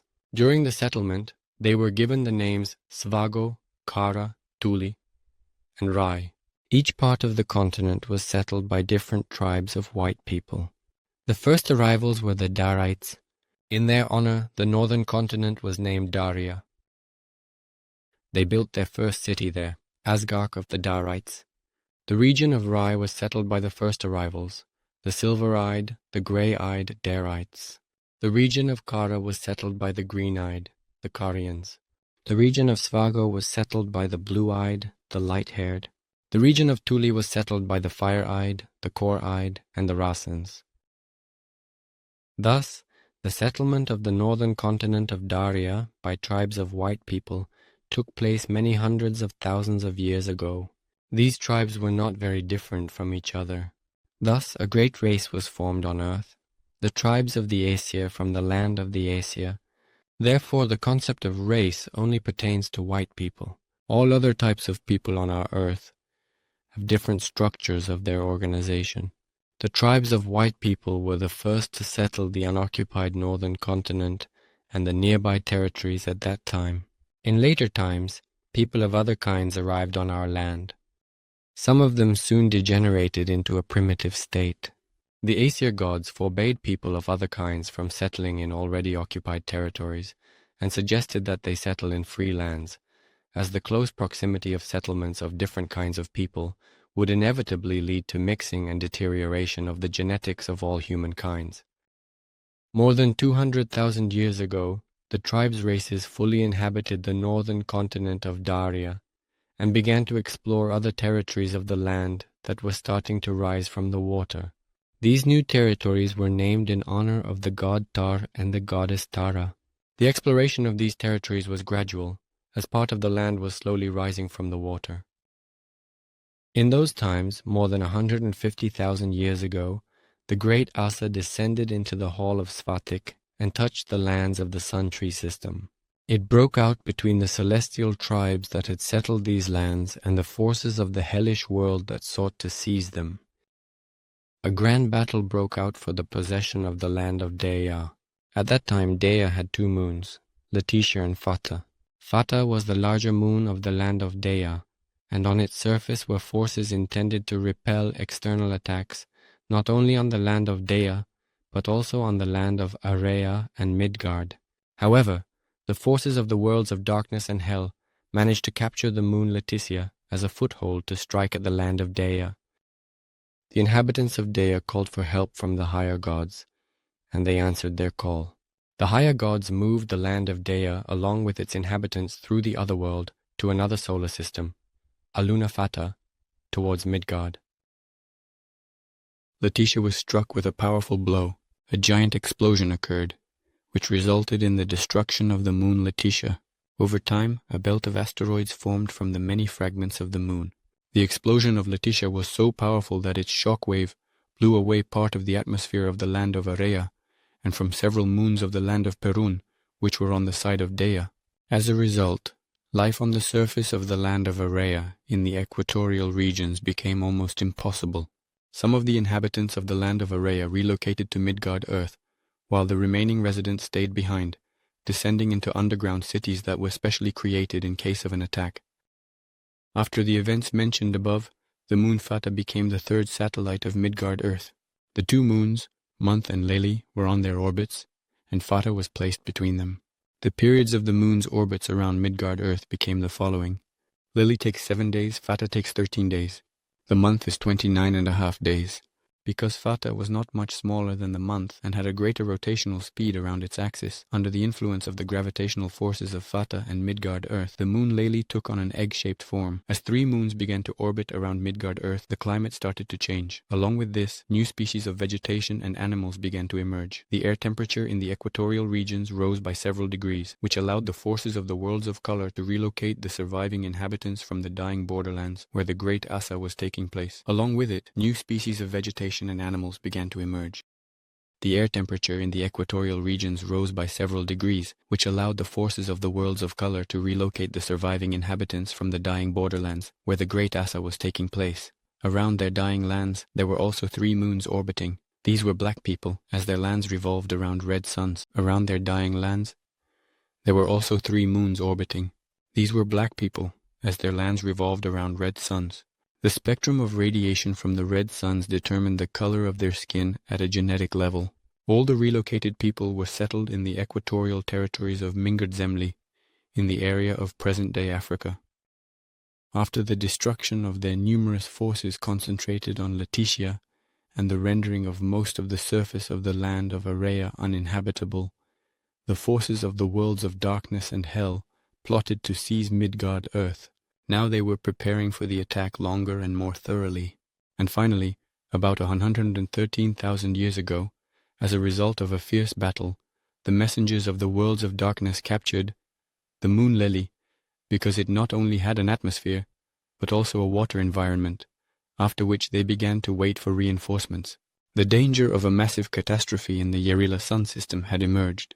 Now it was connected to the possibility of losing Midgard Earth, just like the moons Lely and Fata. The god Tarch suggested to the inhabitants of Midgard Earth to destroy the moon lily using a different weapon, one that was not like the one used against Letitia, but more powerful, with a focused effect, so that it would only impact the moon lily and not cause significant harm to Midgard Earth. During a service, the great priest named Spas had a vision of how Lely would be destroyed and how its fragments would fall to the earth. So, he began calculating the movements of the earthly moons and determined that such an event could very well happen. Spas immediately warned the council of priests and the elders of the clans that the destroyed parts of Lely could fall on Daria. The council of priests made the decision to begin the relocation of the clans from Daria to the southern territories that had already been freed from the ocean's waters. About 112,000 years ago, the great relocation from Daria to the territories freed from the ocean's waters, which lasted 15 years, was completed. A year after the relocation of the clans, the forces of Koschei arrived on Lely from the hellish world, and the god Tarsh decided that there was no longer any time to delay in delivering a preemptive strike. Tarch used his powerful weapon, and the moon lily was destroyed. Some of the fragments of the moon, as well as water that had turned into a large amount of ice, crashed down onto Midgard Earth. The destructive strike on Lely was carried out at the moment when Lely and the moon were on one side of Midgard Earth, while Fata was on the other. Moreover, the moon was already ahead of Lely in its orbit. As a result, the fragments from the destroyed Lely flew off into space beyond the moon's orbit as one large piece, while another part struck the moon, causing destruction and sweeping away a large portion of its atmosphere, and several large fragments fell onto Midgard Earth. The powerful impact of the massive fragments that fell into the oceans caused high waves that rolled across all the continents of the Earth, and across the northern continent as well. At the same time, the tilt of the Earth's axis occurred, and the movement of tectonic plates began, leading to the formation of new mountain ranges and new coastal outlines of the continents. Echoes of these events have been preserved in the legends of many peoples living on different continents, as a narrative about the first great fire falling from the heavens, followed by the first great flood. Among the Slavs, the legend of these events has been preserved not only in the Vedas, but also in rituals. Nowadays, very few modern people remember the origins of the tradition of dyeing eggs and tapping them against each other on Easter. The Old Believer's commandment says, "Honor the eggs in memory of Koschei's egg, broken by the rain god. When eggs are tapped, the broken one is Koschei's, and the whole one is the rain god's." The Old Believers have a commandment that says, "Honor eggs in honor of the egg of Koschei, which our god rain broke, causing the flood." When the eggs are tapped against each other, the broken egg is called Koschei's egg, while the one that remains whole is referred to as the egg of Tarch, the rain god. The people who relocated from Daria began to settle and cultivate the new territories. Most of them settled along the banks of the great rivers that flowed from the southern mountains to the north. Most of the clans were drawn to the great river with its tributaries, which carried pure white waters. It was named by our ancestors Tiri-Tishesh, which is now shortened to Irtish. Our ancestors began to call the territory Beliovodye. In this territory, sources and lakes with healing waters were discovered, near which there were places where positive energies of Midgard Earth emerged.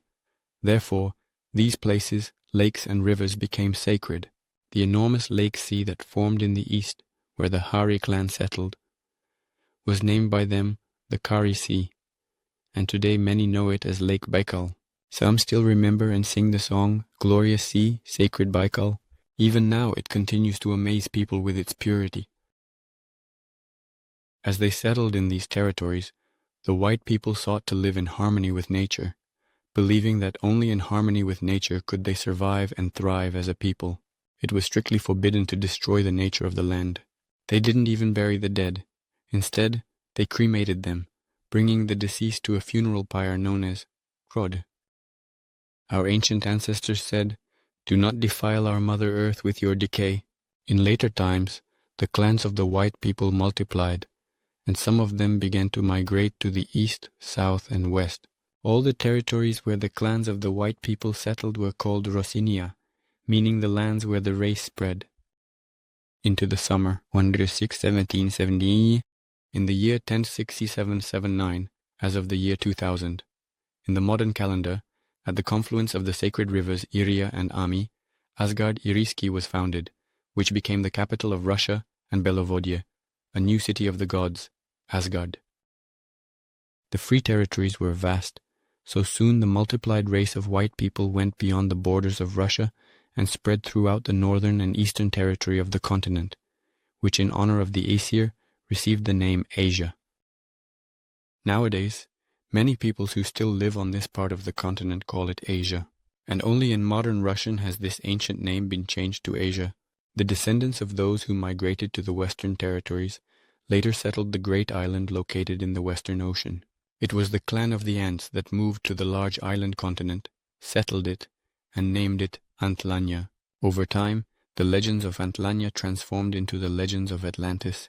Red-skinned people also settled on Antlanya, having arrived from the eastern equatorial continent, Africa, to help the ants build great cities and temples. And the ants, in gratitude for their help, began to teach the red-skinned people many sciences and crafts. After a few centuries, great festivals began to take place on Antlanya, attracting not only residents from various territories and continents of Milgord Zemlya, but also representatives from other lands to trade their goods and products. The representatives of the worlds of darkness took advantage of this, realizing that they wouldn't be able to capture Midgard Earth through forceful invasion. So, they decided to use cunning and deception. Disguising themselves as traders from other lands, they began to establish connections among the local residents and the rulers of the priests. During their conversations and discussions on various issues, they began to question the commandments and traditions by which the peoples of Antlanya lived. They emphasized that the commandments of the higher gods are not strict demands, but merely guidance and advice, and that the choice always lies with the people themselves. Therefore, each person must decide for themselves how to ensure a life without any restrictions. As a result of such conversations and persuasion, over time, among the ants and other peoples of Antlanya, there emerged supporters and followers of the teachings preached by the traders from other lands. Over time, many people in Antlanya began to violate the commandments of the higher gods and the ancestral traditions. To those who followed their teachings, the traders spoke of their unknown sciences and technological achievements on Midgard Earth, which they referred to as magical sciences. The traders taught these magical knowledge only to the priests from the clans of the ants, who became followers of their teachings. These violations of the ancient commandments and traditions were followed by others. The propaganda of permissiveness by the traders led to some of the ants mixing with the red-skinned people. The priests who remained faithful to the ancient traditions opposed such mixing, but they were unable to stop this process. Many of them, as well as those ants who continued to observe the commandments of the higher gods and the ancestral traditions, were forced to leave Antlanya and migrate eastward to the northern coast of present-day Africa. After some time, they settled the islands of the Mediterranean Sea and established themselves along the shores of the Black Sea. In Antlanya itself, as a result of mixing with the red-skinned peoples, the genetics of the ants began to change more and more, which led to a decrease in the lifespan of their descendants. The commandments of the higher gods and the ancestral traditions, after a significant period of time, were only followed formally, and even then, by a small number of people from the clans of the ants. Alongside the changes in genetics and the emergence of a new worldview, among the ants, there arose a desire for a luxurious way of life based on the teachings preached by the traders. The knowledge gained from them began to be used for extracting a large amount of earthly minerals and constructing various facilities for their processing. Various types of transportation developed, especially air and sea transport. Surface and underwater ships were created, as well as various flying machines. These machines used power systems that required a large amount of earthly minerals to operate. The traders provided their new friends with communication and control technologies that operated on different principles than those used by the representatives of the bright worlds and plants. Electricity generated from the processing of earthly minerals began to be widely used in all areas of activity. Nuclear energy was also being used, including for the extraction of natural resources. The technical progress, as they say, was evident. However, alongside the technical progress, there was a spiritual and moral regression and environmental pollution. The priests of Antlania were mired in luxury and moral degradation. They began to oppress the representatives of the red-skinned people and their own kind, which led to an escalation of conflicts within society. Moreover, conflicts began to spread beyond the territory of Antlania. Since the priests constantly faced problems with ordinary people, they, with the help of the traders, began conducting genetic experiments to suppress the will of the people. In other words, they began experiments to create biorobots that would replace ordinary people in many types of activities. Thus, the commandments that restrained people's behavior were completely forgotten. The priests of Antlania stopped distinguishing between good and evil, so they became interested in everything only in terms of its usefulness or uselessness. The priests and traders' desire to live off the natural resources of Antlania and the efforts of other people became overwhelming. Approximately 25,000 years later, the natural resources of Antlania were almost depleted. Its entire territory was literally riddled with excavations, going deep into the earth. This led to the fact that due to the enormous voids, part of the island continent sank underwater. Then the priests of Antlania and the traders moved the extraction of natural resources to the territories of the eastern and western continents. They deployed it using powerful energy emitters. About 73,000 years ago, when several powerful energy emitters were used simultaneously, it caused a shift in the magma in the Antlania region, leading to a massive eruption through the Toba volcano, which was located on the eastern coast of the western continent. A giant mass of rock, molten lava, dust, ash, and gases shot up into the atmosphere. The eastern part of the western continent and the western part of Antlani were destroyed by the terrifying force of the explosion. The waters of the ocean rushed into the massive crater, flooding it and many of their deep workings. As a result, the Gulf of Mexico and the Caribbean Sea were formed. However, the eastern and central parts of Antlani remained as a group of large and small islands. They formed a unique archipelago, at the center of which was a gigantic island that later became known in the legends of ancient Greeks as Poseidon, while the archipelago itself was called Atlantis. The explosion of the giant Toba volcano naturally affected the climate of all of yngliizm. Not only did the tectonic plates shift, but there was also pollution in the atmosphere due to the massive release of dust, ash, and various gases. The sun was covered by black clouds, blocking all life for several years across the equatorial part of yngliizm. Only the northern and southern regions of the earth remained uncovered by the thick cloud cover. Intense cooling of the atmosphere began, leading to the glaciation of a significant portion of the territories in the equatorial regions of various continents. In addition, many died from the eruption and subsequent disasters.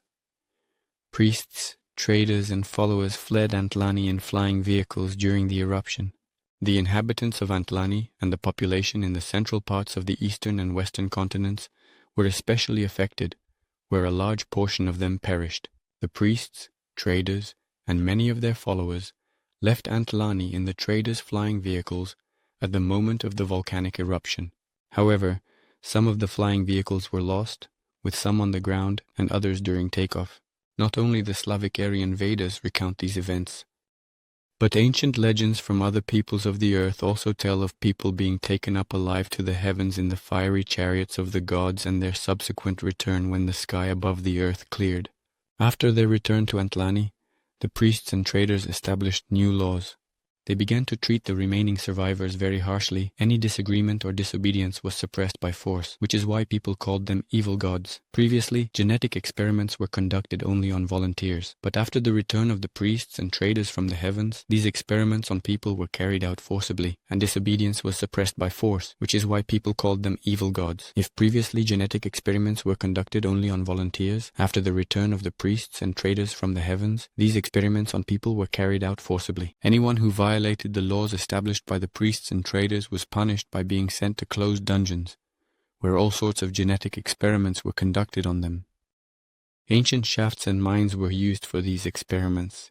Those who managed to escape from the dungeons and appear on the surface were called creatures of the underworld by the inhabitants of Antlani, as they no longer resembled ordinary people and looked more like various monsters from ancient legends. In many cultures around the world, this became part of the legend about an existing underworld or hell, where monsters and various terrifying creatures dwell. The priests and traders, based on their experience from the eruption of the Toba volcano, when they narrowly escaped death, began to use the monsters they had created to build the gates of the interworld, allowing them to leave the earth without relying on flying vehicles. The technology for building the gates of the interworld was stolen by the traders from the captured lands of the Hall of Svati. These technologies allowed them to penetrate into other lands, where the gates of the interworld were created by representatives of the forces of the worlds of colors. The gates of the interworld, built in Antlani and in Takemi in North Africa, were initially used by the priests and traders for abducting people, whom they transformed into monsters. Later, they used them to transport numerous squads of monsters to carry out their conquest wars. But not all the abducted people were turned into monsters by the traders. Some of them were selected and psychologically reprogrammed to serve the priests and traders. These psychologically manipulated people were sent under the guise of traders to the markets in the lands of Rosenia to scout the locations of the gates of the interworld in Rosenia, the systems for their activation, and the coordinates of the gates of the interworld in other lands of the worlds of light. After obtaining the necessary information, the priest traders began sending their monsters through the gates of the interworld to the south of Rosenia. The abducted white people were not sent to Antlani, but to the lands of the hellish world, to divert suspicion from Antlani regarding the kidnappings. To protect themselves from attacks and abductions, the representatives of the clans united to create the Great Circle of Rosenia, which means a great circle of warriors was formed, encompassing all the borders of Rosenia, aimed at defending all the clans of white people and the gates of the interworld. However, in encounters with the monsters, they used a destructive and will-paralyzing weapon unknown to white people. As a result, the raids were not always successfully repelled, and many people and warriors were abducted by the monsters. Therefore, the representatives of the Great Circle of Sini turned to the higher gods for help. As a result, the raids were not always successfully repelled, and many people and warriors were abducted by the monsters. So the representatives of the Great Circle of Sini turned to the higher gods for help. As soon as the decision to seek help from the higher gods was made, God Perun arrived on Midgard with his retinue. Waiting for another raid from the hellish world, Perun and his retinue entered the hell through the gates of the interworld that had been opened by the monsters. After the battle that took place in the hellish world, Perun freed all the white people who had been taken there by force and deception. He also freed beings from other worlds of the forces of light from captivity. However, during the battle, some of the warriors from hell and monsters fled through the open gates of the interworld to Midgard. Through them, Perun also freed all the captives. After the god Perun returned the freed beings to their worlds, he destroyed the gates of the interworld in the south of Russia and blocked the entrance with the Caucasus Mountains. The next day, he destroyed the eyes of the interworld, which were located in Antlani. The white people returned their kin, and a great celebration took place all over Rosenia. People rejoiced at the return of their relatives. The monsters and surviving warriors from hell became hungry, so they wandered through Rosenia begging white people for food. People, so as not to dampen their joy of reuniting with their relatives, gave them food, after which the monsters and warriors from hell would leave. Our ancestors always remembered these joyful days. They even included it in the calendar as the Minari holiday, a day of change and the following week of joy. After the week of joy came the day of great peace, when everyone rested from the festivities and reflected on the meaning of life. After the day of great peace, a week of remembrance for the ancestors was established, during which they honored all those who perished in the hellish world. While people were honoring their ancestors, the god Perun and his retinue roamed through Russia, destroying the monsters and warriors from hell. As soon as the last monster was destroyed, the god Perun drove his sword into the ground. Old believers cherish the legend of Perun's sword defeating evil, and the evil forces were defeated as the shining sword of the god Perun was driven into the ground. To this day, representatives of the communities of the old believers of the ancient Russian Church remember these events. During the Minari holiday, which later received the additional name Kalida, people dress up in costumes, imitating the monsters that are now referred to as the masqueraders. They go from house to house, singing songs and asking for food. After the carol days, the day of great peace is celebrated, followed by the week of memory of ancestors. On Winter Day, gifts to Perun and a swastika path mark his victory. He vowed to return. On this day, people bring offerings to God Perun and walk barefoot through a swastika-shaped labyrinth that mirrors Perun's path through the land when he roamed and destroyed the monsters and warriors of hell. After defeating the monsters and warriors of hell, Perun and his warriors left Midgard for the land, promising the white people that he would return when the great Asa was over. Having lost the gates of the Between Worlds, which were located in the Temple of the Gods on Antlan, the high priests and merchants decided to build new gates of the Between Worlds, hiding them deep underground, away from prying eyes. 5 years later, the gates were ready, and they resumed their connections with the hellish world. Above the new gates of the Between Worlds, the Temple of Great Wisdom was built, where the high priests and merchants placed a glowing crystal brought from hell. The radiation from this crystal affected everyone who entered the Temple of Great Wisdom, altering and expanding their consciousness, while simultaneously suppressing their psyche and will. The forces of darkness and hell realized that they couldn't defeat the forces of the worlds of light in open battles, so they decided to use other, more sophisticated and cunning methods of waging war. The high priests and merchants began to turn the peoples living outside the borders of Russia against the white people, using old tried and true methods, bribery, and the manipulation of concepts in ancestral customs and beliefs. They invited many elders and representatives of the clans from these peoples to their homes, always taking them to see the grand decorations of the Temple of Great Wisdom. After such tours, the elders and representatives of various peoples fell completely under the influence of the priests and merchants of Antlan. To solidify their influence among the various peoples living outside the territory of Rossinia, the priests and merchants began teaching these peoples how to build magnificent temples and cities. After a while, temples of great wisdom appeared in the cities of these peoples, built under the supervision of the priests of Antlan.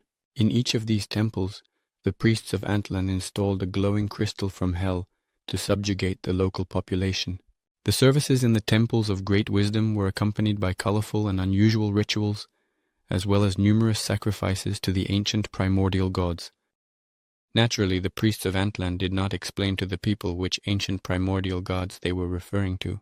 Gradually, the new religions and rituals introduced by the priests of Antlan began to displace the ancient ancestral beliefs and old customs of these peoples.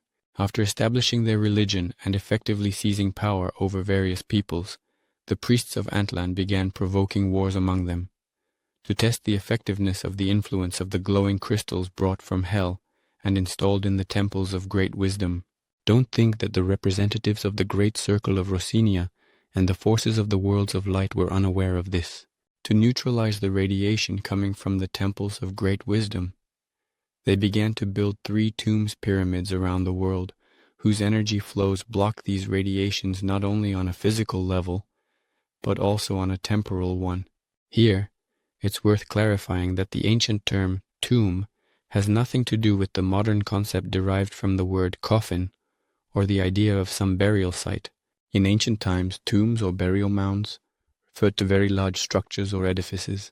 In Slavic languages, until recently, the burial sarcophagi in which the deceased were placed were not called coffins, as many think, but rather domovinas. The construction of the 3 tombs around the world led to many peoples freeing themselves from the influence of the priests of Antlan. This led to the unification of many peoples living beyond Rossinia. They secured the support of the great circle of Rossinia to rid themselves of the dominance of the priests of Antlan.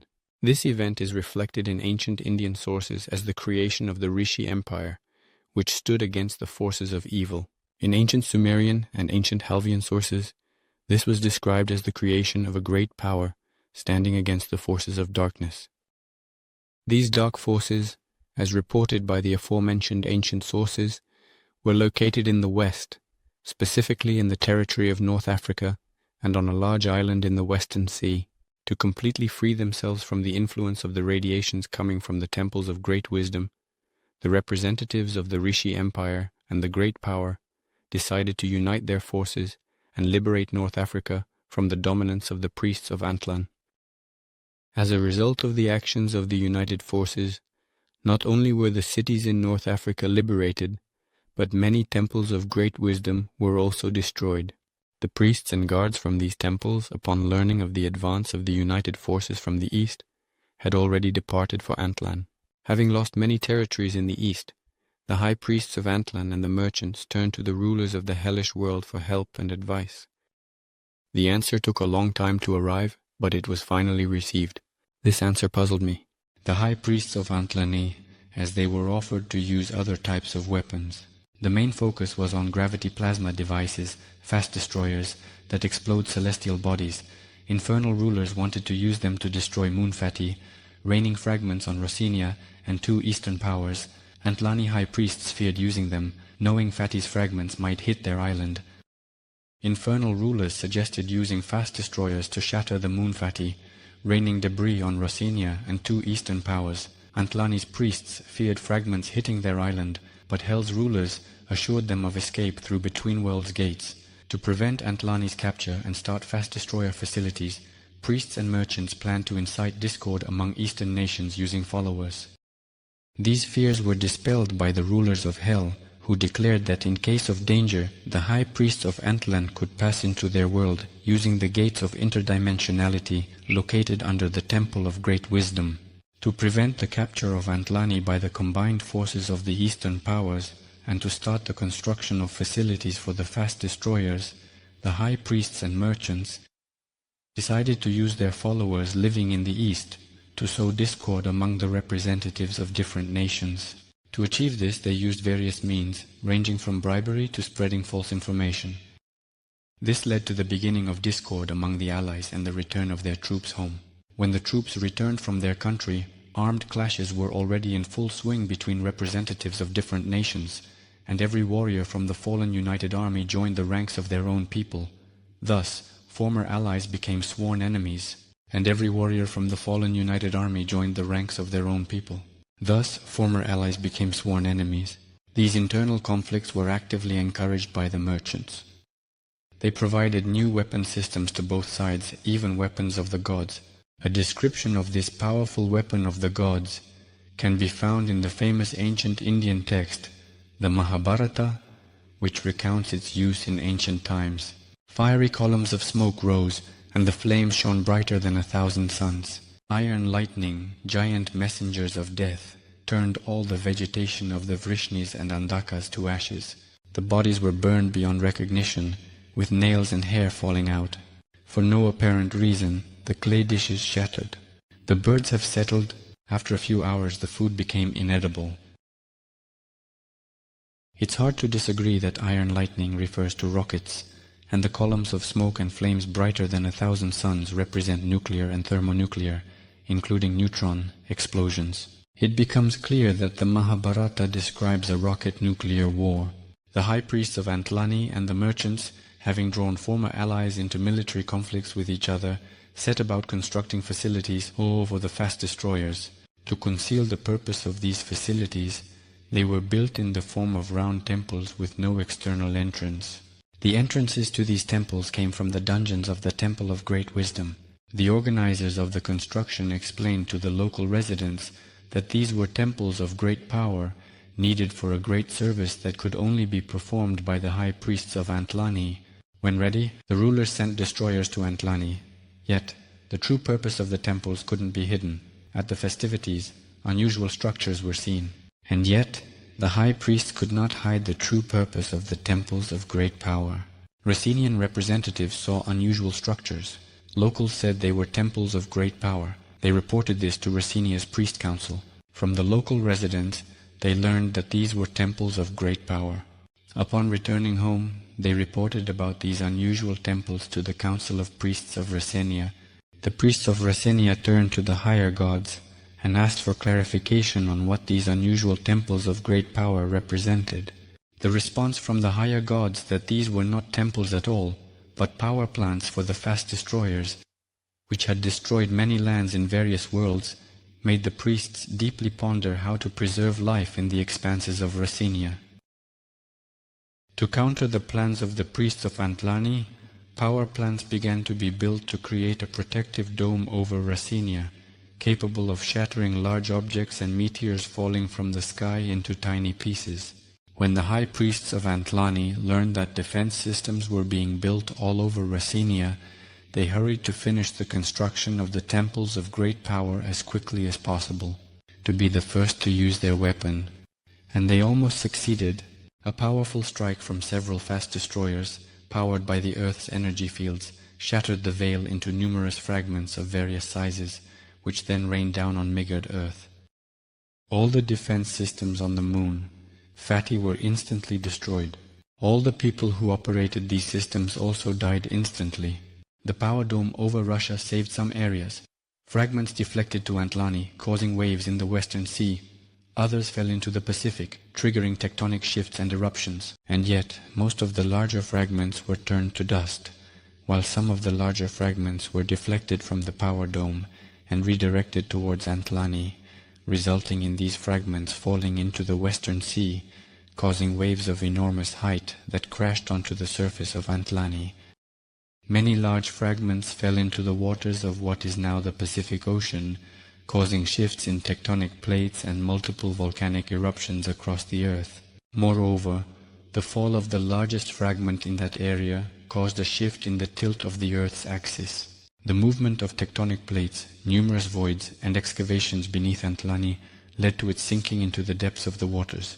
These events were reflected in the myths and legends of many peoples on Earth across different continents, like the tales of the Great Universal Flood. But since protective power complexes were installed over the temples of great power, they could not be destroyed by the high waves. These protective complexes created and maintained a fully autonomous living environment. So many priests, traders, and support staff did not perish but survived thanks to these protective systems. Some of the high priests and traders took advantage of the gates between worlds and hid in the hellish realm. The dust from the fragments shattered by the power dome of Racenia and the ash from the eruptions of numerous volcanoes filled the atmosphere above Midgard Earth.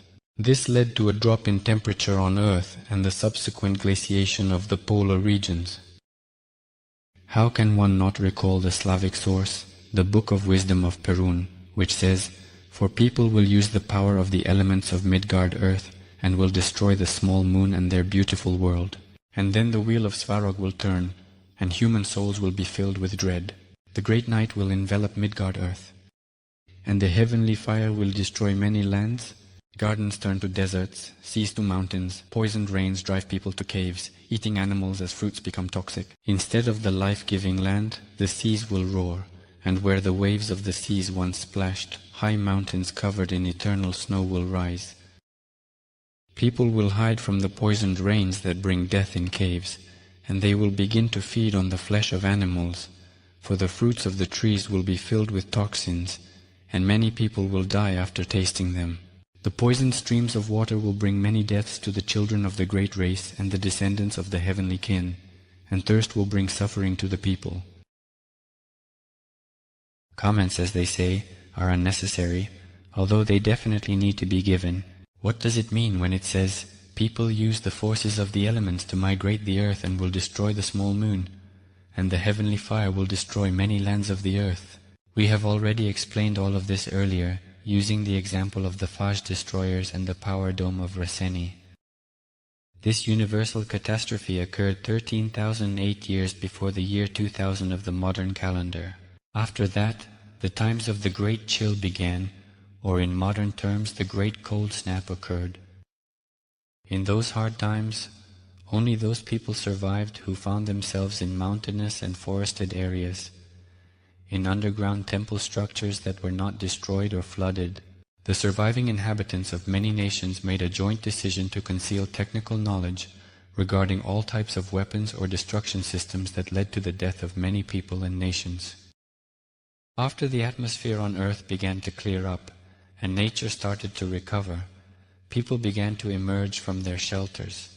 Soon, they started to rebuild their cities and temples and move into them from their underground structures. For the growing humanity, a new calendar system began. In this regard, it makes sense to provide the system of calendars used by the Slavs and Aryans that existed before the events described above. This calendar system indicates the beginning of important events for the Slavs and Aryans. The calendars listed below are calculated as of the year 2000 of the modern calendar. Year 957-508, from the time of the appearance of the gods on Midgard earth. Year 604-375, from the time of the three suns. Year 460-519. Year 604-370. Year 460-015-19. From the time of the beginning of the settlement of Daria. Year 273-895. Karir Doniel 607 Svarga. Year. From the time of Tula, year 165-31. Year 21-687. Year 185-767 from the time in Tula. From the time in Tula, from the time in Tula. 165K 31st, 165K 31st. From the time of Tara and the beginning of Rasania. Year 153-365 from the time of Asadei. Year 142,991 from the time of the three moons. Year 111,807 from the resettlement from Daria. Year 106,779 from the founding of Asgorodiriski. Year 44,545 from the creation of the Great Circle of Russia. Year 40,005. From the time of the third arrival of Perun. Year 13,008 from the time of the Great Istuja. There were many calendars in ancient times, and none were abolished. The sages preserved ancient knowledge, which has survived to our time and can help restore the previous calendar system. The survivors after the flood, the sages of the Slavo-Aryan tribes, continued to preserve ancient knowledge, including about their past. That's why some of it has survived to our time and can serve as a basis for restoring the entire system of previous calendars. In the post-flood period, the Yari Slavs introduced another calendar. It was connected to the victory of our ancestors over the ancestors of the Chinese, the Arimas, who tried to seize the territory in the north belonging to Rosenia. As a result, 7,108 years ago, as of the year 2000 in the modern calendar, peace was created in the Star Temple, meaning a peace treaty was concluded between the warring parties. But since for many centuries the Arimas violated the interdynastic treaty, a boundary was established, a border between Russia and Aremia. At first this boundary was simply marked by boundary posts. Then fortifications began to be built along them, separating Rosenia from Aremia. Gradually, these fortifications turned into the Great Wall of China, the construction of which was completed under Emperor Qin Shi Huang. The completion of the construction took place just over 2,200 years ago. The Slavic calendar was used throughout our country until the beginning of Peter Fern's reign. He, being under the strong influence of European politicians and adventurers, systematically and purposefully eradicated the last remnants of Slavic culture and Slavic heritage. In the year 7208, he ordered that it be considered the year 1700 from the birth of Christ. Thus, the supreme authority in Russia finally renounced its Slavic past and the legacy of its ancestors. In the year 7208, he ordered that it be considered the year 1700 from the birth of Christ. Thus, the supreme authority in Russia finally renounced its Slavic past and the legacy of its ancestors. Instead of the rich heritage of his ancestors, Peter ordered foreigners to write the history of the Russian state. However, those who forget their past condemn themselves to enslavement and destruction, which is exactly what has been happening to the Slavs over the last millennia. Chapter 8. Conclusion. The content of this book is mainly based on the ancient Slavic written source, the Book of Light, but it also includes other ancient sources that cover the same events. These ancient sources have been preserved among various peoples on different continents of the earth. The Book of Light addresses key questions of the Slavic worldview. It supplements rather than replaces, confirming its truth with archaeological and traditional discoveries. It highlights ancient Slavic knowledge from Arya, their ancestors. Understanding this knowledge is key to grasping the universe, life origins and human history, especially Slavs and Arimas. This book reveals the significance of the ancient Slavic knowledge that was bestowed upon the Slavs by Arya, their great ancestors, the gods. It fully proves that without a serious attitude to ancient Slavic knowledge, it is impossible to understand either the issues concerning the creation of the world and the origin of life in our universe, or the issues of the past of modern humanity, in particular the past of the Slavs and Aryans, as well as the time of the emergence of certain cultures and their demise. Without a serious attitude to ancient Slavic knowledge, the entire past of the earth either acquires a fantastic mystified religious picture or a primitive materialistic representation. In this process, the real picture of existence disappears, leaving only images. As a result, accurate predictions vanish. Consequently, humanity is hostage to hidden and overt malicious forces. The possibility of accurately predicting the development of humanity completely disappears. As a result, it becomes a hostage to the actions of both hidden and overt forces pursuing malicious goals. These goals are currently being pursued primarily at the expense of the Slavic peoples. In this regard, a question arises. How did it happen that the Slavic peoples have fallen to such a level of existence that they are governed by anyone who feels like it? After all, just 15 to 2,000 years ago, they dominated most of Eurasia. At that time, the population density on our land was low, which made it possible to live in clan communities in which clan traditions were strictly observed, and those who violated them were simply expelled. However, the situation then began to change rapidly for the worse. There were several reasons for this.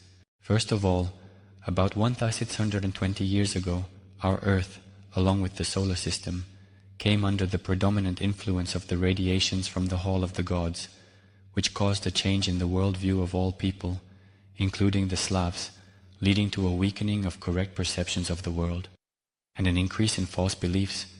Secondly, on the basis of the influence of these radiations, the peoples opposing the Slavs developed and strengthened their own religious systems and their organizational structures, which for the most part were opposite and even hostile to the Slavic worldview. These religious systems were designed for primitive perception, to arouse fear, lust for power, and profit in people. Thirdly, as radiations intensified, the population grew. Those violating clan traditions joined the enemies of the Slavs, adopted enemy beliefs, and returned as missionaries. Most often, they returned with enemies to enslave the Slavs. Fourthly, negative influences became catalysts for changing life views among the Slavs, especially princes, who saw domination over service. Most often, they returned with enemy forces to enslave the Slavs. Negative radiations changed the Slavs' views on life, especially princes who realized they could dominate. Enemy religious systems became appealing. Radiations from the Hall of the Fox and princes' disregard for clan traditions affected those inclined to violate traditions, seeking distinction through deception and betrayal rather than hard work. In this environment, the religious systems of the enemies become in demand. The intensification of negative radiations from the Hall of the Fox and the disregard for clan traditions by the princes, along with their fascination with foreign religions, primarily affected their surroundings and those members of the peoples who were naturally inclined to violate clan traditions. They sought to stand out from their kin, not through hard work and knowledge, but through deception, cunning, treachery, and even betrayal. Sixth, the intensification of negative influences and the occurrences from the Hall of the Fox, along with the increasing contacts between peoples, led to a rise in the number of wars between them. The Slavs often defeated their opponents and conquered their lands. After conquering them, they stayed there and assimilated with the local populations, strengthening them and weakening the Slavs. 7. Under the influence of negative radiations and worsening climatic conditions, some Slavic peoples moved to countries with more favorable living conditions, mixed with the local population, and achieved significant material success. This led to a fascination with luxury and a forgetting of clan commandments and traditions, which resulted in the humiliation of those who remained in their former homeland. 8th. However, there were instances when enemy warriors also invaded Slavic territories. They looted and raped Slavic women. Slavic warriors also took captives. These children, as they grew, tried to change their status through unworthy actions. There were many instances when Slavic warriors took captives, and those women gave birth to children with the same traits and status. As they grew up, these children tried to change their situation by any means possible, often through unworthy actions. In the event of coming to power, they would carry out a massacre among the Slavs. Prince Vladimir is one of those figures from our past who Christianized the Kivans and ensured the spread of this religion among other Slavic peoples. All of this led to the degradation of the clan-based Slavic society and subjected the Slavic peoples to foreign domination.